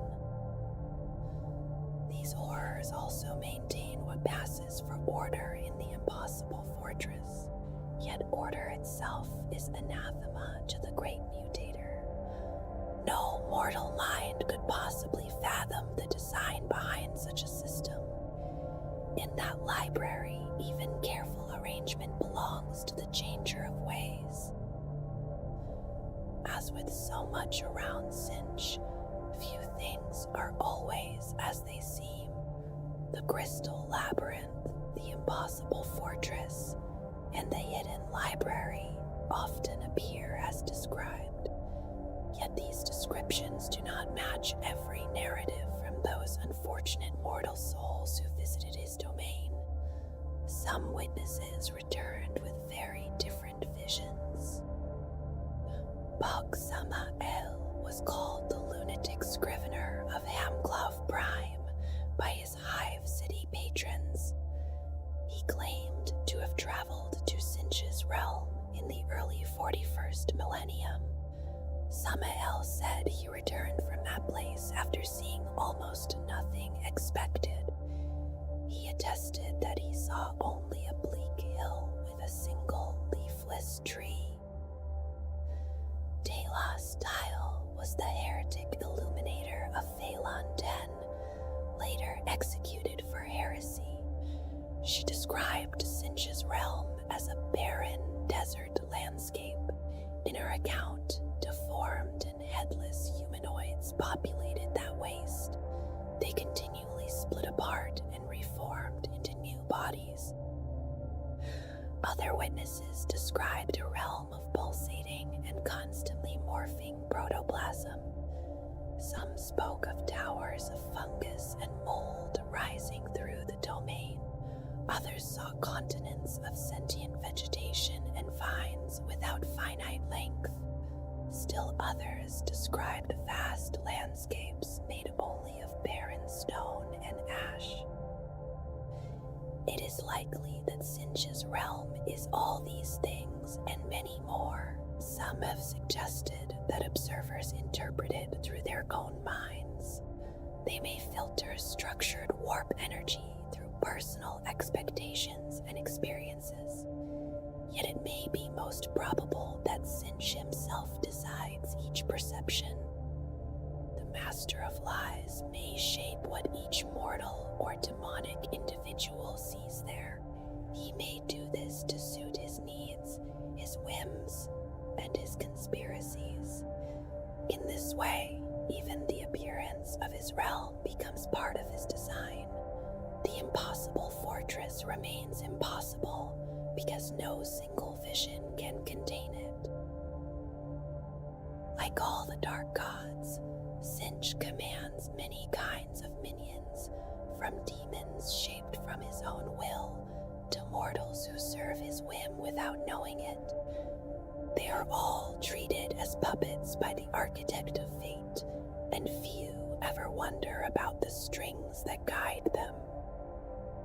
His demons do not share one simple shape or purpose, because they differ greatly in appearance, body, thought, freedom, and place within his schemes. Among the servants of the ruinous powers, the creatures of Tzeentch may show the greatest variety, yet they still share certain quiet truths. They are creatures of the Sea of Souls, and real space is not their natural home. They can normally remain in the material realm only for short times, and only when strict conditions allow their presence to hold. Some first incident often opens the way between the soft and shifting immaterium and the hard shapes of real space. A sorcerer or chaos cultist may summon them through an ancient forbidden ritual, or a psyker may lose control and give a daemon a path through the body. Other sorcerous or psychic disasters can weaken the barrier enough for these beings to enter, even when their presence is unstable in the materium. Daemons can endure many forms of physical harm with strange resilience. Poisons and disease do not trouble these creatures of the warp, but force weapons, holy relics, and psychic attacks may harm them more easily. Such weapons carry a psychic nature, and they resonate within the Empyrean.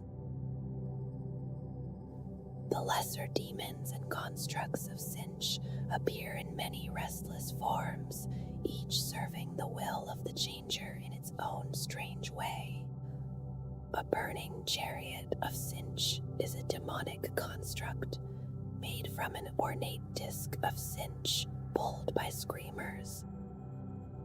It blazes across the heavens of the mortal world, and mortal eyes may mistake it for a comet.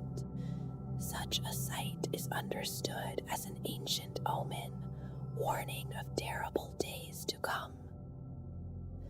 The heralds of Tzeentch stand below the lords of change and demon princes, but above creatures such as screamers and horrors.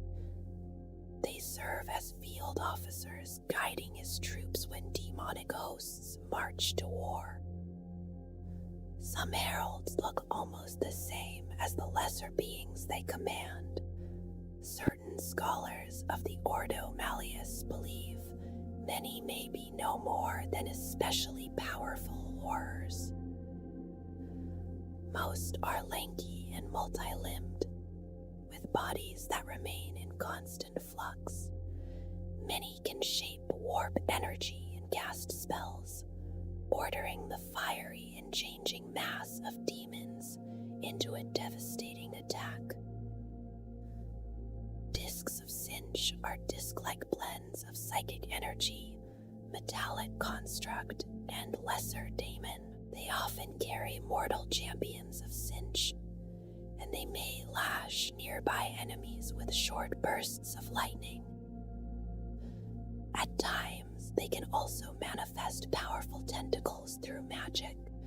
When a disc is ridden by a flamer, it is known as a change bringer. Flamers of Tzeentch are slightly stronger lesser demons, named for the searing flames that bore from their many open mouths.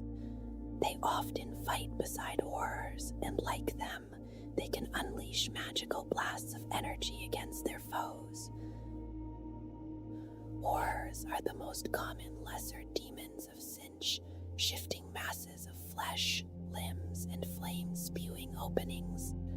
They can turn their psychic power upon enemies, giving shape to the strange violence of their master. screamers are manta ray-like demonic beasts that sweep down upon foes with sharp tusks, yet they often prefer to release an unholy scream, one that harms and terrifies most mortals who hear it. The Lords of Change are the greatest of Sinch's greater demons, usually appearing as large bird-like winged beings. They possess vast intellect and powerful sorcery, and their forms are described with snake-like necks and avian heads. Their bodies are often multicolored, especially across the span of their wings. They can hurl strong blasts of warp lightning and chaos fire, yet their true danger lies beyond battle. The Lords of Change weave endless schemes, drawing mortals of every intelligent species and culture toward corruption. Their strength is not only in sorcerous power, but in the patient work of entrapment and manipulation. A Daemon Prince of Sinch was once mortal, or once a heretic Astartes, and served Sinch with such success that transformation followed. For a sorcerer of the Thousand Suns Legion, this change is the highest form of service to the Grand Conspirator. The final fragment of the mortal soul is plunged into swirling darkness after long ages of sadistic manipulation done to others. It does not return, and the body is torn open by chaos energy. The flesh grows vast enough to hold a great surge of raw, empiric matter. Muscles swell along elongated limbs, and hands twist into many taloned claws that drip with magic. Much of the armor and weaponry is drawn into the new form. The Sinchian runes and icons on the war gear sink into sinew, where they pulse with bestial vigor. Like the other chaos gods, the Changer of Ways calls upon powerful demons to lead his hosts or move his designs through the material realm. Among them is Gargaduloth, a greater daemon of Sinch, known by many names. He has been called the Prince of 1,000 Faces, the Forger of Hells, the Whisperer in the Darkness, the God of the Last Hunt, and the 77th Mask. Many atrocities have been committed in his name, because his true lifeblood is knowledge. For Gargaduloth, knowledge is the vector of all change in the universe. With each foul deed, each death, each secret learned or revealed, he gains more understanding and grows more powerful. When he first revealed his hand, he was still only a child in the eyes of his overlord. Even then, it took the sacrifice of 3 Grand Masters of the Grey Knights chapter and 300 of their brethren to banish him from the material realm.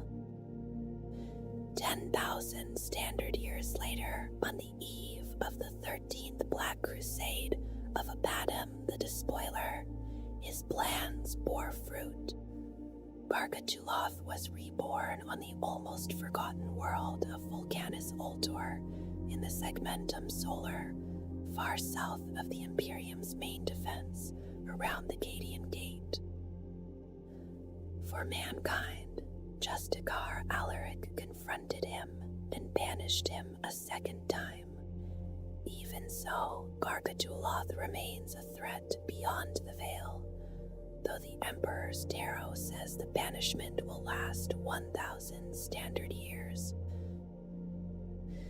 Kairos Fate Weaver, also called Fate Weaver and the Oracle of Sinch, is a 2-headed Lord of Change. He is the mightiest of the Lords of Change who serve Sinch, and he has access to all his knowledge of fate and destiny.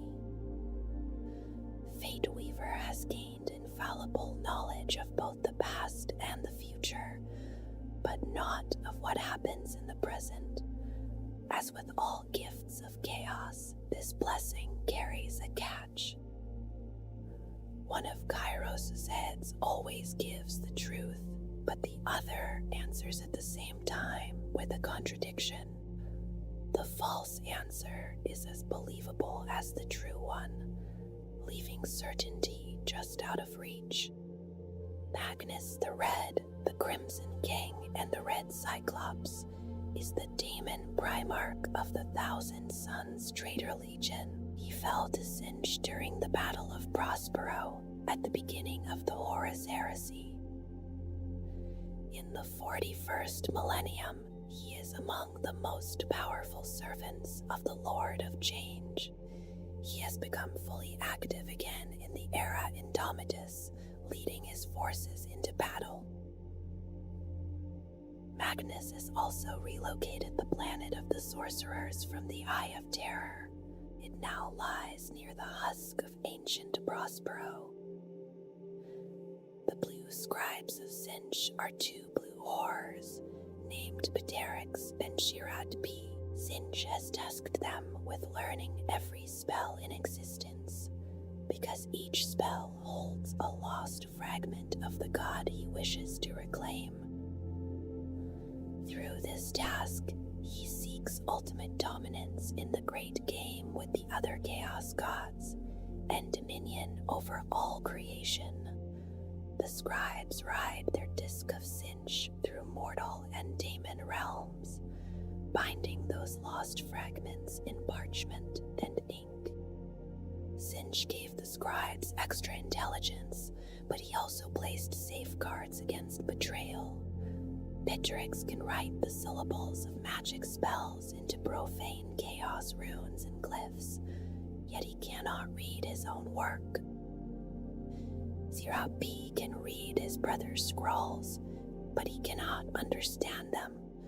Because of this, he can cast spells from the writings without knowing which spell will emerge.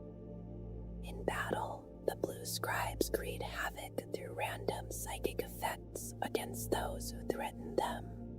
Their knowledge moves through confusion, never settling into simple control. The changeling embodies the meddler, deceiver, and trickster within Sinch's own psyche. He can take the form of other beings, from the smallest insect to the greatest of greater demons. No one knows his true form, except perhaps Sinch himself. When the changeling wears his own shape, he goes cowled and cloaked, and perhaps even he has forgotten what lies beneath. He can copy more than form, because he can also take on mannerisms and personalities with flawless skill. Even the dark gods can be deceived by his imitation. In all creation, there is only one being the changeling cannot duplicate. Sinch will not allow any being to steal his identity even for a moment. When the scintillating legions gather for war, the air fills with kaleidoscopic bursts of magical energy. These are the convocations of the great conspirators' daemon armies, materializing for battle in forms that mortal eyes can scarcely distinguish. To those mortal eyes, one demonic legion of Sinch may seem as bizarre as the next, yet there is method within the madness, even if only the architect of fate can truly understand it. Sinch often prefers sorcery and schemes, but sometimes force is the only path left to his goals.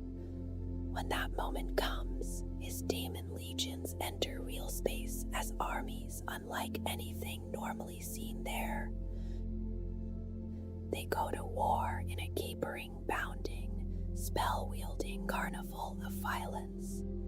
Their foes are destroyed by hellfire and change magics, and their formations do not remain fixed for long. Unlike the militant cohorts of Khorne or the cyclical forces of Nurgle, Tzeentch's legions are often shifting. Their composition and tactics may change, always serving the design of their master. Each scintillating legion is commanded by a Lord of Change, one of Tzeentch's greater demons. Each is utterly dedicated to his cause, and each is granted great freedom to act. With advisors and champions, a Lord of Change shapes the legion according to its own nature. Some that delight in destruction may command a conflagration legion built around formations of flamers than the strongest warp flames. Others prefer the legion's anarchists, whose composition is far less predictable. These forces specialize in sudden incursions that arrive in wholly unexpected ways. The Masters of Duplicity lead the Failed Legions, the most mysterious among Tzeentch's forces. They appear rarely, or almost never brought openly to battle, and slip away unseen after their plans reach completion. Each demonic legion of Tzeentch is divided into 9 hosts. These hosts are directed in battle by daemon princes and heralds, including Changecasters, Fluxmasters, and Fate Skimmers. The host leaders compete for praise from the Lord of Change who commands them. Between the legions, rival Lords of Change continue their own plots, sabotaging one another as part of another game within the Great Game. The Great Schemer loves this contest and often weighs the tributes paid to him before giving judgment. Deep in the Crystal Labyrinth, the sigils of each Daemon Legion dance across the pyramid of Urk. There they blaze into a new order of countenance, forming a hierarchy that often moves. The 9 most favored demonic legions receive control of the fractal fortresses that rise above the Crystal Labyrinth, an honor desired by all servants of Tzeentch. The shadow of Tzeentch does not pass like a storm across the mortal world, nor does it always arrive with screams, with fire, or with ruin made plain before the eyes of those it seeks to claim. More often, it settles quietly into the spaces between thought and action, waiting in the silence before a decision, in the first small compromise, and in the hopeful belief that one more secret, one more bargain, or one more necessary lie might still lead toward a better tomorrow. For ambition is not always evil, and progress is not always false, just as the wish to improve the world may begin as something honest, something useful, and even something noble in the hearts of mortals.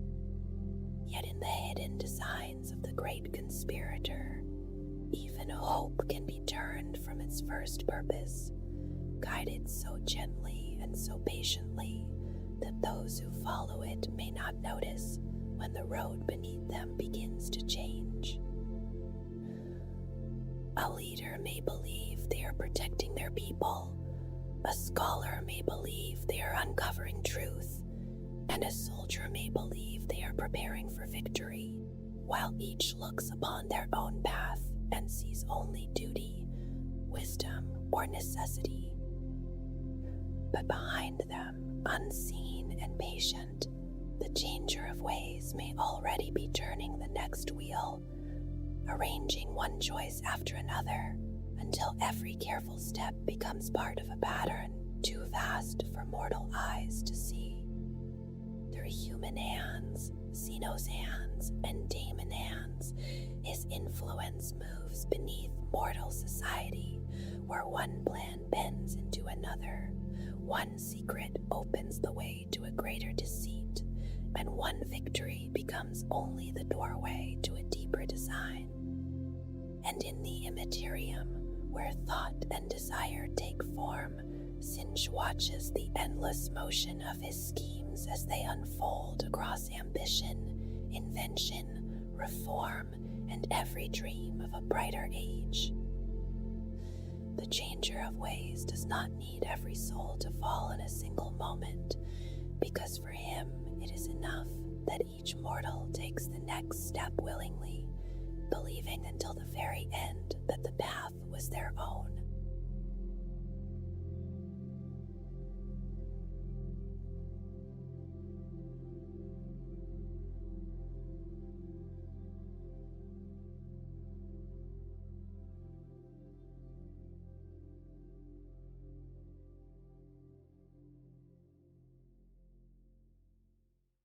Khorne is known as the Blood God, the angry and murderous Lord of Battle.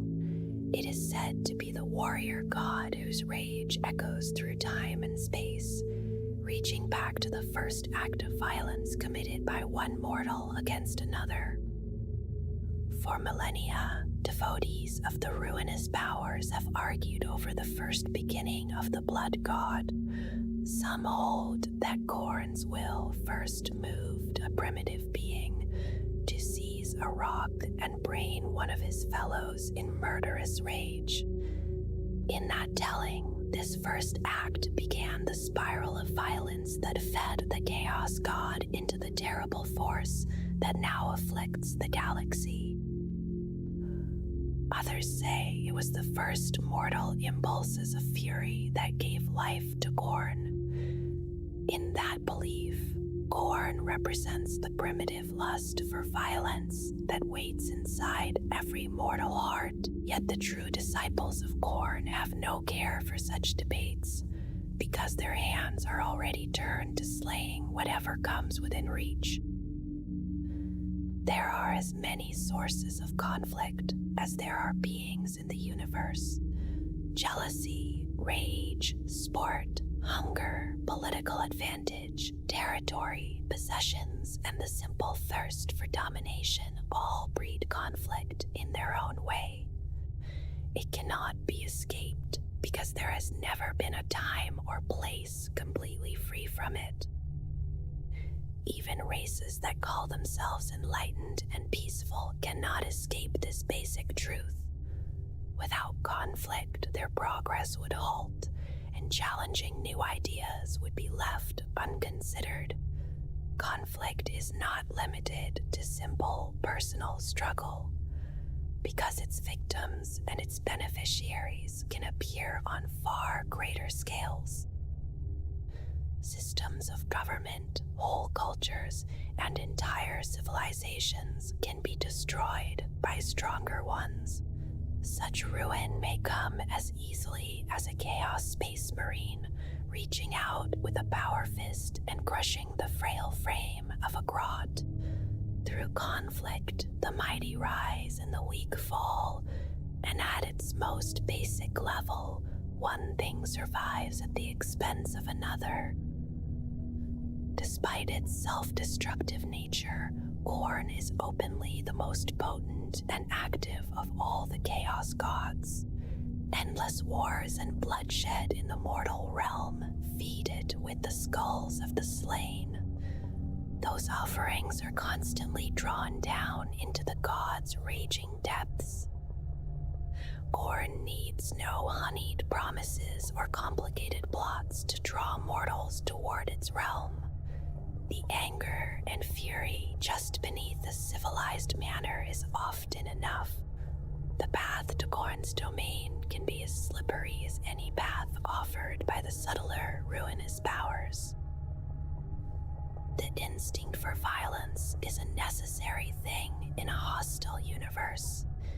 It is praised in those seen as protectors or liberators.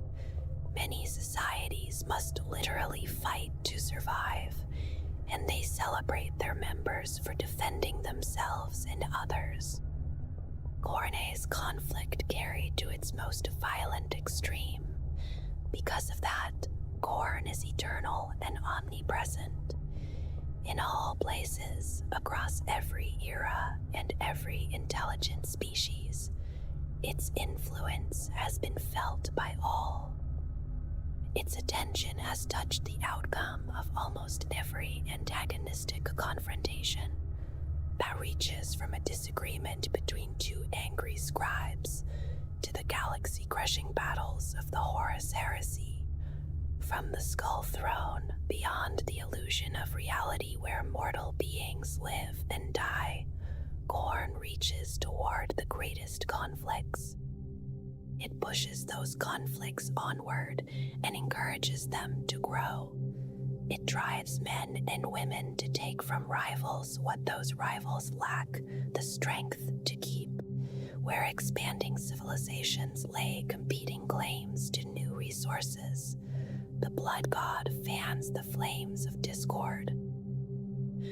When a brother grows jealous of his sibling's position, Khorne heats the blood and the envy toward boiling. Conflict is embraced as possessions are claimed, resources are seized, and brothers are slain.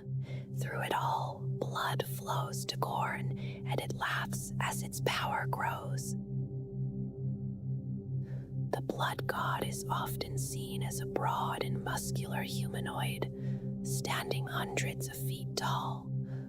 Khorne bears the face of a savage, snarling dog, yet those twisted features are almost hidden beneath a baroque helm.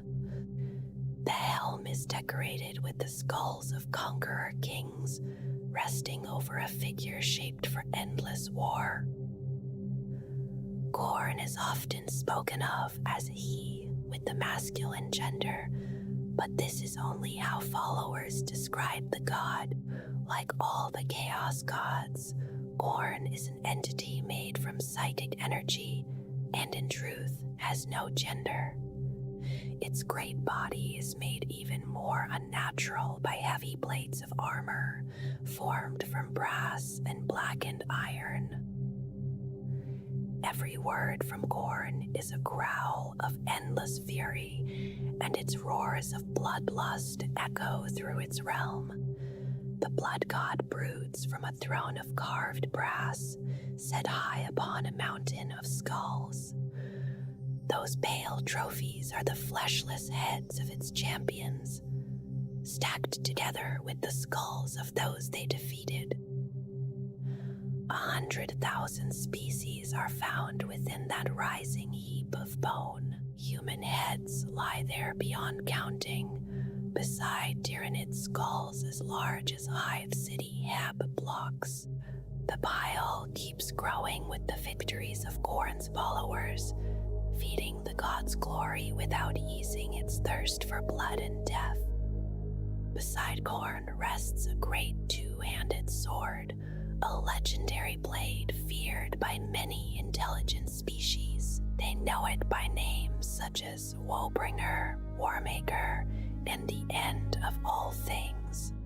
It is said that when Khorne lifts this sword, one sweep can cut through reality itself. Through that wound, the demonic blood legions of Khorne can spill into the materium. Khorne's disciples believe that the brass throne rises above skulls in the middle of a sea of blood. To them, these are the remains of countless followers slain in battle and the multitudes killed in the god's name. The skulls and blood are also described as belonging to all victims slain by the cult of Khorne. Others say the skulls belong to all those slain by Khorne's champions, and to the champions who have also died. The mountain slowly climbs ever higher beneath the throne. By some accounts, a great forge waits at its base, where weapons and armor are made for Khorne's mortal and demonic servants. These followers hold that Khorne embodies mindless and absolute violence. They see in the god a wild bloodlust that wants to destroy everyone within reach, whether friend or foe. True believers of this kind are few, and their number grows smaller as the devoted gladly send one another into Khorne's embrace. They know that Khorne cares not from where the blood flows.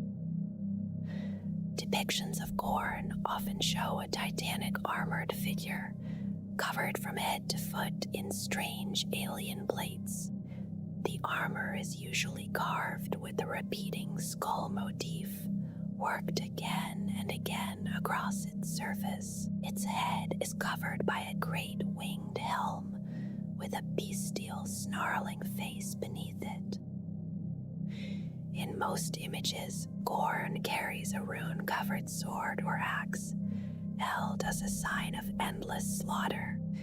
In more primitive cultures, the god is shown more simply, with only fists or claw-like hands. Even then, the image remains one of brute force, remembered through armor, rage, and blood. Why Khorne is bound to the number 8 is unknown, but the bond has existed since the warp first echoed with the god's fury. Its affinity for that figure, and for all of its multiples, appears throughout the order of its demons. It shapes the blood legions, from the ranks of bloodthirsters to the cohorts of a full-strength legion. The number also appears within the blood god's domain in the Immaterium. 8 enormous towers ring the brass citadel, standing around it like marks of devotion. When a Khornate daemon is slain in real space, it must complete 8 tasks before Khorne gives it shape again. In the greatest and most sprawling battles within the warp, Khorne's 8th wave is always the strongest.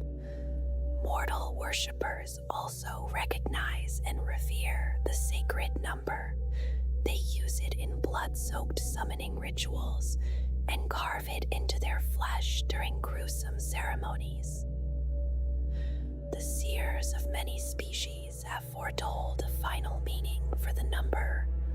Only after 8 ages of war have passed, they say, will Khorne's thirst for blood be slaked. That ending is imagined through one last apocalyptic battle, after ages of violence have already gone by. The deep conflicts of mortal life sustain Khorne in a simple and constant way. They feed it as bread and water might feed a creature of flesh. Yet a mortal body still hungers for richer food, and Khorne hungers for greater conflict. It does not remain content with small quarrels or distant border disputes.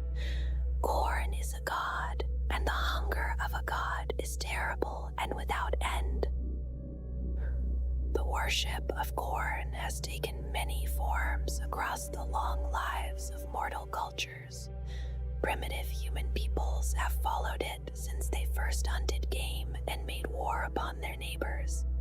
Many did not know that the being they honored was the blood god itself. Some did not even think of it as a god. To them, it was a force of nature to appease, or a spirit to persuade. In such cultures, Khorne may be imagined as a great beast moving through shadow. It may be seen as a dark mastiff with burning eyes, always searching for prey. To ask for the aid of that spirit could mean a better hunt. It could also mean a bloody victory against another clan. Humans are not the only beings who walk this blood-soaked path. Khorne's favor may also come to brutal orcs, even with orc and mork of their own. Fierce Nicoli mercenaries and bloodthirsty Rakghoul hunters can serve the Lord of Skulls. Any warrior from any intelligent species may serve that purpose if they pledge blood and skulls to their master. In return, Khorne gives strength to their arms and rage to their hearts. Even deep deep inside Imperial space, some may turn toward Khorne without understanding it. On a hive worlds, Dangs fight one another for territory and supplies. At times, they may call upon a deadly assassin to remove a powerful rival gang leader at the command of their temple's leadership. Such an assassin may ask for a divine hand. That hand is meant to guide the dagger across the throat of the chosen target. By praying for aid in murder, the assassin risks drawing the notice of Khorne. The Lord of Murder may hear that prayer, even when another name was spoken. The assassin's masters may understand what their servants have become. They may also believe they are sacrificing to some other deity. Some may simply not care who receives the blood, as long as the temple gains power and influence. Khorne gives its help, and then claims the blood as payment. Whatever need drives someone toward it, and whatever name or form they use, one constant remains. That constant is blood, and above all else, Khorne seeks its spilling. Through murder, slaughter, and war, the servants of the blood god tear apart their enemies. Across thousands of worlds, they stain the soil with crimson gore in Khorne's name. Nothing pleases Khorne more than the free flow of sanguine life force. It gives the god power, sustains it, and helps its influence spread. Those who worship Khorne must keep the blood flowing without pause. Khorne does not care from where the blood flows, only that it does. A follower who fails to bring enough blood may become the next offering. Their blood is drunk, their soul is consumed, and their skull is cast aside. It joins the vast mountain of bones that surrounds the throne of skulls. Khorne's influence is a steady tide of aggression across the mortal world. It pushes living beings toward brutality, murder, and bloodshed. Yet this alone cannot satisfy the Lord of Battle. Small acts and hidden violence cannot keep the rivers of its realm filled with blood. They cannot raise its throne higher upon the mound of skulls. Those smaller acts cannot feed the boundless rage at the core of Khorne's being. Khorne demands slaughter on the scale of planets. It demands the murder of entire species, and most of all, it demands battle without end.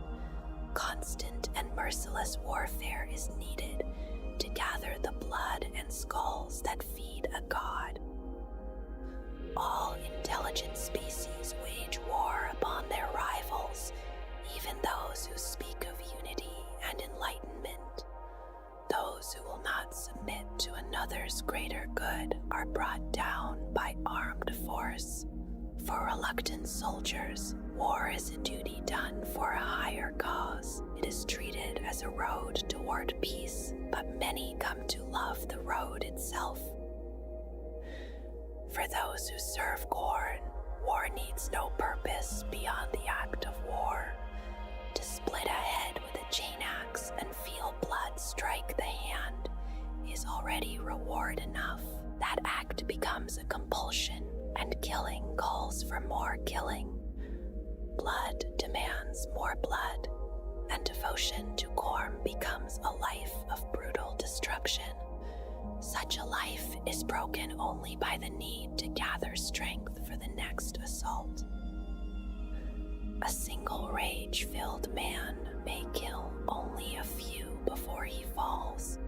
When hundreds or thousands gather together, cities and planets begin to shake in fear. Armies of Khorne's devoted worshippers descend upon a world with one purpose.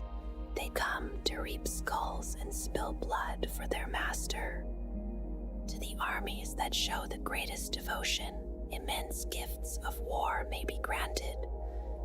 Huge demon engines and weapons of incalculable destructive power are given to those with the largest body counts. The doom orders of these chosen forces rain gravedigger shells upon terrified people. Beneath that falling death, ranks of frenzied warriors tear into a planet as though it were alive. Orbital defenses are smashed, cities are razed, and enemy war machines are destroyed. When the way has been cleared, the killing can begin in earnest. Destruction from ranged weapons is only a beginning. True martial achievement is found in close quarters, where each kill feeds the greater slaughter. No captives are taken, and no lives are spared by the armies of Khorne. The blood god does not accept mercy. Streets become rivers of blood, and bones break beneath the boots of those advancing. With every step, the armies of Khorne drive themselves toward greater carnage. At first, pistols are put away in favor of chain swords and power axes. Blades bite deep into chests and necks, tearing through the flesh of terrified enemy soldiers. The resistance of that flesh brings grim satisfaction to the one who strikes.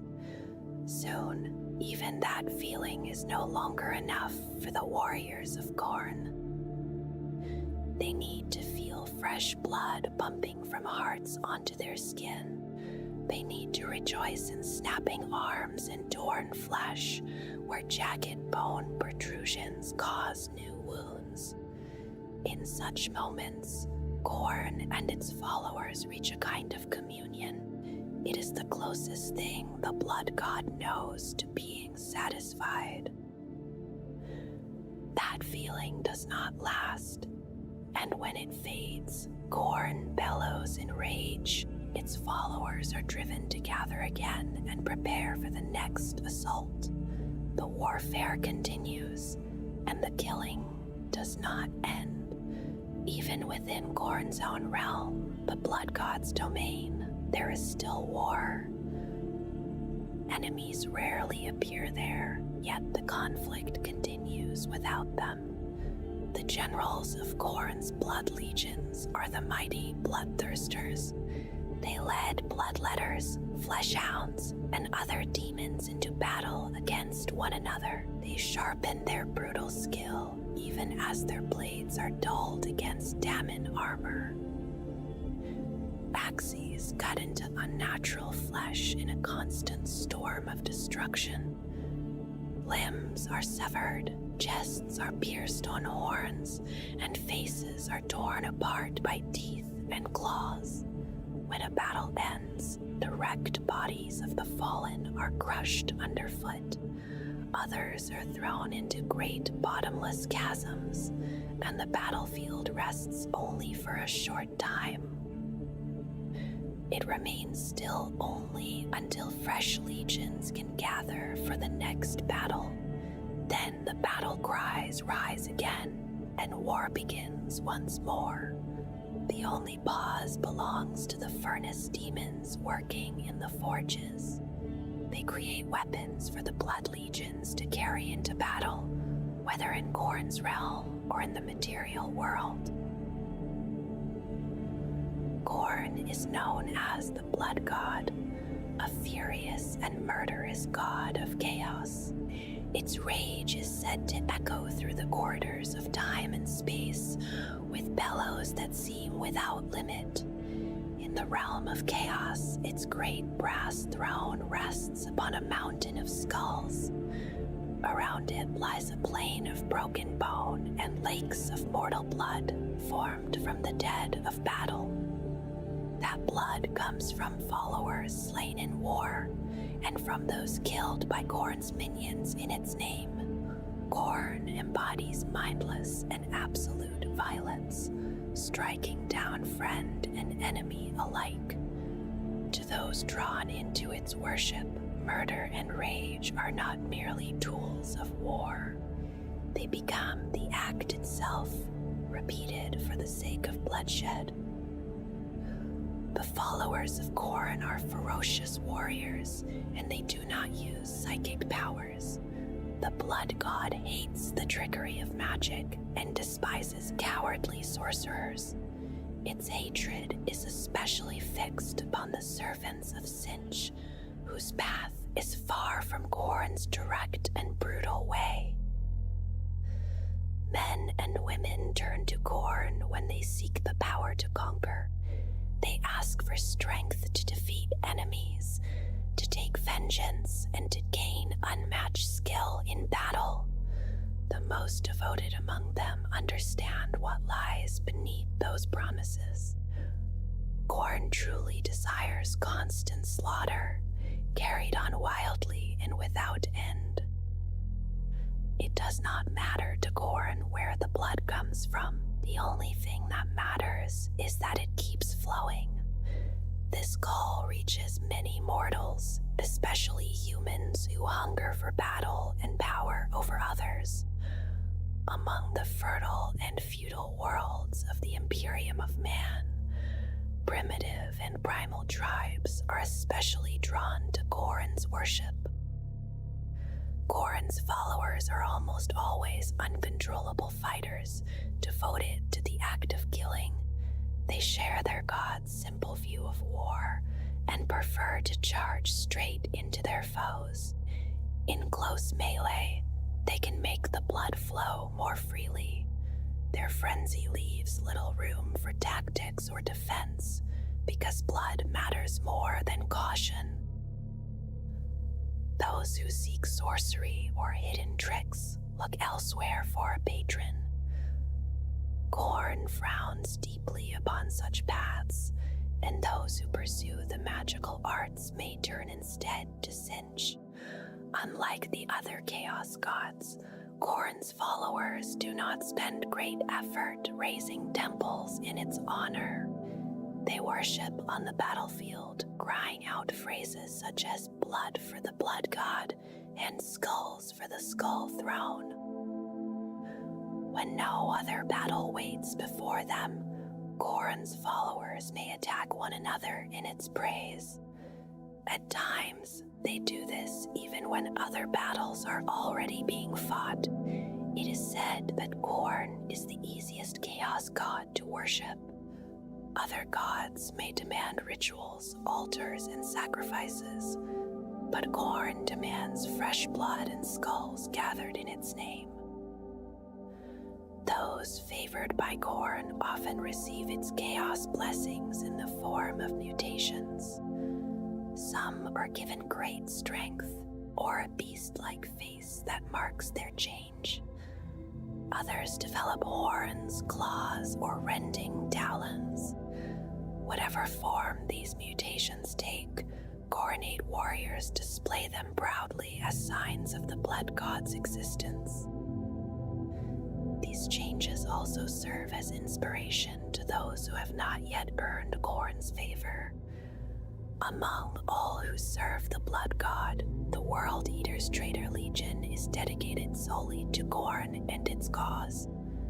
Their devotion belongs to the shedding of blood and to the defeat of every enemy before them. The worship of Khorne speaks most clearly to warriors and soldiers. It also calls to others in military lives and to anyone who feels weak or powerless. For such people, Khorne offers the strength to exert their will.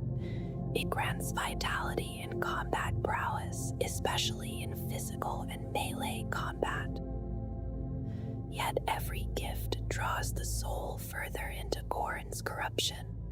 The deeper a person falls into its brand of chaos, the more bloodlust takes hold.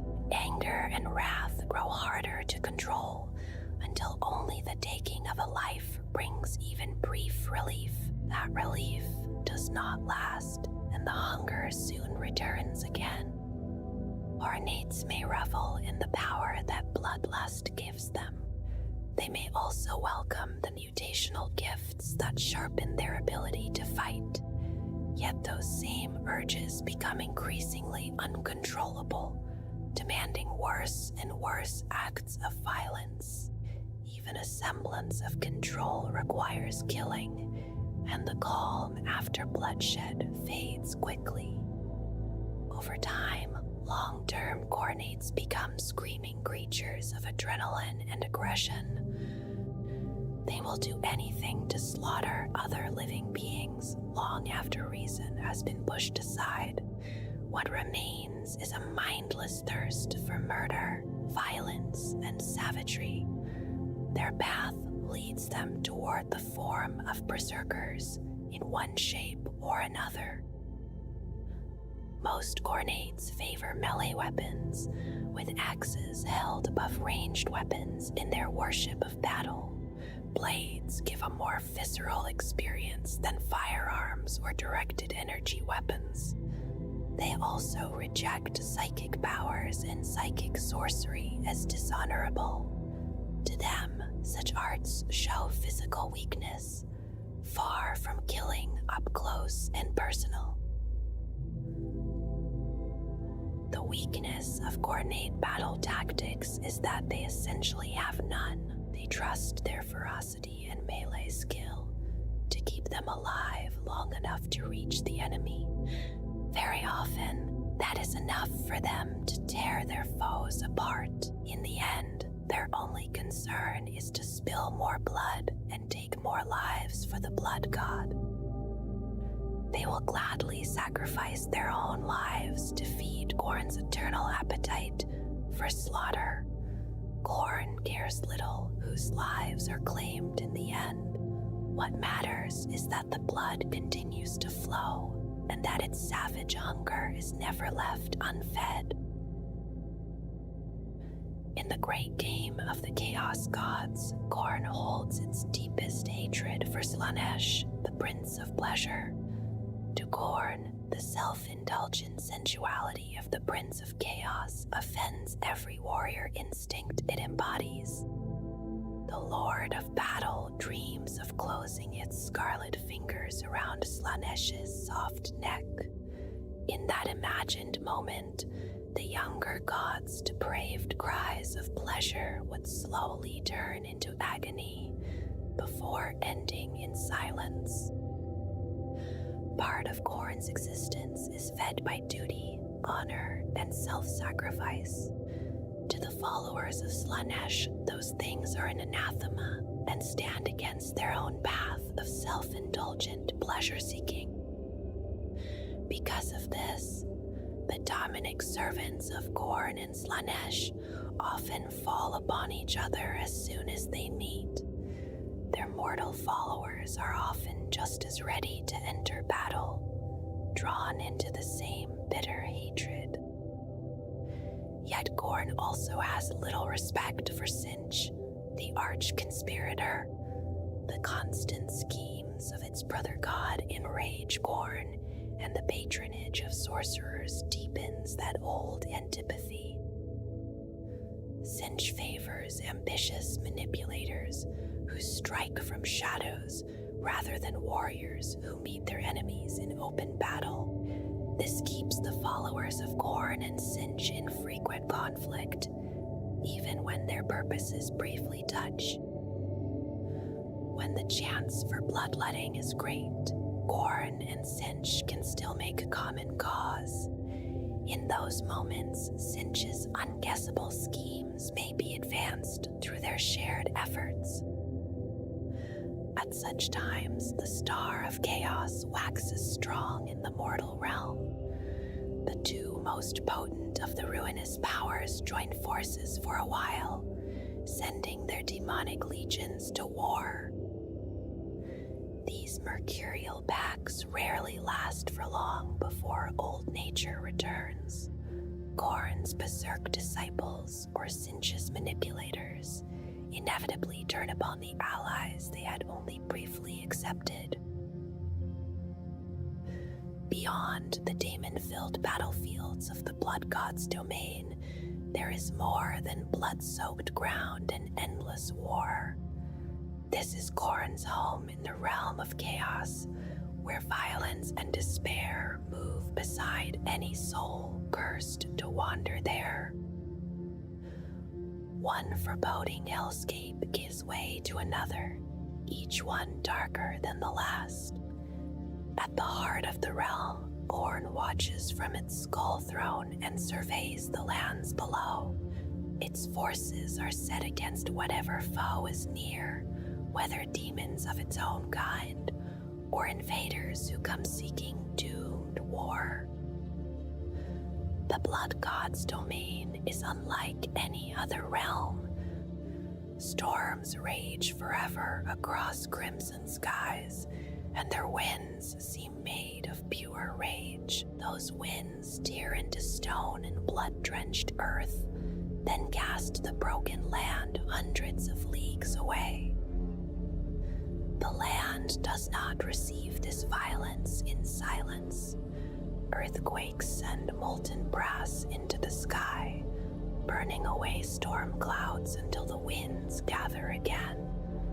New mountains rise from flat ground in an instant, some like gigantic living swords and others like shields before the storm.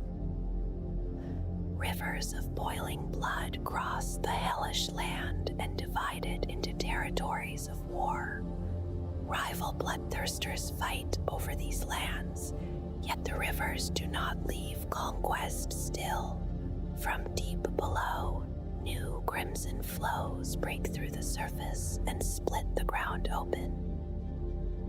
Each river pulls down whatever once stood in its place, including demonic legions that may have marched there. The land answers by pressing the riverbanks inward again. Brass-spewing volcanoes pour liquid metal into the blood, sealing the wounds with burning fury. Every part of this realm fights to destroy the others.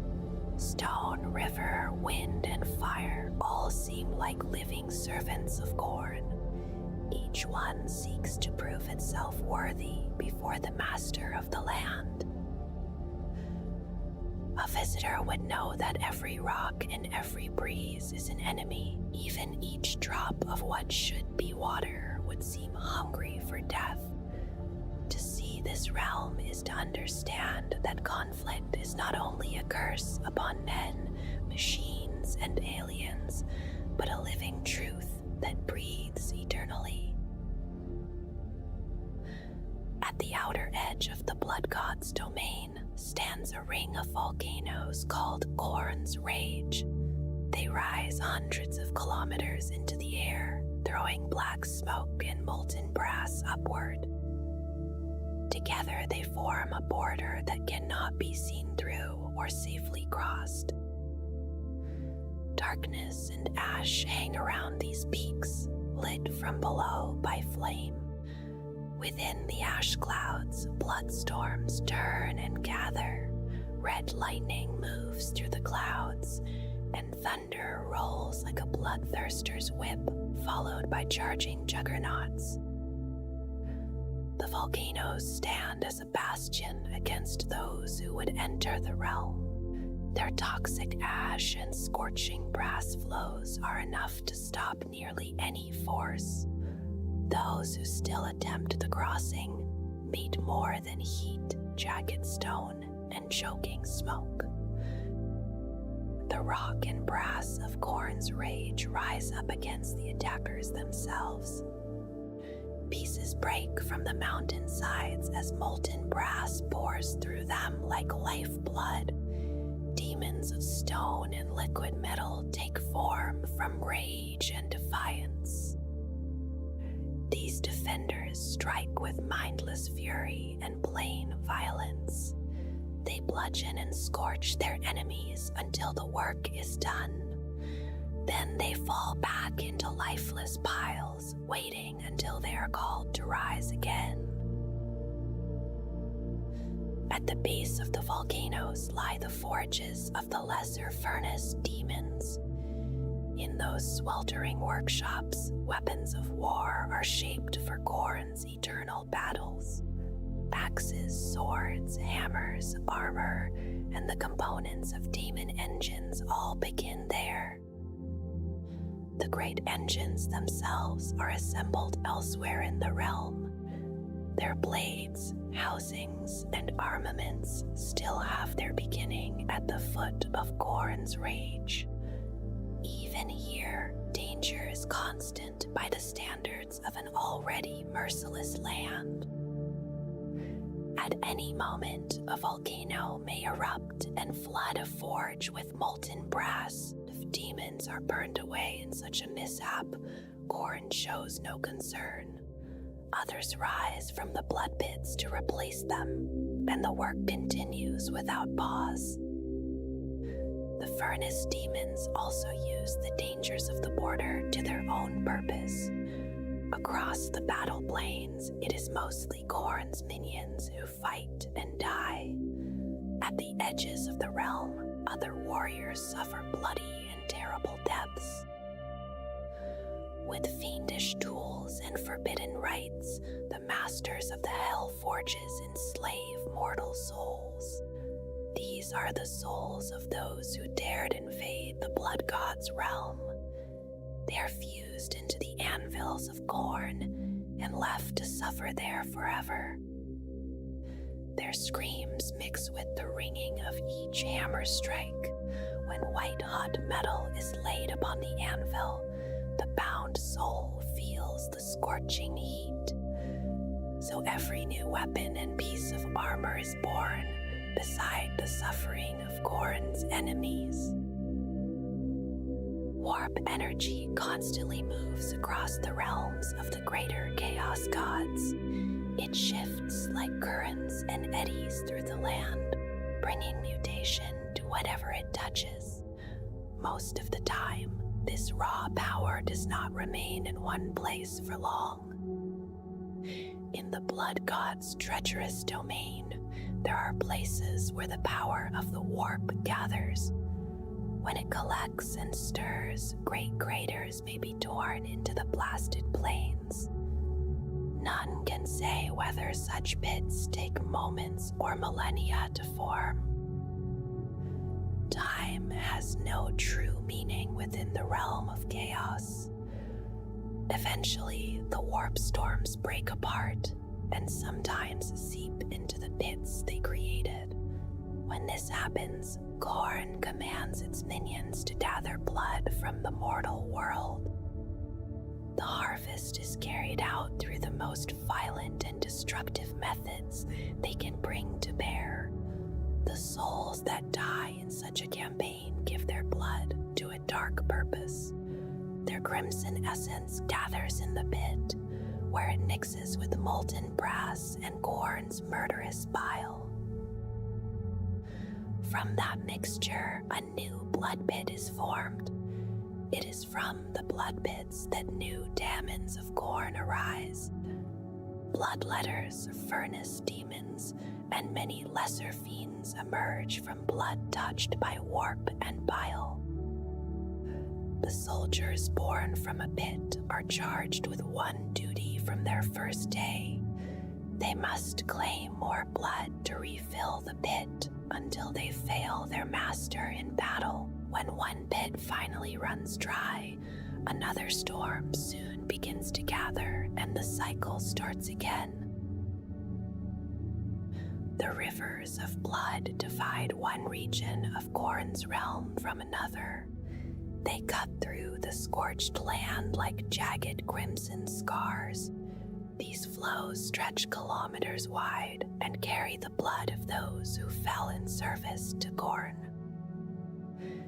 Victims and followers alike feed these sanguine canals.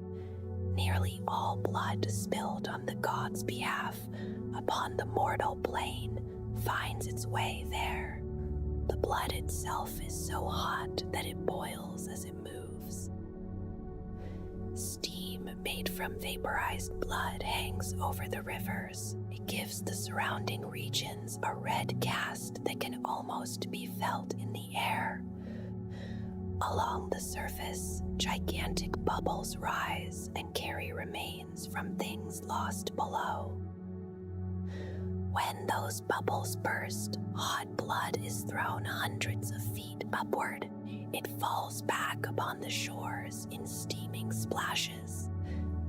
The shapes left behind often resemble the spray from an opened artery. Thousands of blood rivers cross the land before they reach a bleak precipice. From that wall, they fall for kilometers in waterfalls of gore. At the base, the falling blood forms the Lake of Slaughter.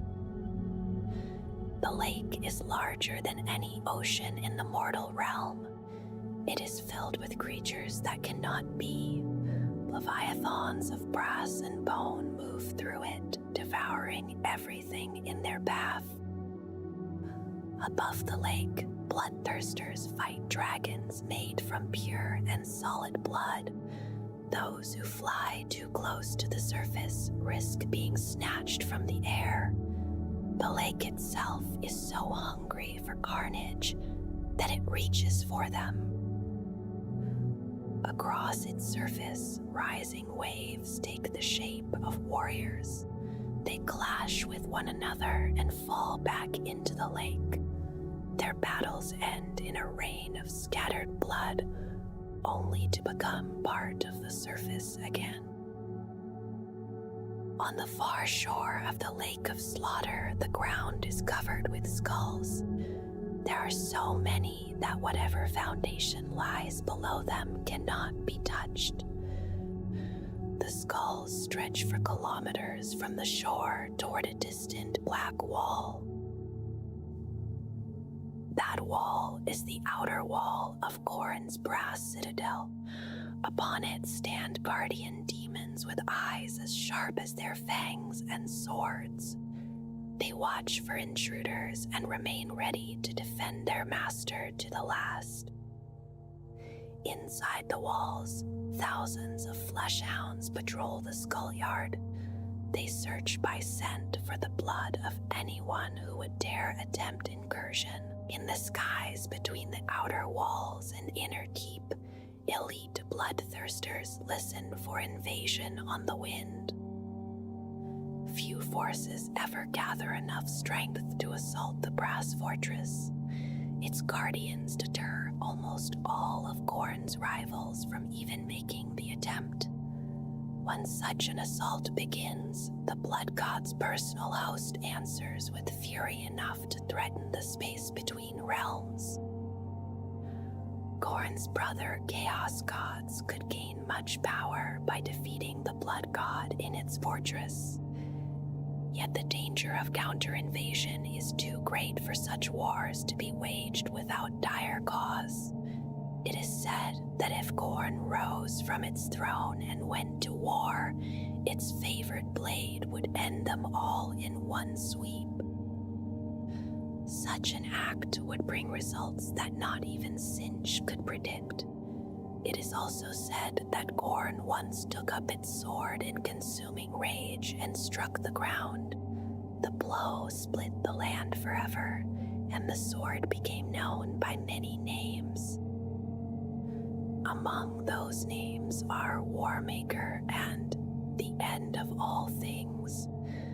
The blade can lay waste to entire worlds with a single blow. Because of this, an uneasy balance remains between the ruinous powers. When Khorne destroys the invading armies of its brother gods, they do not answer with direct retribution. When the threat has ended, Khorne does not press its advantage. Instead, it returns to the inner sanctum and takes its place again upon the throne of skulls. In the very center of the brass citadel, beyond the bastion stair and the 8 iron pillars, Khorne watches from the throne of skulls. From that seat, the god commands its blood legions and mortal servants. they are sent to bring war to the distant corners of the galaxy. Every victory Khorne witnesses leaves it thirsting for more blood. With every defeat, the god takes the blood of a failed champion.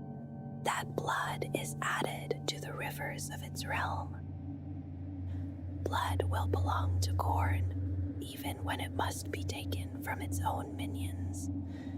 Around the Throne of Skulls rises a mound of bone that holds the god aloft. Ornate chaos champions and fallen enemies alike have added to that mass.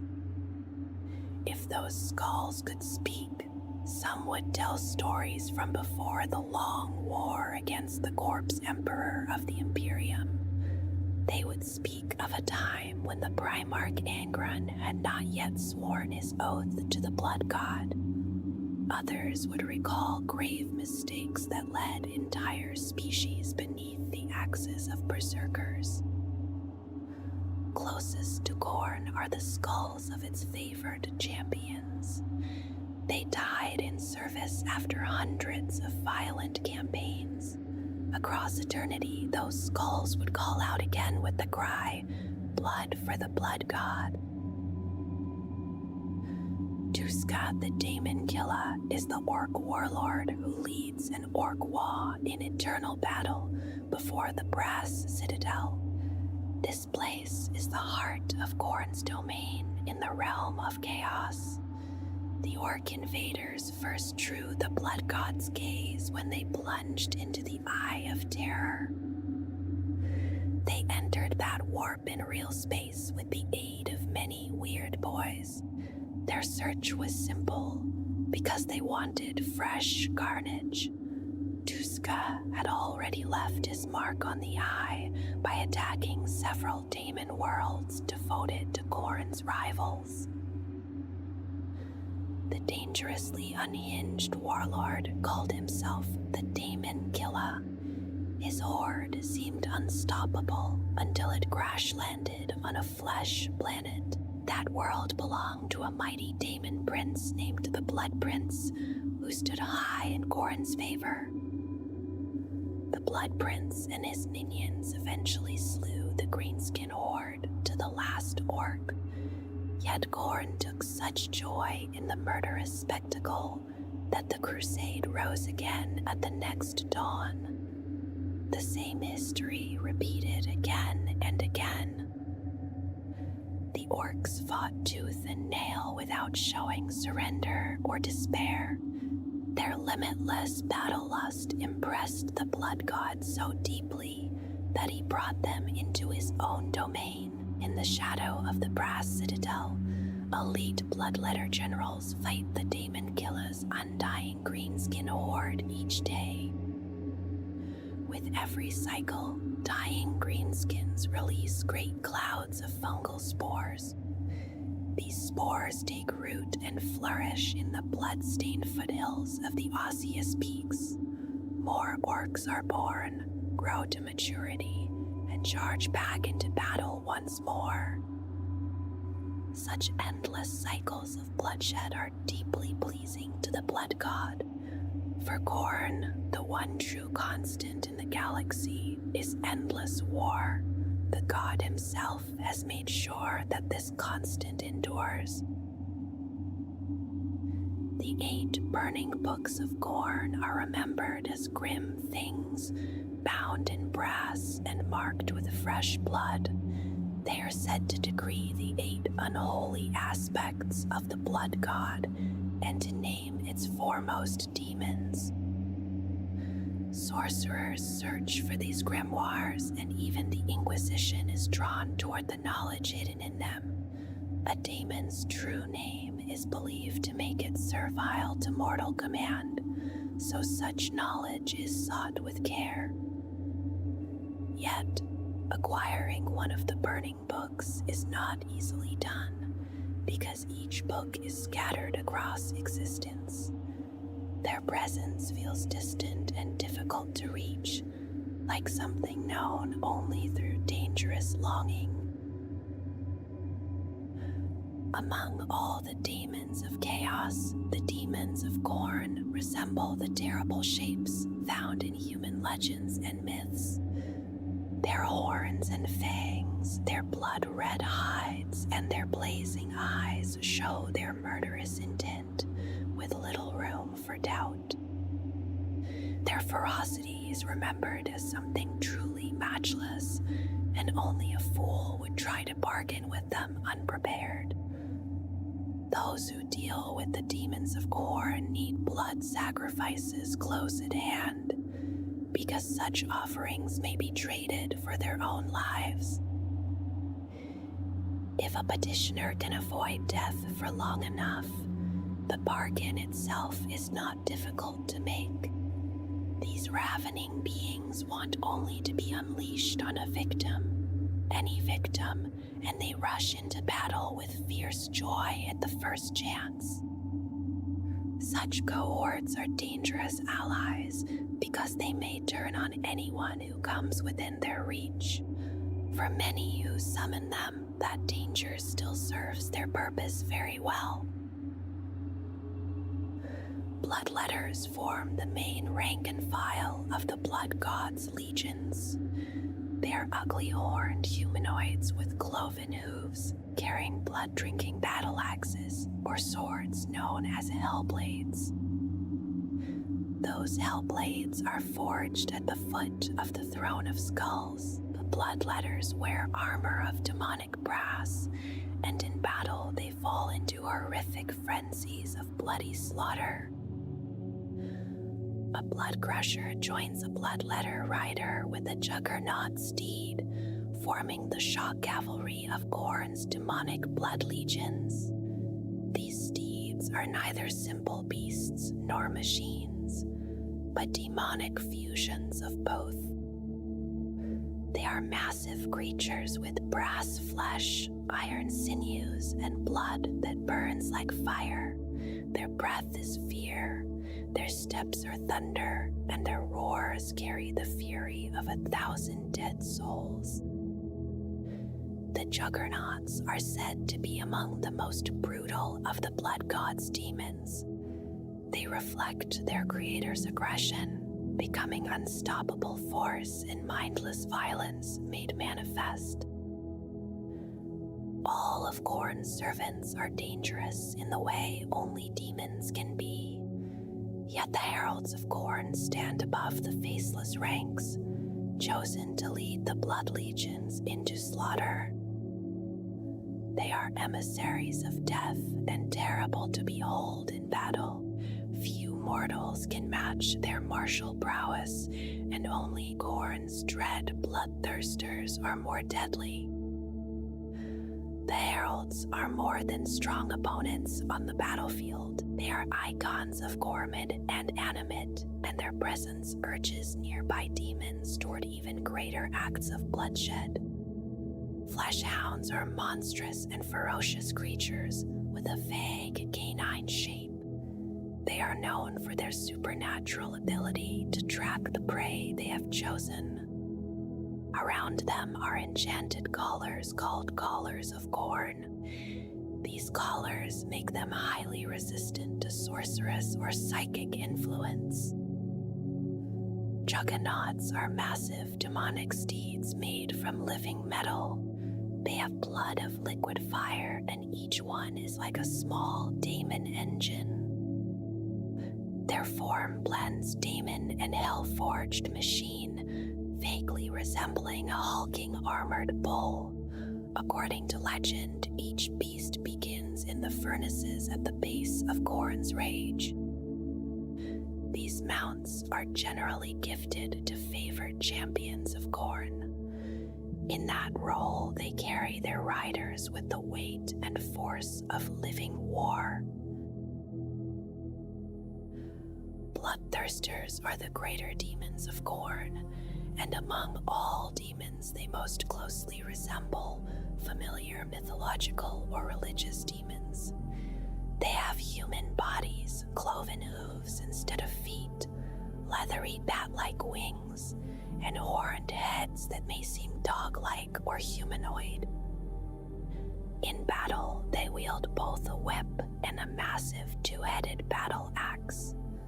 As the greatest manifestation of the god of war, a dreaded bloodthirster is among the most powerful warriors found on any battlefield. The Daemon Princes of Khorne are also called the favored of the Blood God, Blood Princes, and Bone Lords. Not all of these demonic servants began as beings of everlasting chaos. Some once moved through the material universe as living creatures of weak and limited flesh. They sought something greater, offering themselves to Khorne for unmatched strength and limitless martial power. A mortal who walks this path knows that every step may be the last. Service to the capricious blood god is filled with constant danger, and many champions displease their master along the way. Those failures may end their relatively sane days as mindless chaos spawn.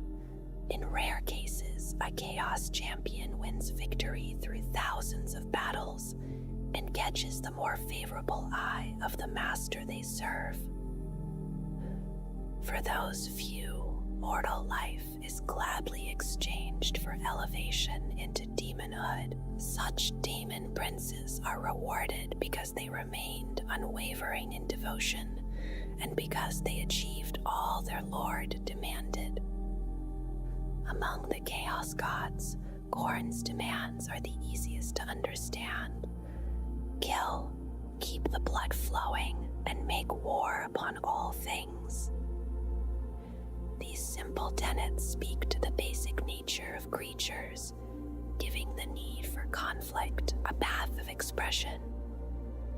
Khorne does not care whether his champions began as Hive City scum or as space marines. If they give him an unending flow of blood, they may earn the rewards he grants. For his servants, elevation to demonhood is the greatest reward of all. Angron, the Red Angel, is the Daemon Primarch of the World Eater's Traitor Legion. He fell into the service of Khorne during the bloody days of the Horus Heresy. Earlier in the 41st millennium, Angron last united his legion and invaded real space during the First War for Armageddon. His name remains tied to that return from the realm beyond. Kabanda is a bloodthirster, recognized among the most powerful and most feared servants of the Blood God. During the Horus Heresy, he became the lasting nemesis of Sanguinius and his 9th Legion. He played that role during the Cygnus campaign and later at the Siege of Terra after the Great Rift formed in 41st millennium. He was also responsible for destroying most of Tyranid High Fleet Leviathan. That destruction came during the devastation of Baal, and it saved the Blood Angels chapter of the Adeptus Astartes from annihilation. They were his most hated foes, and Kabanda wanted only himself to bring the sons of Sanguinius to final ruin. Karanak is the three-headed flesh hound that prowls Khorne's grand throne room. That throne room lies in the brass citadel within the Blood God's domain. He never sleeps, and like the Blood God's vengeance, Karanak remains ever watchful. He searches the shadows for intruders and interlopers or gnaws bones discarded from the skull throne. At times, he stalks bloodletters and furies through the vaulted hall. As the physical form of Khorne's vengeance, he is the hunter chosen to seek those who have broken the warrior creed.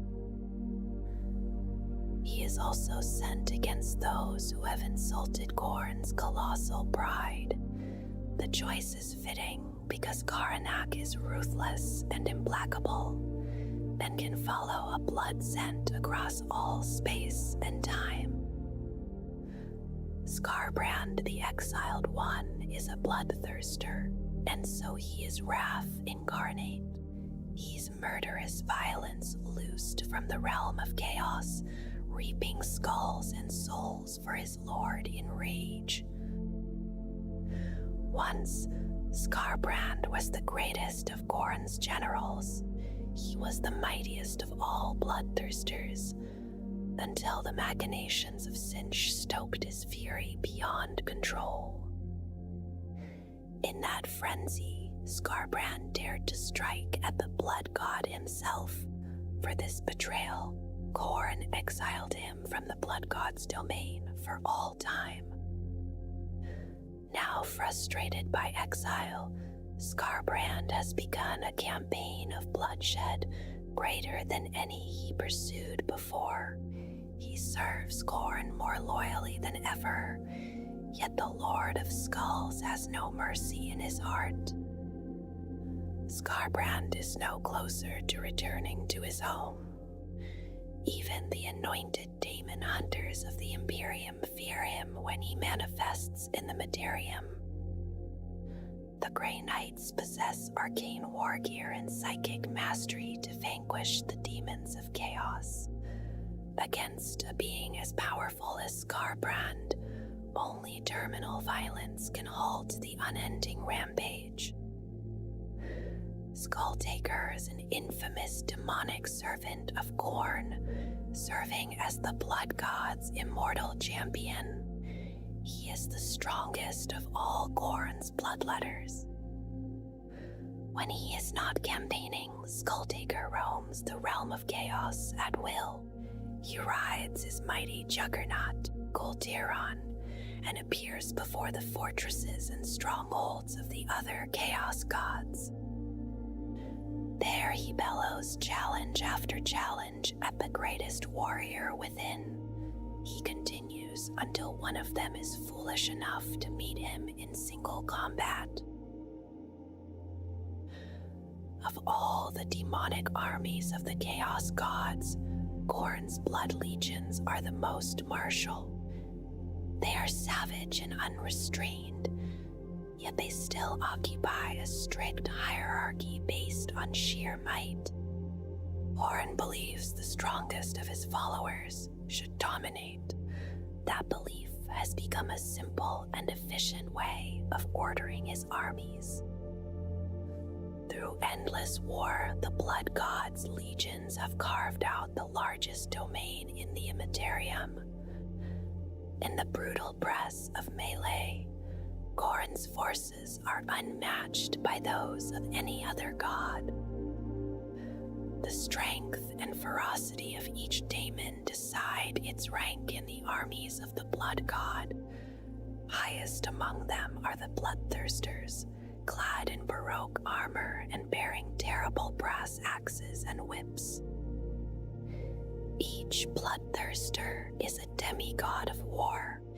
If they were warriors and nothing more, they would already be terrifying enough to the foes of Khorne.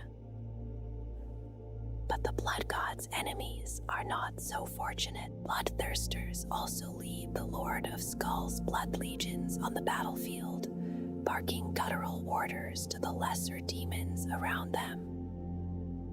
They prove dominance and dedication by defeating the mightiest enemy combatants. Among Khorne's servants, they are figures of awe, often drawing demonic champions into their entourages. Each blood legion is divided into 8 cohorts.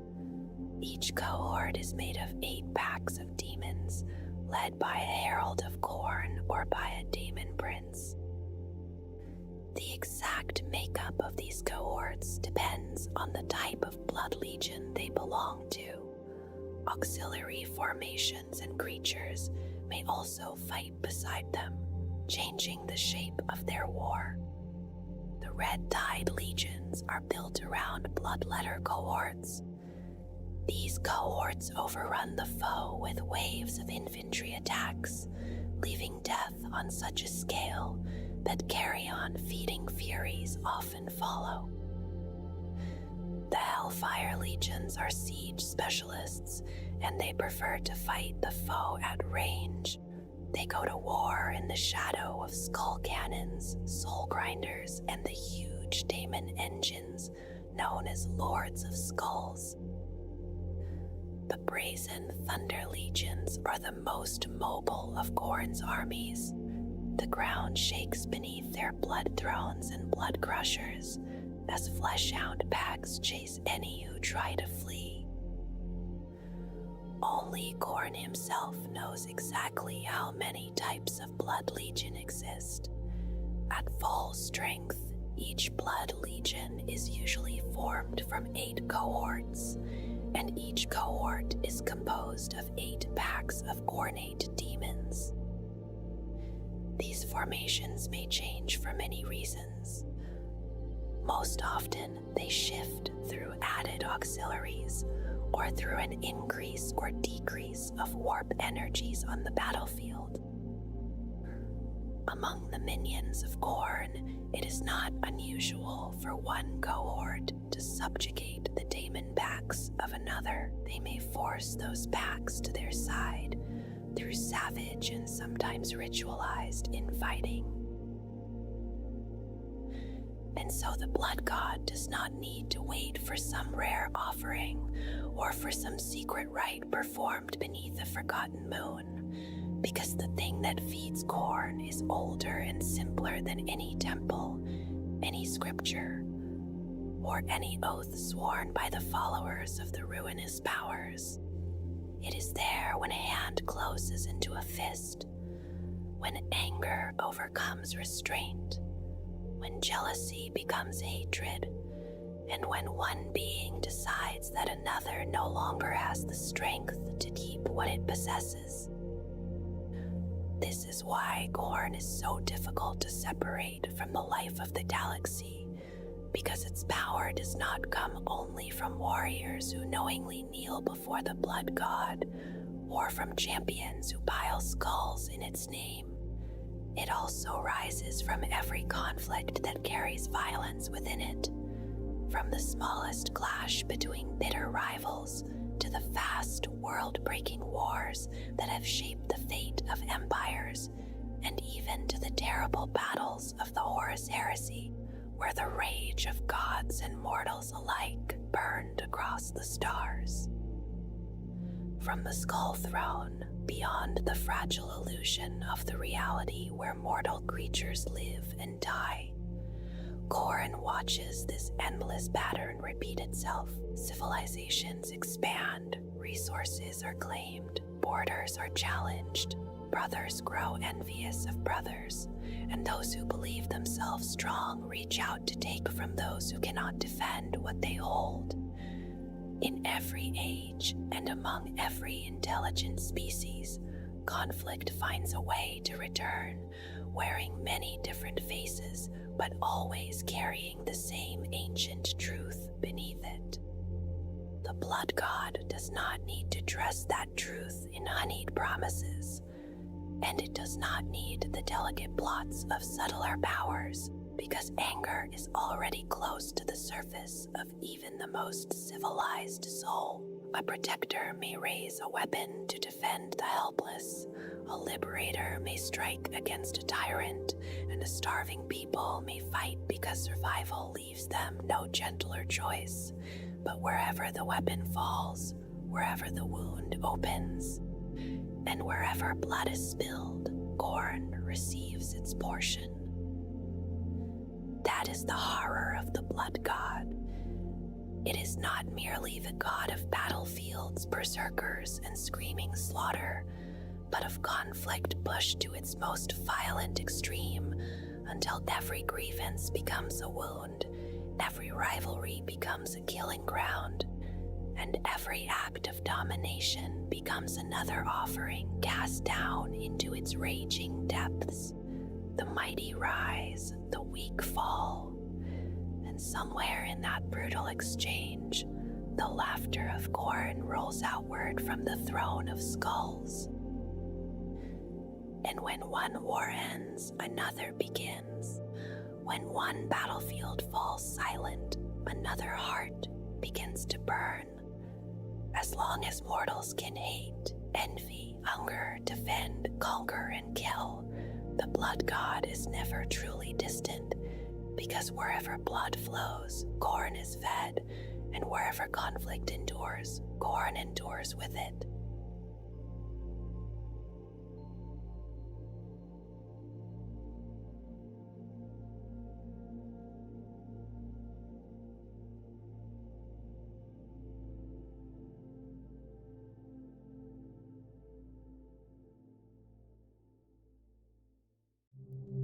At the very beginning of known time, an ancient alien species called the Old Ones shaped the fate of the galaxy.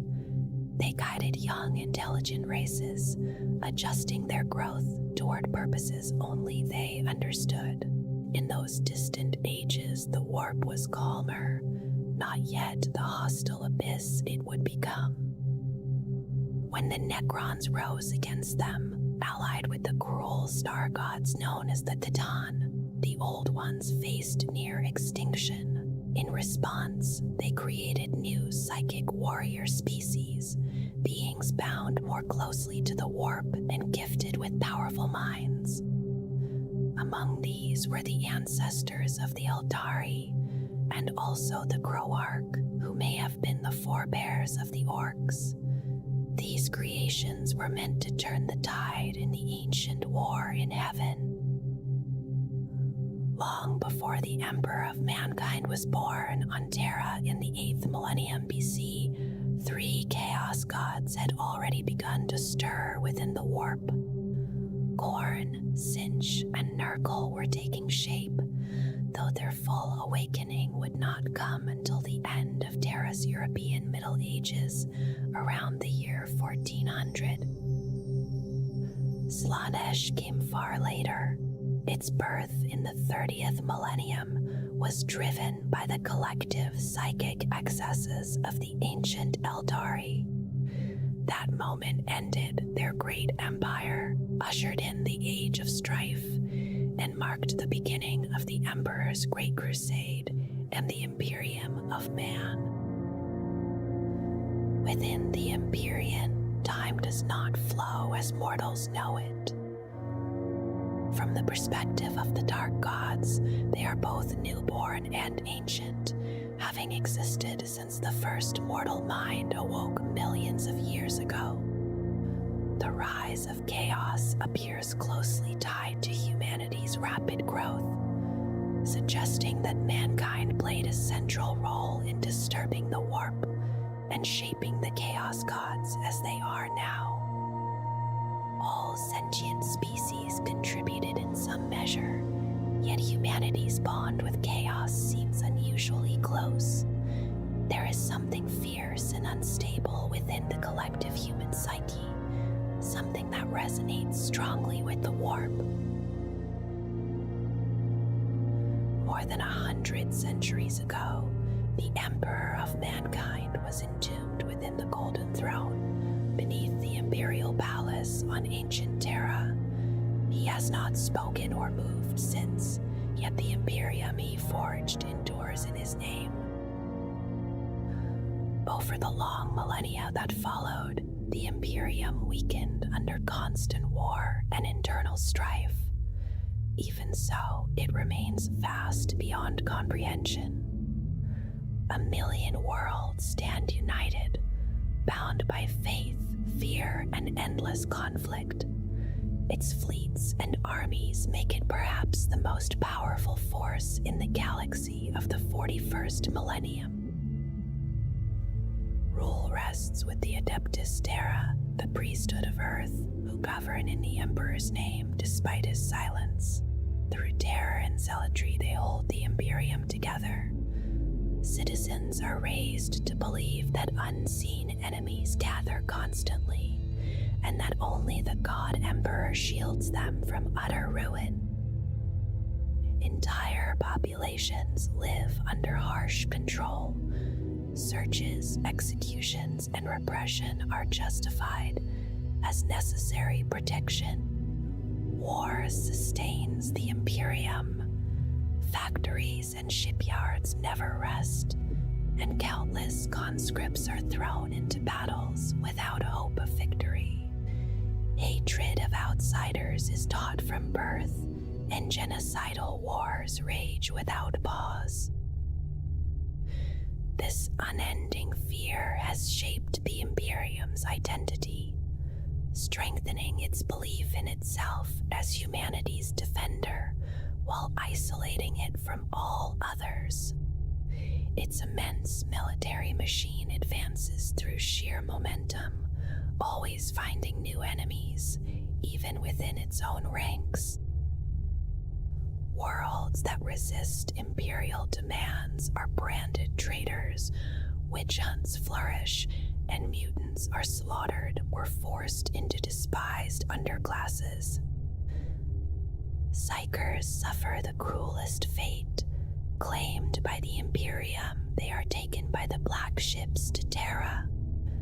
Few ever return, and their ultimate fate is whispered only in fearful legends. The arrival of the black ship spreads terror and sparks rebellion, yet resistance is crushed without mercy. Though the Imperium claims 1,000,000 worlds, its true borders constantly shift. Distance and delay made accurate records impossible. Across every type of world, from hive cities to agri-domes, humanity lives beneath the Imperial Aquila. If ever fully united, the Imperium would be unstoppable, yet distance, rivalry, and division ensure it never truly is. To some, the Imperium is a brutal but necessary shield against darkness. To others, it is a decaying tyranny choking humanity's future. Both views exist, shaped by where one stands. This account is written from the perspective of those who oppose the Imperium, and its truth is left for the listener to judge. Long before the Imperium, humanity spread across the stars.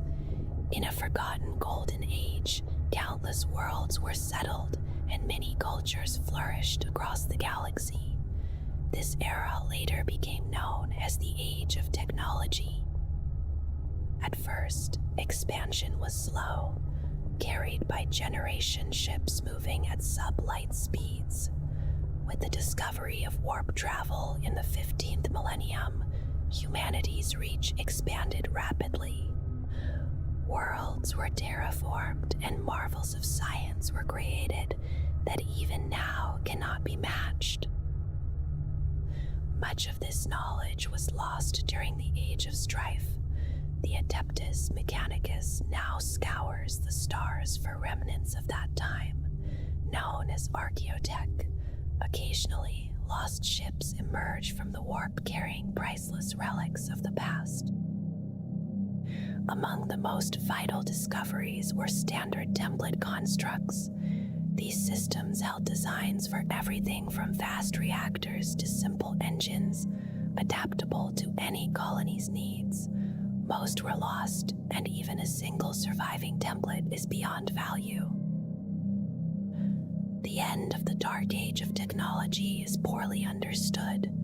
Some speak of warp storms and isolation. Others recall mutation, psychic awakening, and predation from the warp. Followers of chaos see this as humanity's first true fall into anarchy. Whatever the cause, the Age of Strife followed. Human worlds fought each other and alien invaders alike. Many were destroyed or enslaved. Earth itself was cut off by warp storms and descended into chaos, ruled by warring techno-barbarian tribes. During this age, the Emperor emerged on Earth. His origins were unknown even then. Through conquest and vision, he unified Terra and promised a restored humanity, free from ignorance and fear. He foresaw a future where humanity would reclaim the stars. The Emperor allied with the cult Mechanicus of Mars. convincing them he was the Omnissiah. This pact allowed him to prepare for conquest beyond Earth. Fearing chaos, he created the Primarchs, transhuman beings of immense power, meant to lead humanity and stand free of corruption. The ruinous powers intervened, scattering the Primarchs across the galaxy. Unable to recreate them, the Emperor instead created the Space Marines, lesser reflections of the Primarchs, formed to lead his armies. When Slaanesh was born, warp storms around Terra collapsed. The path to the stars opened. The Great Crusade began, and the Imperium was forged through conquest. The Emperor first sought his lost Primarchs, drawn to them through psychic means. Each was found as a powerful leader within an alien culture. They showed no clear sign of corruption, and the Emperor welcomed them as successes of his design. Legends speak of dramatic reunions. Though some Primarchs resisted and were forced to submit, each was given command of a Space Marine legion drawn from their own genetic line. Led by their Primarchs, these legions became unstoppable. The Great Crusade surged outward. Alien empires fell. Human worlds were reclaimed or destroyed. Psychers and mutants were purged, and followers of chaos driven into hiding. Xenophobia hardened as humanity learned to fear all others. Some advanced human civilizations resisted and were crushed at terrible cost. Ancient knowledge was lost to virus bombs and cyclonic weapons. Unification gave way to domination, and refusal meant annihilation. Imperial institutions followed the armies. Governors ruled by tithe. Laws were imposed. Cultures were bent into conformity. Life under the Imperium became defined by obedience and toil. For a time, humanity believed itself reborn. Chaos seemed distant. It was not. The Primarchs had not escaped chaos untouched. Whispers crept into their dreams, feeding pride and doubt. One by one, their flaws deepened. Half of them fell without realizing their loyalties had shifted. Horus Lupercal, greatest of the Primarchs, was named War Master. Trusted above all others, he led the Great Crusade while the Emperor returned to Terra. Slowly, Horus came to see the Emperor as weak and deceitful, hiding selfish ambition behind noble words. Wounded on Davin and saved through a pact with chaos, Horus embraced rebellion. He gathered allies in secret, drawing legions to his cause through loyalty to their Primarchs. The taint spread quietly. At Istvan III, Horus ordered extermination from orbit. Billions died in minutes. Loyalists escaped to warn Terra, but the Imperium was already fracturing. Mars erupted in civil war as the Dark Mechanicum rose.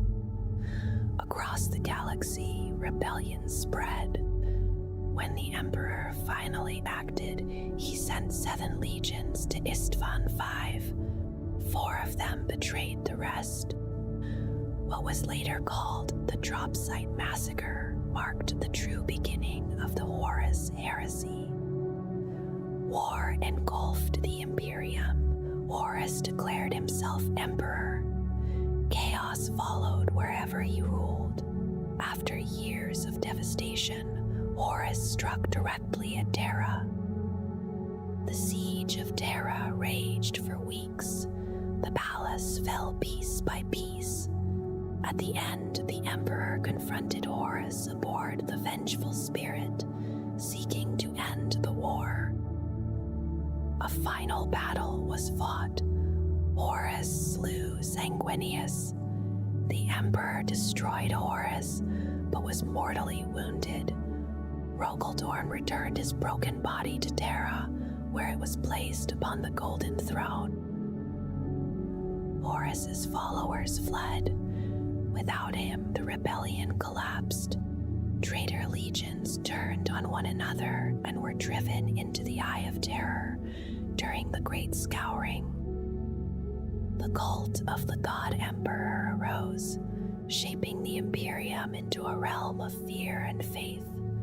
10,000 years later, Horus is remembered as the greatest traitor, though some still see him as a rebel against tyranny.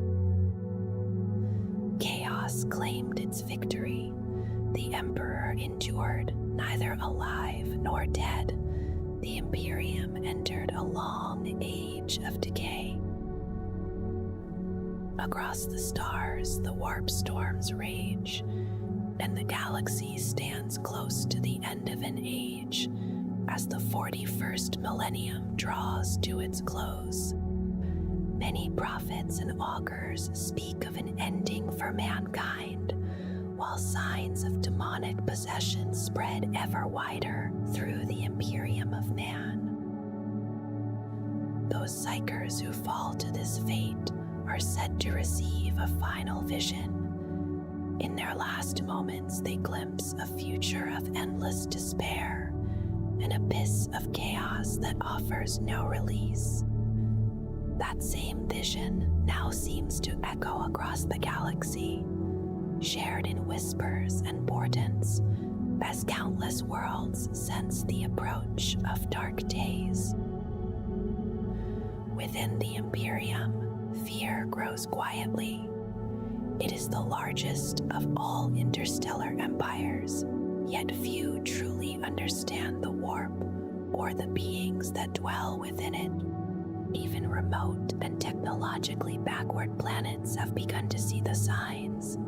Through the spread of mutation, the rise of chaos cults devoted to the dark gods, and the growing number of psychers among humanity.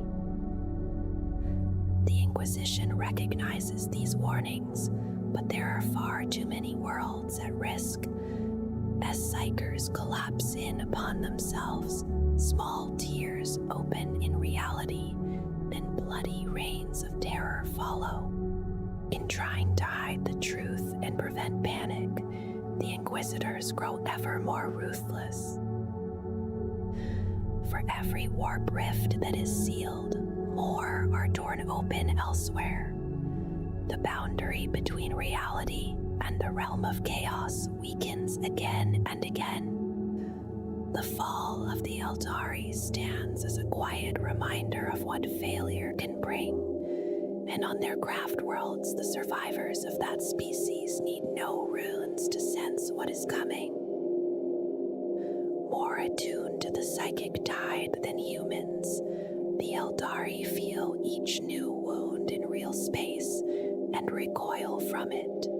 Even the Drukari, cruel and self-serving beyond human measure, fear a galaxy drowned in chaos, knowing that their hidden city of Kamura would not remain safe for long.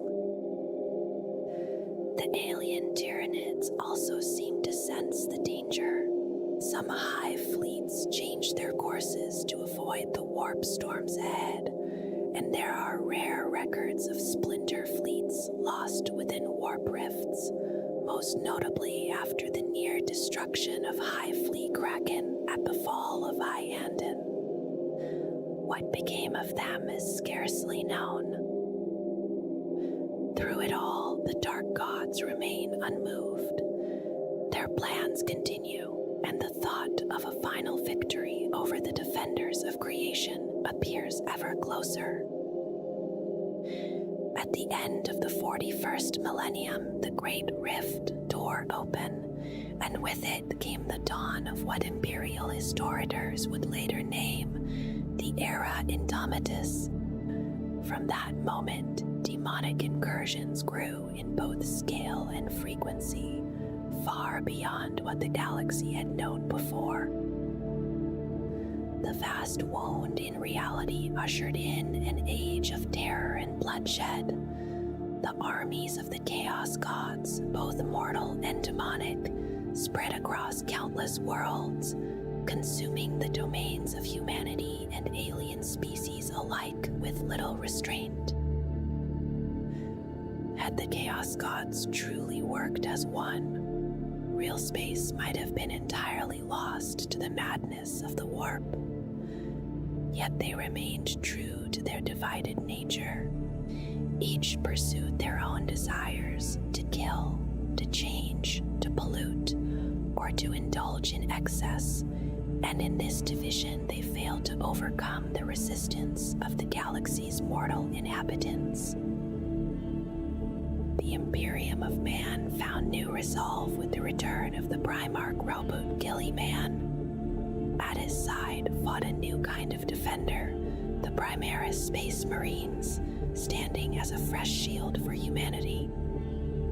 Other ancient starfaring species continued to resist.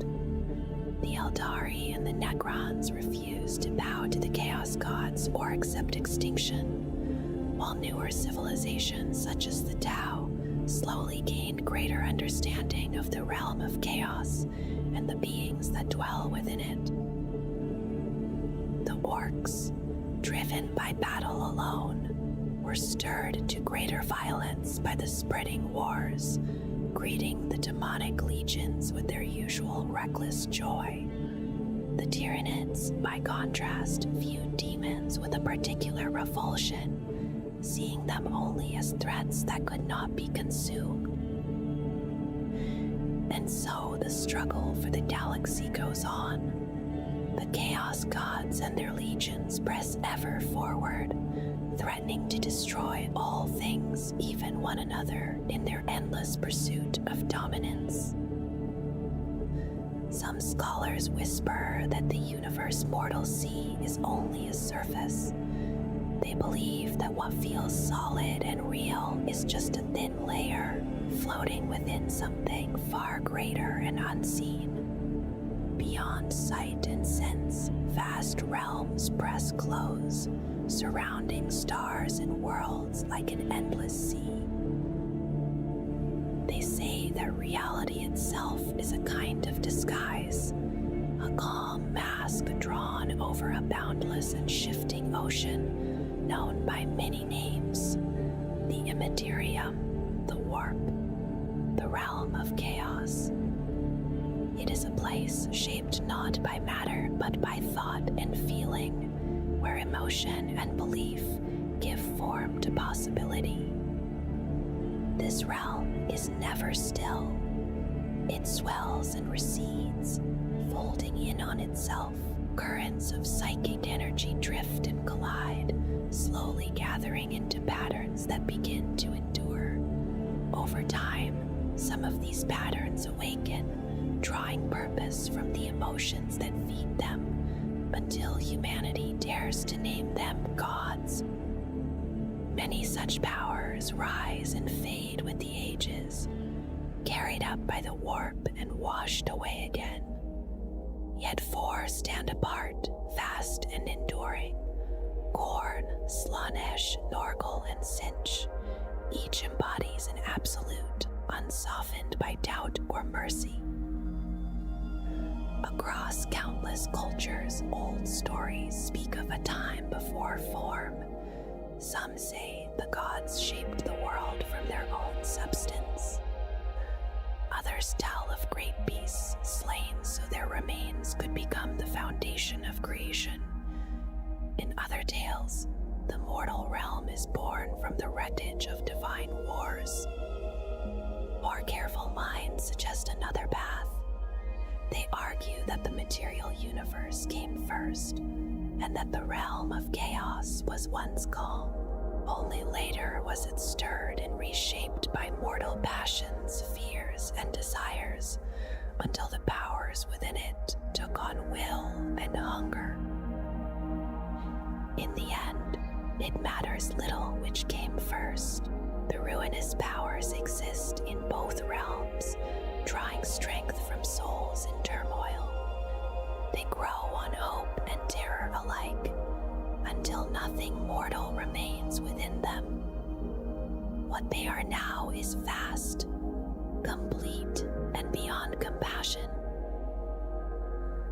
Some mortals still turn toward them, even from beyond the realm of chaos. Those who offer devotion must walk alone, learning too late what such allegiance brings. Visions come, bodies change. Marks and mutations appear without warning, yet the promise of power blinds many to the cost.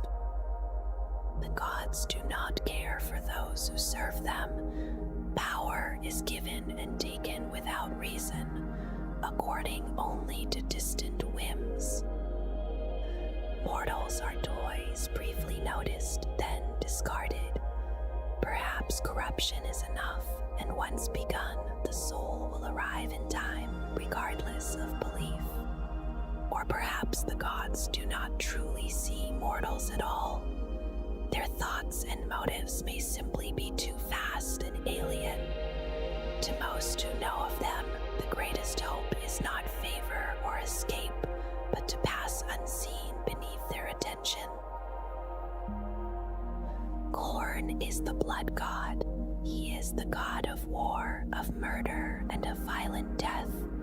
His power comes from blood spilled and skulls taken in his name, and the vast scale of violence across the galaxy has raised him above the other chaos gods. He is said to sit upon a throne of brass, resting on a mountain of skulls claimed by his followers. Around him stretch fields of shattered bones and rotting corpses as far as sight allows. As the god of battle, Khorne grants favor to those who show strength and skill in combat. Great warriors often draw his gaze, and those who follow him are almost always consumed by the act of killing itself. His warhosts are filled with savage heretic Astartes and twisted mutant fighters. They share their god's direct view of warfare and prefer to rush headlong into battle, seeking victory through close combat rather than careful planning. In their frenzy, they give little thought to defense or strategy. Khorne despises sorcery, psychic powers, and deception, and those who rely on such tools find no welcome in his favor. Empowered endlessly by conflict, Khorne grows stronger wherever war is waged. He seeks the death of others and values the clash of blades over distant weapons. In this, he stands in complete opposition to Slaanesh, whose influence turns inward toward pleasure and sensation rather than outward violence. Khorne distrusts sorcerers and psychers, seeing them as weak and cowardly. This fuels his suspicion of Sinch, though they are not true archenemies. Khorne is known as the furious lord of battle, whose roar of rage is said to echo back to the first act of violence ever committed. For ages, devotees of chaos have argued over the origins of the blood god. Some believe it was his will that drove the first mortal to kill another in blind rage, beginning the cycle of violence that feeds him still. Others say Khorne was born from the first feelings of fury and anger in mortal hearts. His true followers care little for such questions, for they are too busy killing whatever stands before them. Khorne's warriors are said to be the most ferocious in the universe. He loathes magic and trickery, and the blood of sorcerers is considered a prized offering. Some followers speak of honor or bravery, but the most devoted know that bloodshed itself is all that truly matters. They believe his throne stands upon a mountain of skulls rising from a sea of blood, proof of endless sacrifice. To them, Khorne is pure and mindless violence, a hunger that destroys friend and foe alike. Such believers are few, and their numbers shrink as they gladly send one another to death, knowing Khorne cares not from where the blood flows. Khorne is often shown as a massive armored figure, his blades carved with skulls and crowned by a winged helm with a snarling, bestial face. He usually wields a rune-covered sword or axe, though some cultures show him with only fists or claws. Despite his destructive nature, Khorne is the most active of the ruinous powers. Endless war feeds him constantly, drawing the dead into his realm. He needs no promises or subtle lies, for anger and fury already lie close beneath mortal civility. Violence is often praised in a hostile universe. Soldiers, commanders, and protectors may begin with noble aims, seeking only to defend others. Over time, that purpose hardens into a desire to strike back, then into a hunger for battle itself. Pride and brotherhood are encouraged, and authority directs violence toward chosen enemies. Wars are fought in the name of protection, cities are destroyed in the name of necessity, and entire populations are consumed. In this way, countless souls drift toward Khorne without ever meaning to. Beyond the Imperium, warriors often call upon Khorne before battle, offering victories in his name and blood sacrifices to regain his favor after defeat. Rumors of his champions alone can sway worlds, and many followers gather vast armies and fleets for conquest. Success and failure mean nothing to him. Khorne grows strongest wherever ambitions collide, no matter who prevails. His demons are fearsome creatures of legend, horned and fanged with blood-red hides and burning eyes. To bargain with them without blood to offer is folly, for they live only to be unleashed upon any victim they can reach. These allies are dangerous, quick to turn on those nearby, but many see that as a fitting risk. The greatest of Khorne's demons are the bloodthirsters, his most favored servants. They exist only for combat and attack without fear or restraint, relying solely on their own power. Below them march the bloodletters, formed from mortal souls that died in bloodshed. They appear as horned, red-scaled fiends with elongated skulls, wielding hellblades sharpened on the souls of the fallen. Their fury grows as slaughter continues, making them nearly unstoppable. Among Khorne's legions also stride juggernauts and fleshhounds. Fleshhounds are relentless hunters that chase prey across the realms of chaos. Those gifted with witch sight speak of red hounds that haunt dreams, their howls lingering even after waking. Juggernauts are massive beasts of brass and machinery, driven forward by pounding limbs that crush all in their path. Demons and chaos champions ride them into battle, turning them into living engines of destruction. Khorne despises Slaanesh above all other chaos powers. The indulgence and sensual excess of the Prince of Pleasure offend everything the blood god represents. Duty, honor, and sacrifice stand opposed to self-indulgence, and so their servants often attack one another without hesitation. Khorne also holds little respect for Sinch. The reliance on sorcery and manipulation deep deepens their rivalry, though both will sometimes fight side by side when bloodshed serves them both. Such alliances are brief, and betrayal soon follows.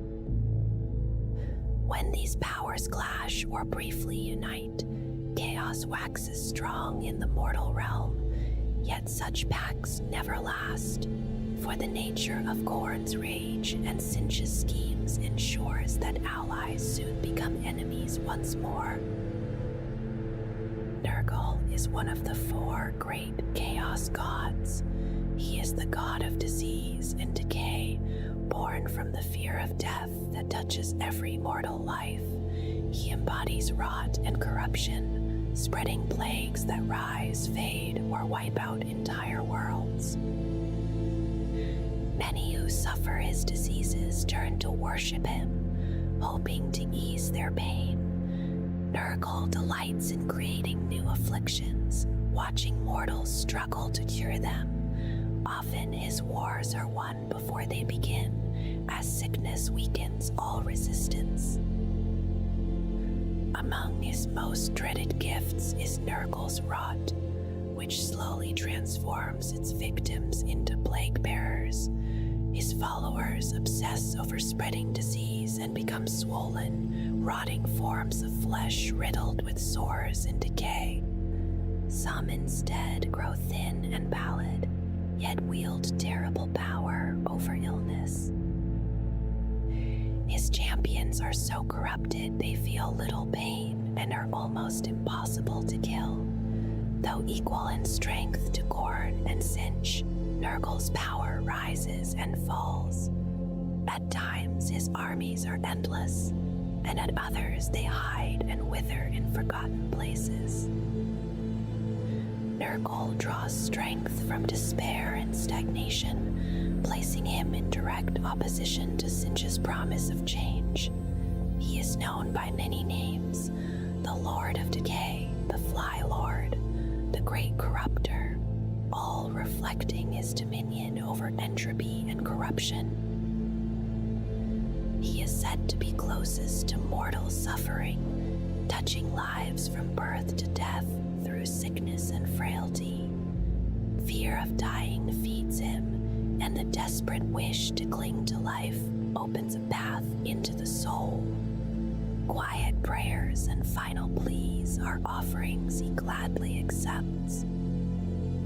Nurgle is often shown as a bloated figure swollen with rot, his skin torn and leaking, organs spilling forth in grotesque abundance. Tiny demons crawl from his sores, feeding upon the corruption he embodies. His worshippers believe those who die of his plagues are drawn straight to his realm. Some who praise him loudly are spared, becoming carriers of his blessings. Only a few endure his gifts long enough to become true champions, hardened by fever and decay. As pandemics spread, Nurgle's power can eclipse that of all others, only to fade again when the plagues pass. His champions threaten crowded worlds and void ships alike, where disease spreads unchecked. Such was the fate of the Death Guard during the Horus Heresy. Trapped in the warp, they were consumed by a terrible contagion. Even their Primarch, Mortarion, fell and called out in despair. Nurgle answered, and Mortarion became his greatest champion. Nurgle's demons are hideous and foul, yet strangely cheerful. They take pride in their work and see suffering as gratitude.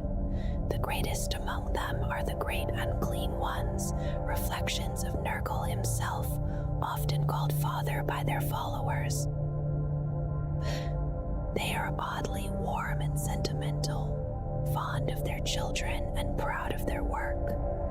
Plague bearers serve beneath them, gaunt figures who count the spread of disease. Even a single wound from their blades carries death. The smallest are the Nurglings. His mischievous swarms that overwhelm foes through sheer numbers.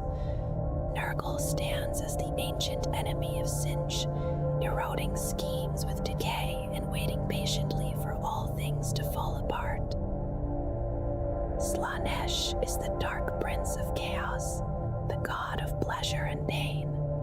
He is the youngest of the chaos gods, born of desire, indulgence, and hidden vice. All who seek pleasure risk falling into his grasp. He rules over passion, luxury, and sensation, feeding on cravings mortals try to conceal. Unlike Khorne, Slaanesh acts inwardly, shaping the mind rather than spilling blood, though combat can still please him when it becomes art. His followers chase sensation in all things. Colors, sounds, and emotions must grow ever more intense to satisfy them. They wear extravagant armor and fear nothing, even defeat, which becomes just another experience. Though currently the weakest of the four, Slaanesh grows steadily stronger. The secret thoughts of mortals, especially among humanity and the Eldari, feed him constantly. Given time, he may rival or surpass the others. Slaanesh was born from the decadence of the ancient Eldari. Their unchecked desires gathered in the warp, slowly forming a new power. As it grew, it drove them deeper into excess until resistance became impossible. When Slaanesh awoke fully, the Eldari Empire was destroyed. A psychic scream tore through reality, shattering their civilization and creating the Eye of Terror. Countless souls were consumed, leaving the survivors broken and hunted. Slaanesh embodies everything the fallen Eldari lost themselves to. He offers forbidden pleasure and endless temptation, drawing in nobles, rulers, and entire cults. His influence begins subtly with simple wants and small comforts and grows into obsession. Pleasure cults have destroyed entire worlds, reducing societies to madness and ruin. He is often shown as an androgynous figure of disturbing beauty, horned and clad in ornate armor. His worship involves excess in all forms, and death through overindulgence is seen as a blessing. His demons share his beauty and horror. They inspire desire and revulsion in equal measure, their presence overwhelming mortal senses. The greatest of them are the keepers of secrets, beings who delight in stripping away every defense of the soul. To bargain with one is to surrender dignity and restraint, until nothing remains but raw desire. The lesser demons of Slaanesh are the demonettes, graceful and monstrous creatures whose beauty disarms even as they strike. Their dances and songs twist reality, and their laughter hides the pain they inflict. Some ride steeds of Slaanesh, swift and unnatural beasts whose tongues paralyze with ecstatic agony.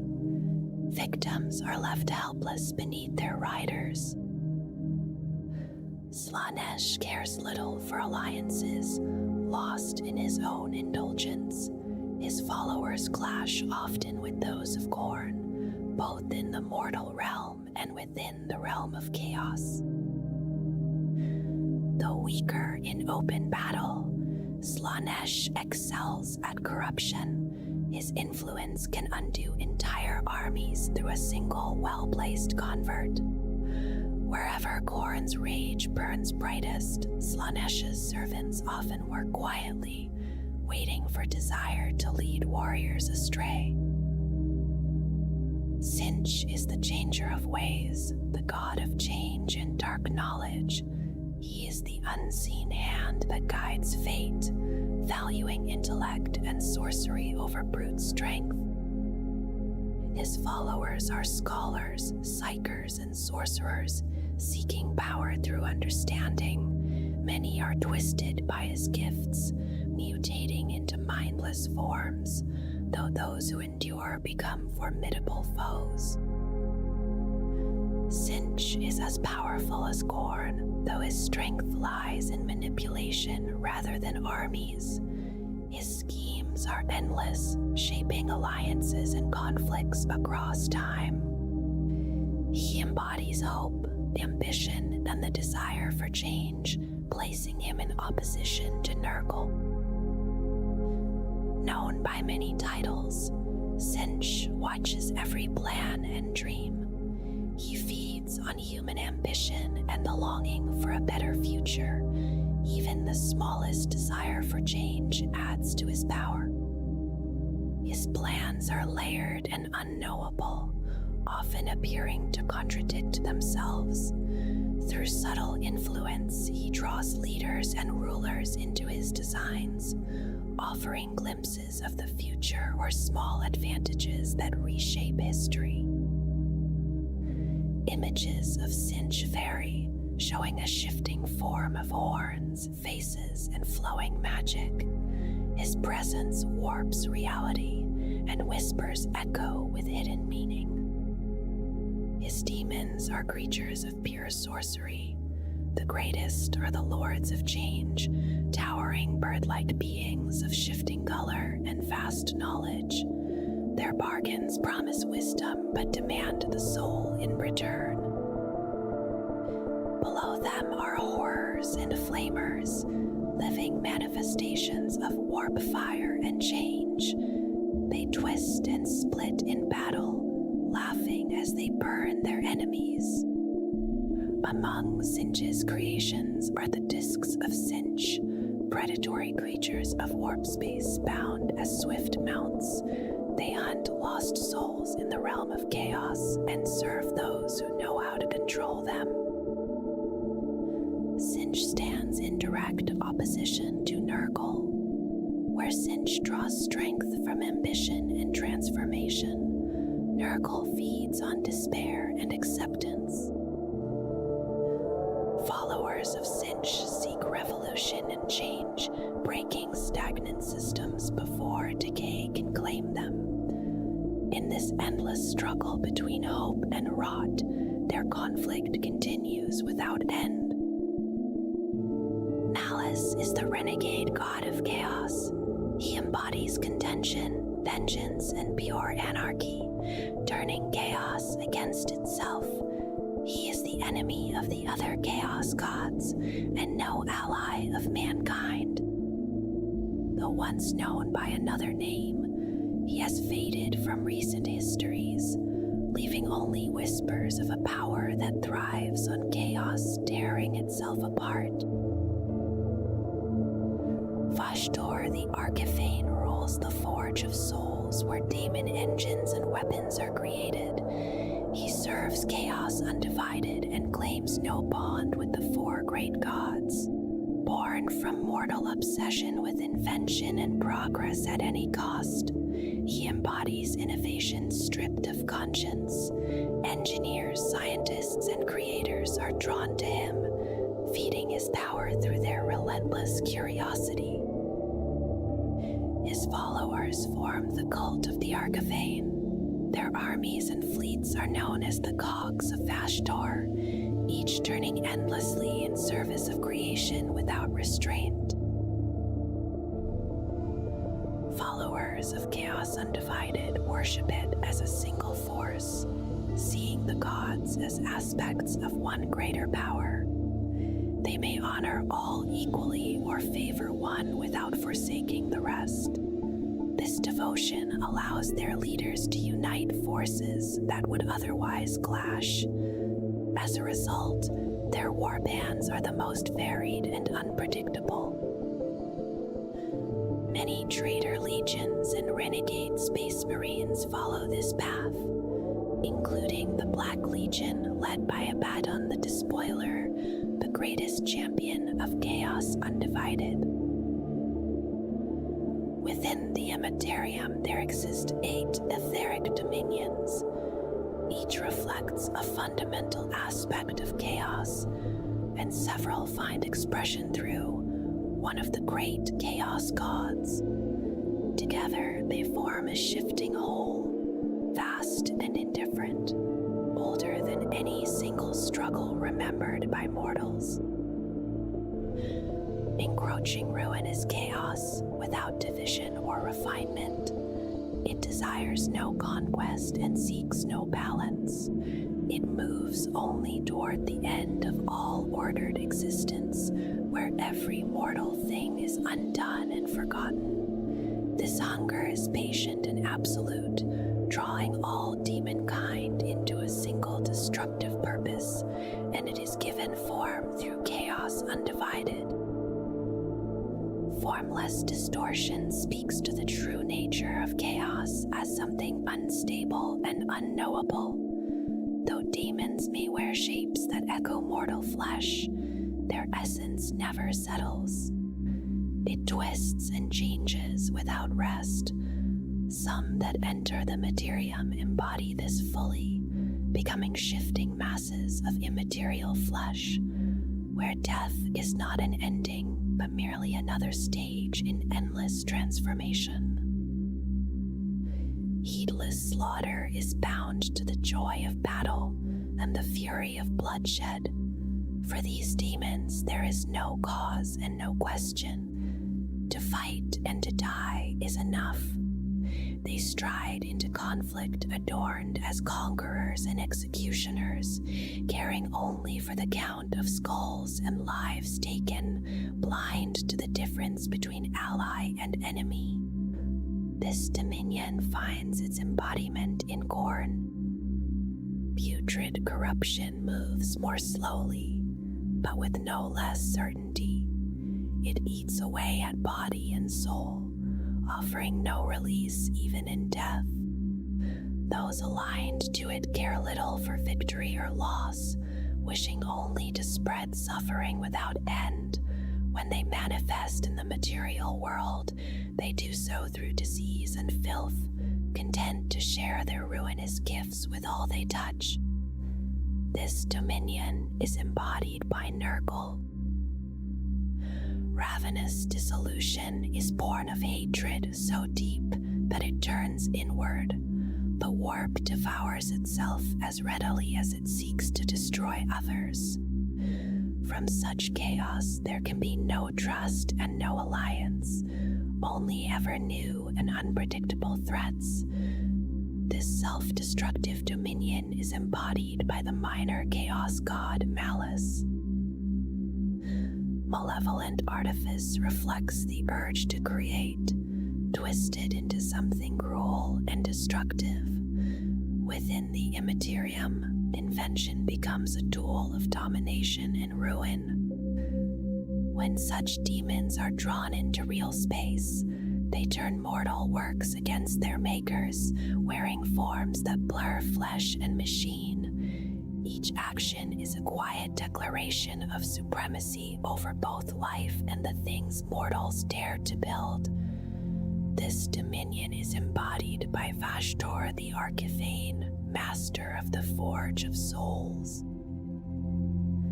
Infernal Tempest is the raw power of the warp made manifest. These demons arrive wreathed in elemental fury, surrounded by prismatic fire and crackling lightning as the ground itself fractures and transforms. They seek no purpose beyond the release and spread of this power, pouring it freely across the battlefields of the material realm. This dominion is embodied by Cinch. Rapturous sensation is a storm of feeling and impulse without restraint. For those bound to it, the outcome of violence matters little. What matters is the experience itself. They delight in pain and fear, in every blinding flash and thunderous blast, racing across shattered battlefields to deliver deaths they find exquisite. This final dominion is embodied by Slaanesh. The Imperium is vast and powerful, yet the realm of chaos stretches farther still. Even within the material universe, the rule of the Emperor exists as scattered lights surrounded by a deeper darkness. There are many who do not seek the Imperium's protection and instead reject its laws, choosing to weaken its works from within or beyond its reach. Some of this resistance grows inside the Imperium itself, where rebels and secessionists struggle against what they see as chains of oppression, especially among the lowest classes, shaped by the priesthood of Terra. These are people who remember freedom, or believe they do, and who would rather bend the knee to the uncaring ruinous powers than submit to the distant corpse god on Terra. Some flee bondage at any cost. Others resist without fully understanding why, driven only by the need to fight the tyranny they feel pressing down on them. All of them become servants of chaos in one way or another, whether by choice or by ignorance, and they continue to fight in the long war that began with Horus 10,000 years ago. The Imperium names many heretics simply because they live beyond its control, outside the borders of the Imperium of Man. Though its domain is said to span the galaxy, there are immense regions of space that remain unknown to it. These distant reaches are called many things, such as the Outlands, Wilderness Space, or the Halo Stars, and within them, entire civilizations can rise and fall without ever knowing the Imperium exists. In these regions, renegade warbands are countless and varied. Some are little more than feral tribes on worlds too insignificant to warrant an Imperial presence, touched only by wandering missionaries or distant orbital surveys. Others are independent starships, mining concerns, or isolated colonies hidden in places Imperial vessels rarely reach. Some star systems cut off for centuries by warp storms choose when contact returns to remain unseen. The Galaxy sector stands as an Imperial stronghold on the edge of the galaxy, surrounded by such uncontrolled regions.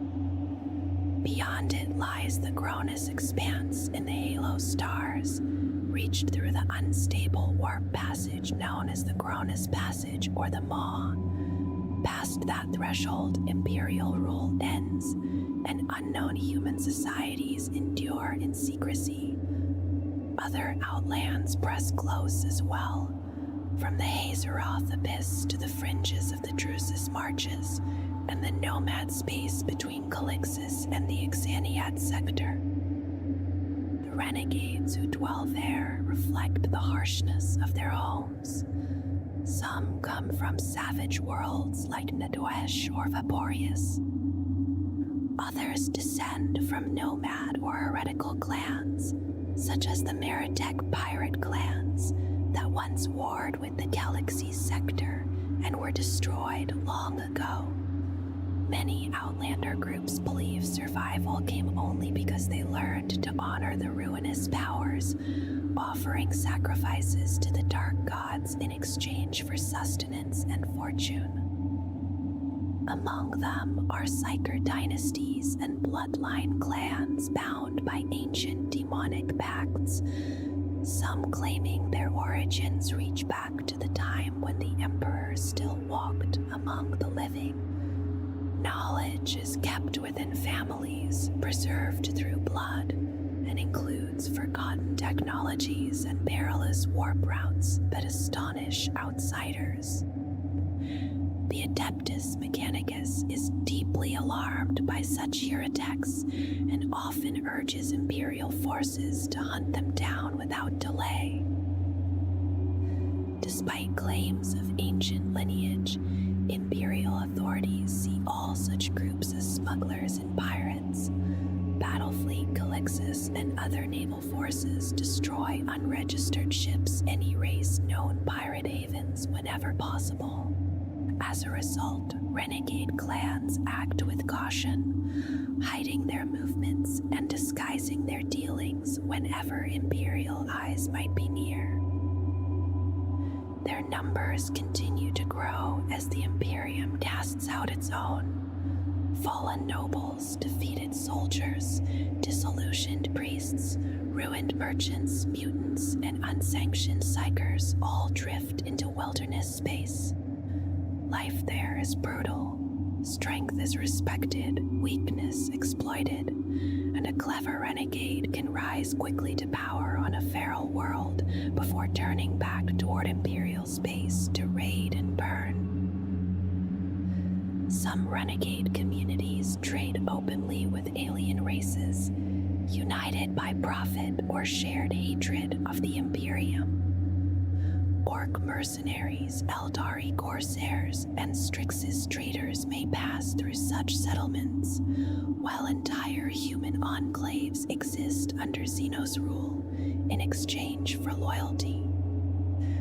Smuggling xenotech and forbidden goods is lucrative, and the cold trade from the Halo stars alarms the Ordo Calixus greatly. Rogue traders and Chartist captains sometimes profit from these dealings, though betrayal is common and survival uncertain. A few renegades venture into Imperial space, but capture means torture and death. To protect those they leave behind, some clans use memory blocks and synaptic tampering, erasing knowledge before the Inquisition can tear it from their minds. For those who reject the Emperor's law, life inside the Imperium is filled with danger. In a society where even the innocent are punished, the guilty must move carefully to survive. To many citizens, the Imperium is a source of fear and oppression. Yet not all who resist it begin as servants of chaos. The Ecclesiarchy enforces rigid belief, condemning entire faiths as heresy for the smallest deviation from the Imperial Creed. Psychers and mutants suffer greatly, surviving only as outcasts in rare sanctuaries or dying openly in the streets.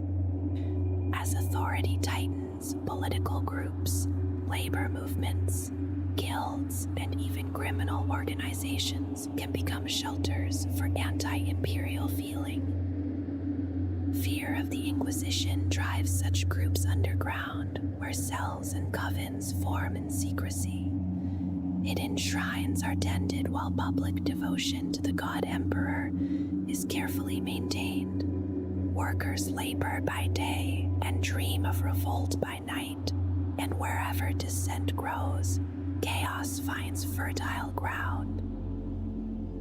The promise of forbidden knowledge draws in the ambitious and the desperate. Across the galaxy, even on Mars and Terra, people experiment with forces they barely understand, seeking power or insight that might raise them above others. Many do not realize they serve chaos at all, entering through warrior lodges or scholarly circles that appear harmless on the surface.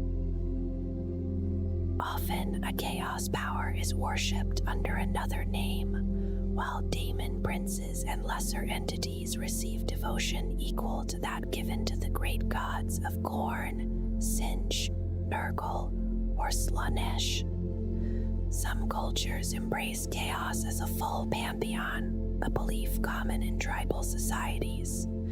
Imperial missionaries attempt to reshape such faiths, but traces of demon worship linger stubbornly. Even those who appear holy may serve darker masters, venerating saints whose true forms are anything but pure.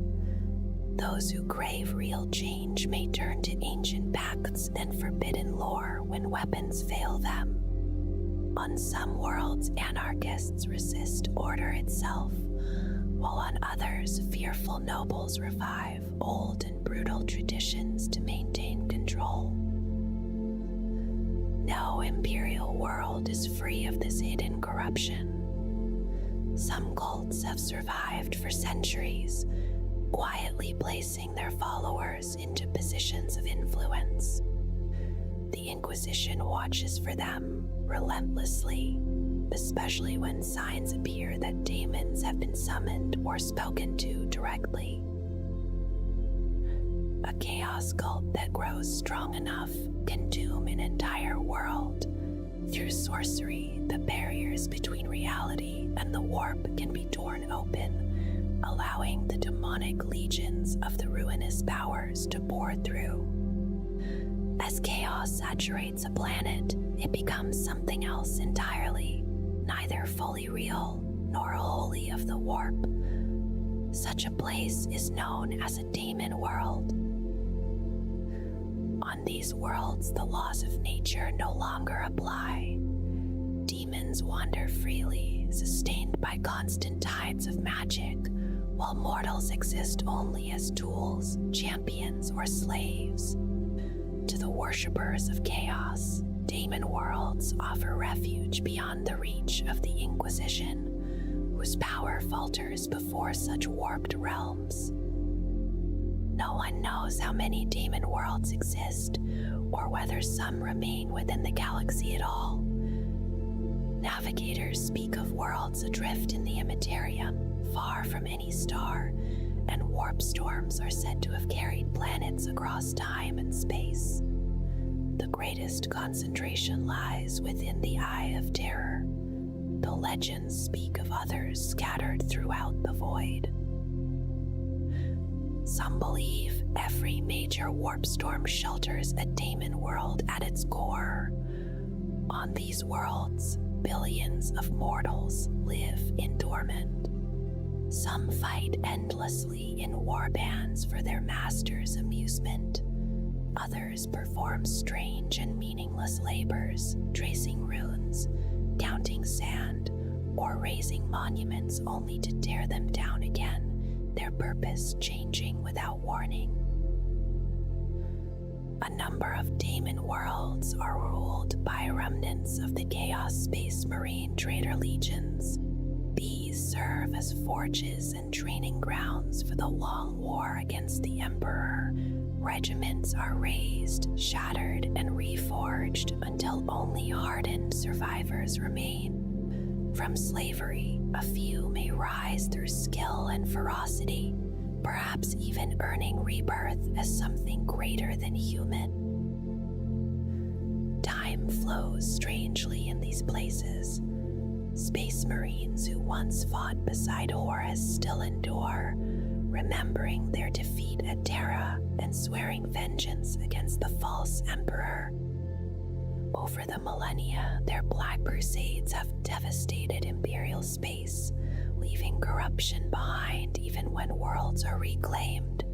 Psychers and mutations become more common, and cults flourish in the aftermath. The traitor legions constantly seek to weaken the Imperium, often working through renegades and hidden cults. Inquisitors watch for these signs, knowing that with so many worlds to defend, their task can never truly be finished. The Chaos Gods do not exist alone within warp space. From their own power, they create servants known to mortals as demons, beings drawn from ancient fear and belief. These entities are shaped when a Chaos God divides a portion of its essence, binding thought and purpose into a separate will. Though they act independently, their loyalty is assured, for the power that sustains them can be reclaimed at any moment. Only when that power is lost can a demon be truly destroyed, its mind dissolving back into the currents of the warp. Demons have no true physical form. The warp rejects all natural laws, and even starships survive there only by carrying fragile bubbles of reality with them. A demon instead projects a shape formed from psychic energy, reflecting its nature and allegiance through strange and inhuman forms. When a demon manifests in real space, it appears solid but remains a being of pure warp energy. Destroying this projection does not kill it, but banishes it back to the warp. There it must recover its strength, unless it is reabsorbed by its creator. Legends claim such a banishment lasts 1,000 years and a day, though time itself has little meaning in the warp. Humiliation follows defeat. A banished demon endures the mockery of its kind and plots revenge.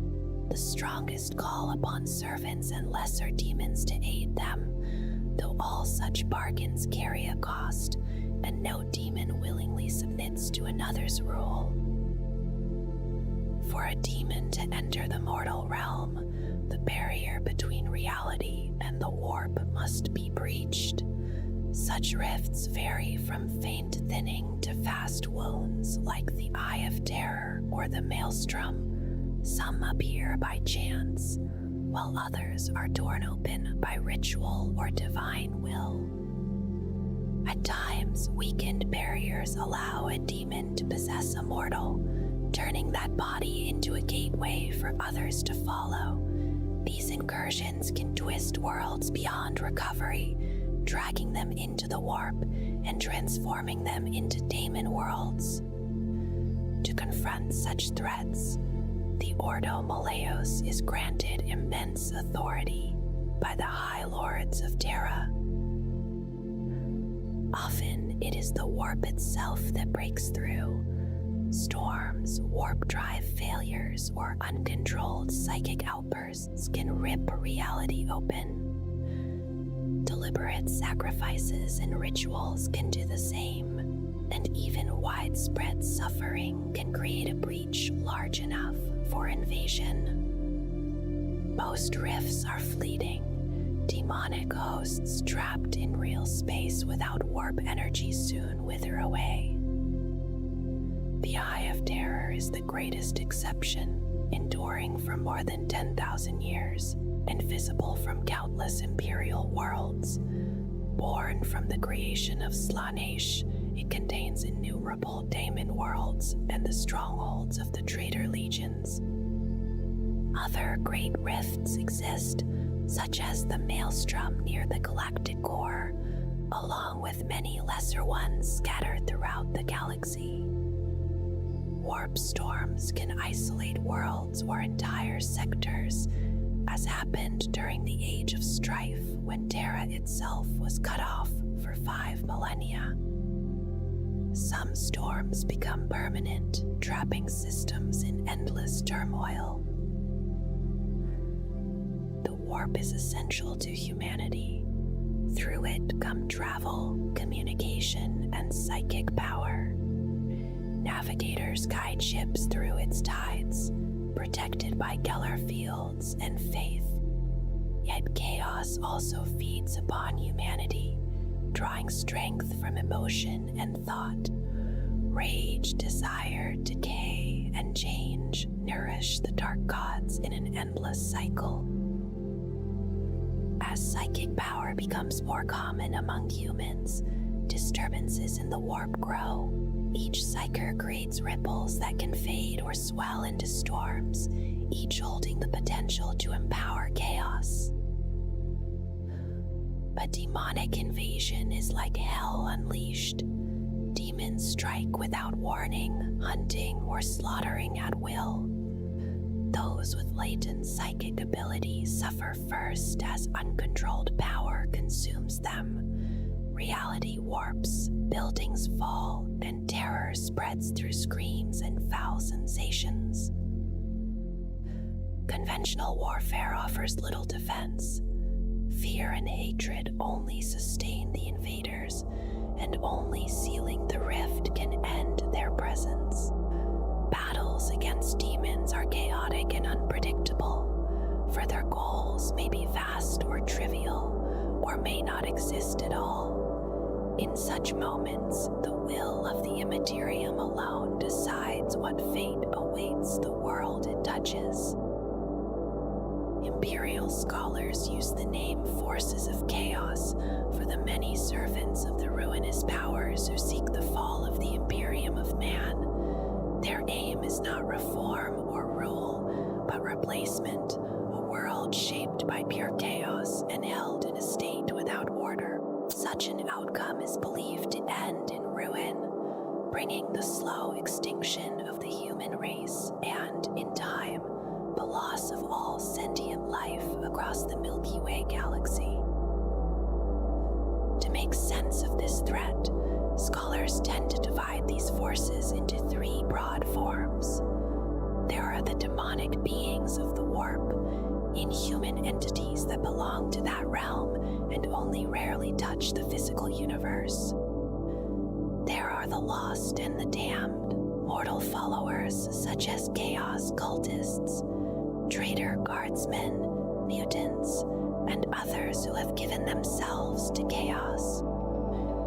And there are the most powerful of Chaos's mortal servants, the traitor legions of the Chaos Space Marines, alongside the Heretics and the traitor Titan legions of the Dark Mechanicum.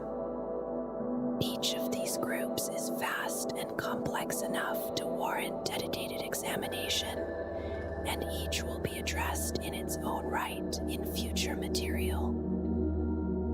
For a long time, the Imperium tried to keep its people safe by hiding the truth.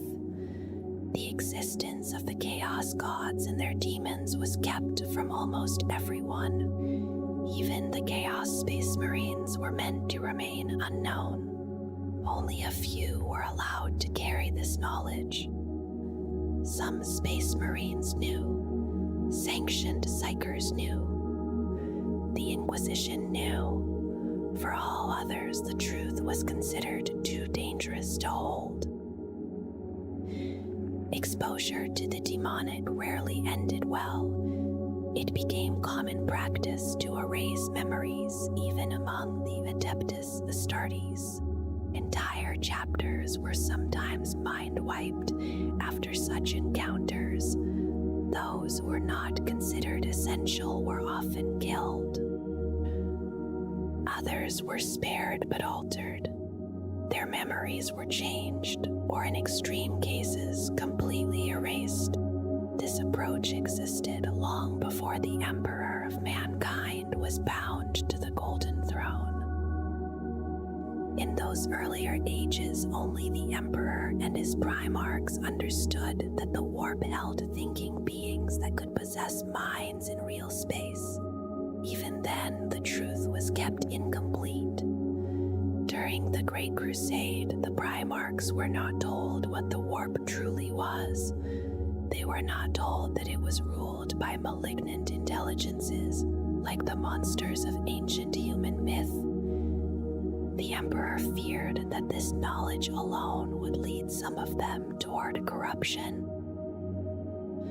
The Imperium learned that to face a daemon is to face something that changes you. Such battles leave marks that never fully fade. Because of this, the Imperium decided that even knowing chaos exists can be the first step toward damnation. Survivors of demonic wars were taken by the Inquisition. Some were mind-wiped. Some were locked away for life. In the worst cases, entire worlds were destroyed through exterminatus. Across the ages, the galaxy has suffered countless warp disasters. Since the Inquisition was founded after the Horus Heresy, even the idea of demonic incursions was judged too dangerous for public knowledge. Records were erased. What remained survived only in forbidden imperial texts, and in Zeno's writings the Inquisition had not yet destroyed. This secrecy began to strain as time passed. By the 41st millennium, many Space Marines had already fought demons, even if they were not meant to understand what they faced. Still, the Inquisition continued its practices, sometimes wiping whole chapters. Not all accepted this quietly. The Space Wolves were among those who resisted any such intrusion by force. After the opening of the Great Rift and the birth of the Cicatrix Maledictum, the old policy could no longer hold. The galaxy was split in two. Demonic incursions became constant. Space Marine intervention became unavoidable. In the era Indomitus, the Imperium could no longer pretend that demons were rare or unknown. Among the Adeptus Astartes, secrecy simply became pointless. Chaos is not an enemy from beyond, but the echo of thought and emotion made real in the warp. As long as sentient minds endure, the dark gods will endure with them. The Imperium survives, not through hope or progress, but through sacrifice, ignorance, and endless war. Chaos cannot be destroyed, only delayed. Every victory is temporary, every failure eternal. Thus, the war has no ending, only endurance measured in blood and centuries in a galaxy where even survival is a kind of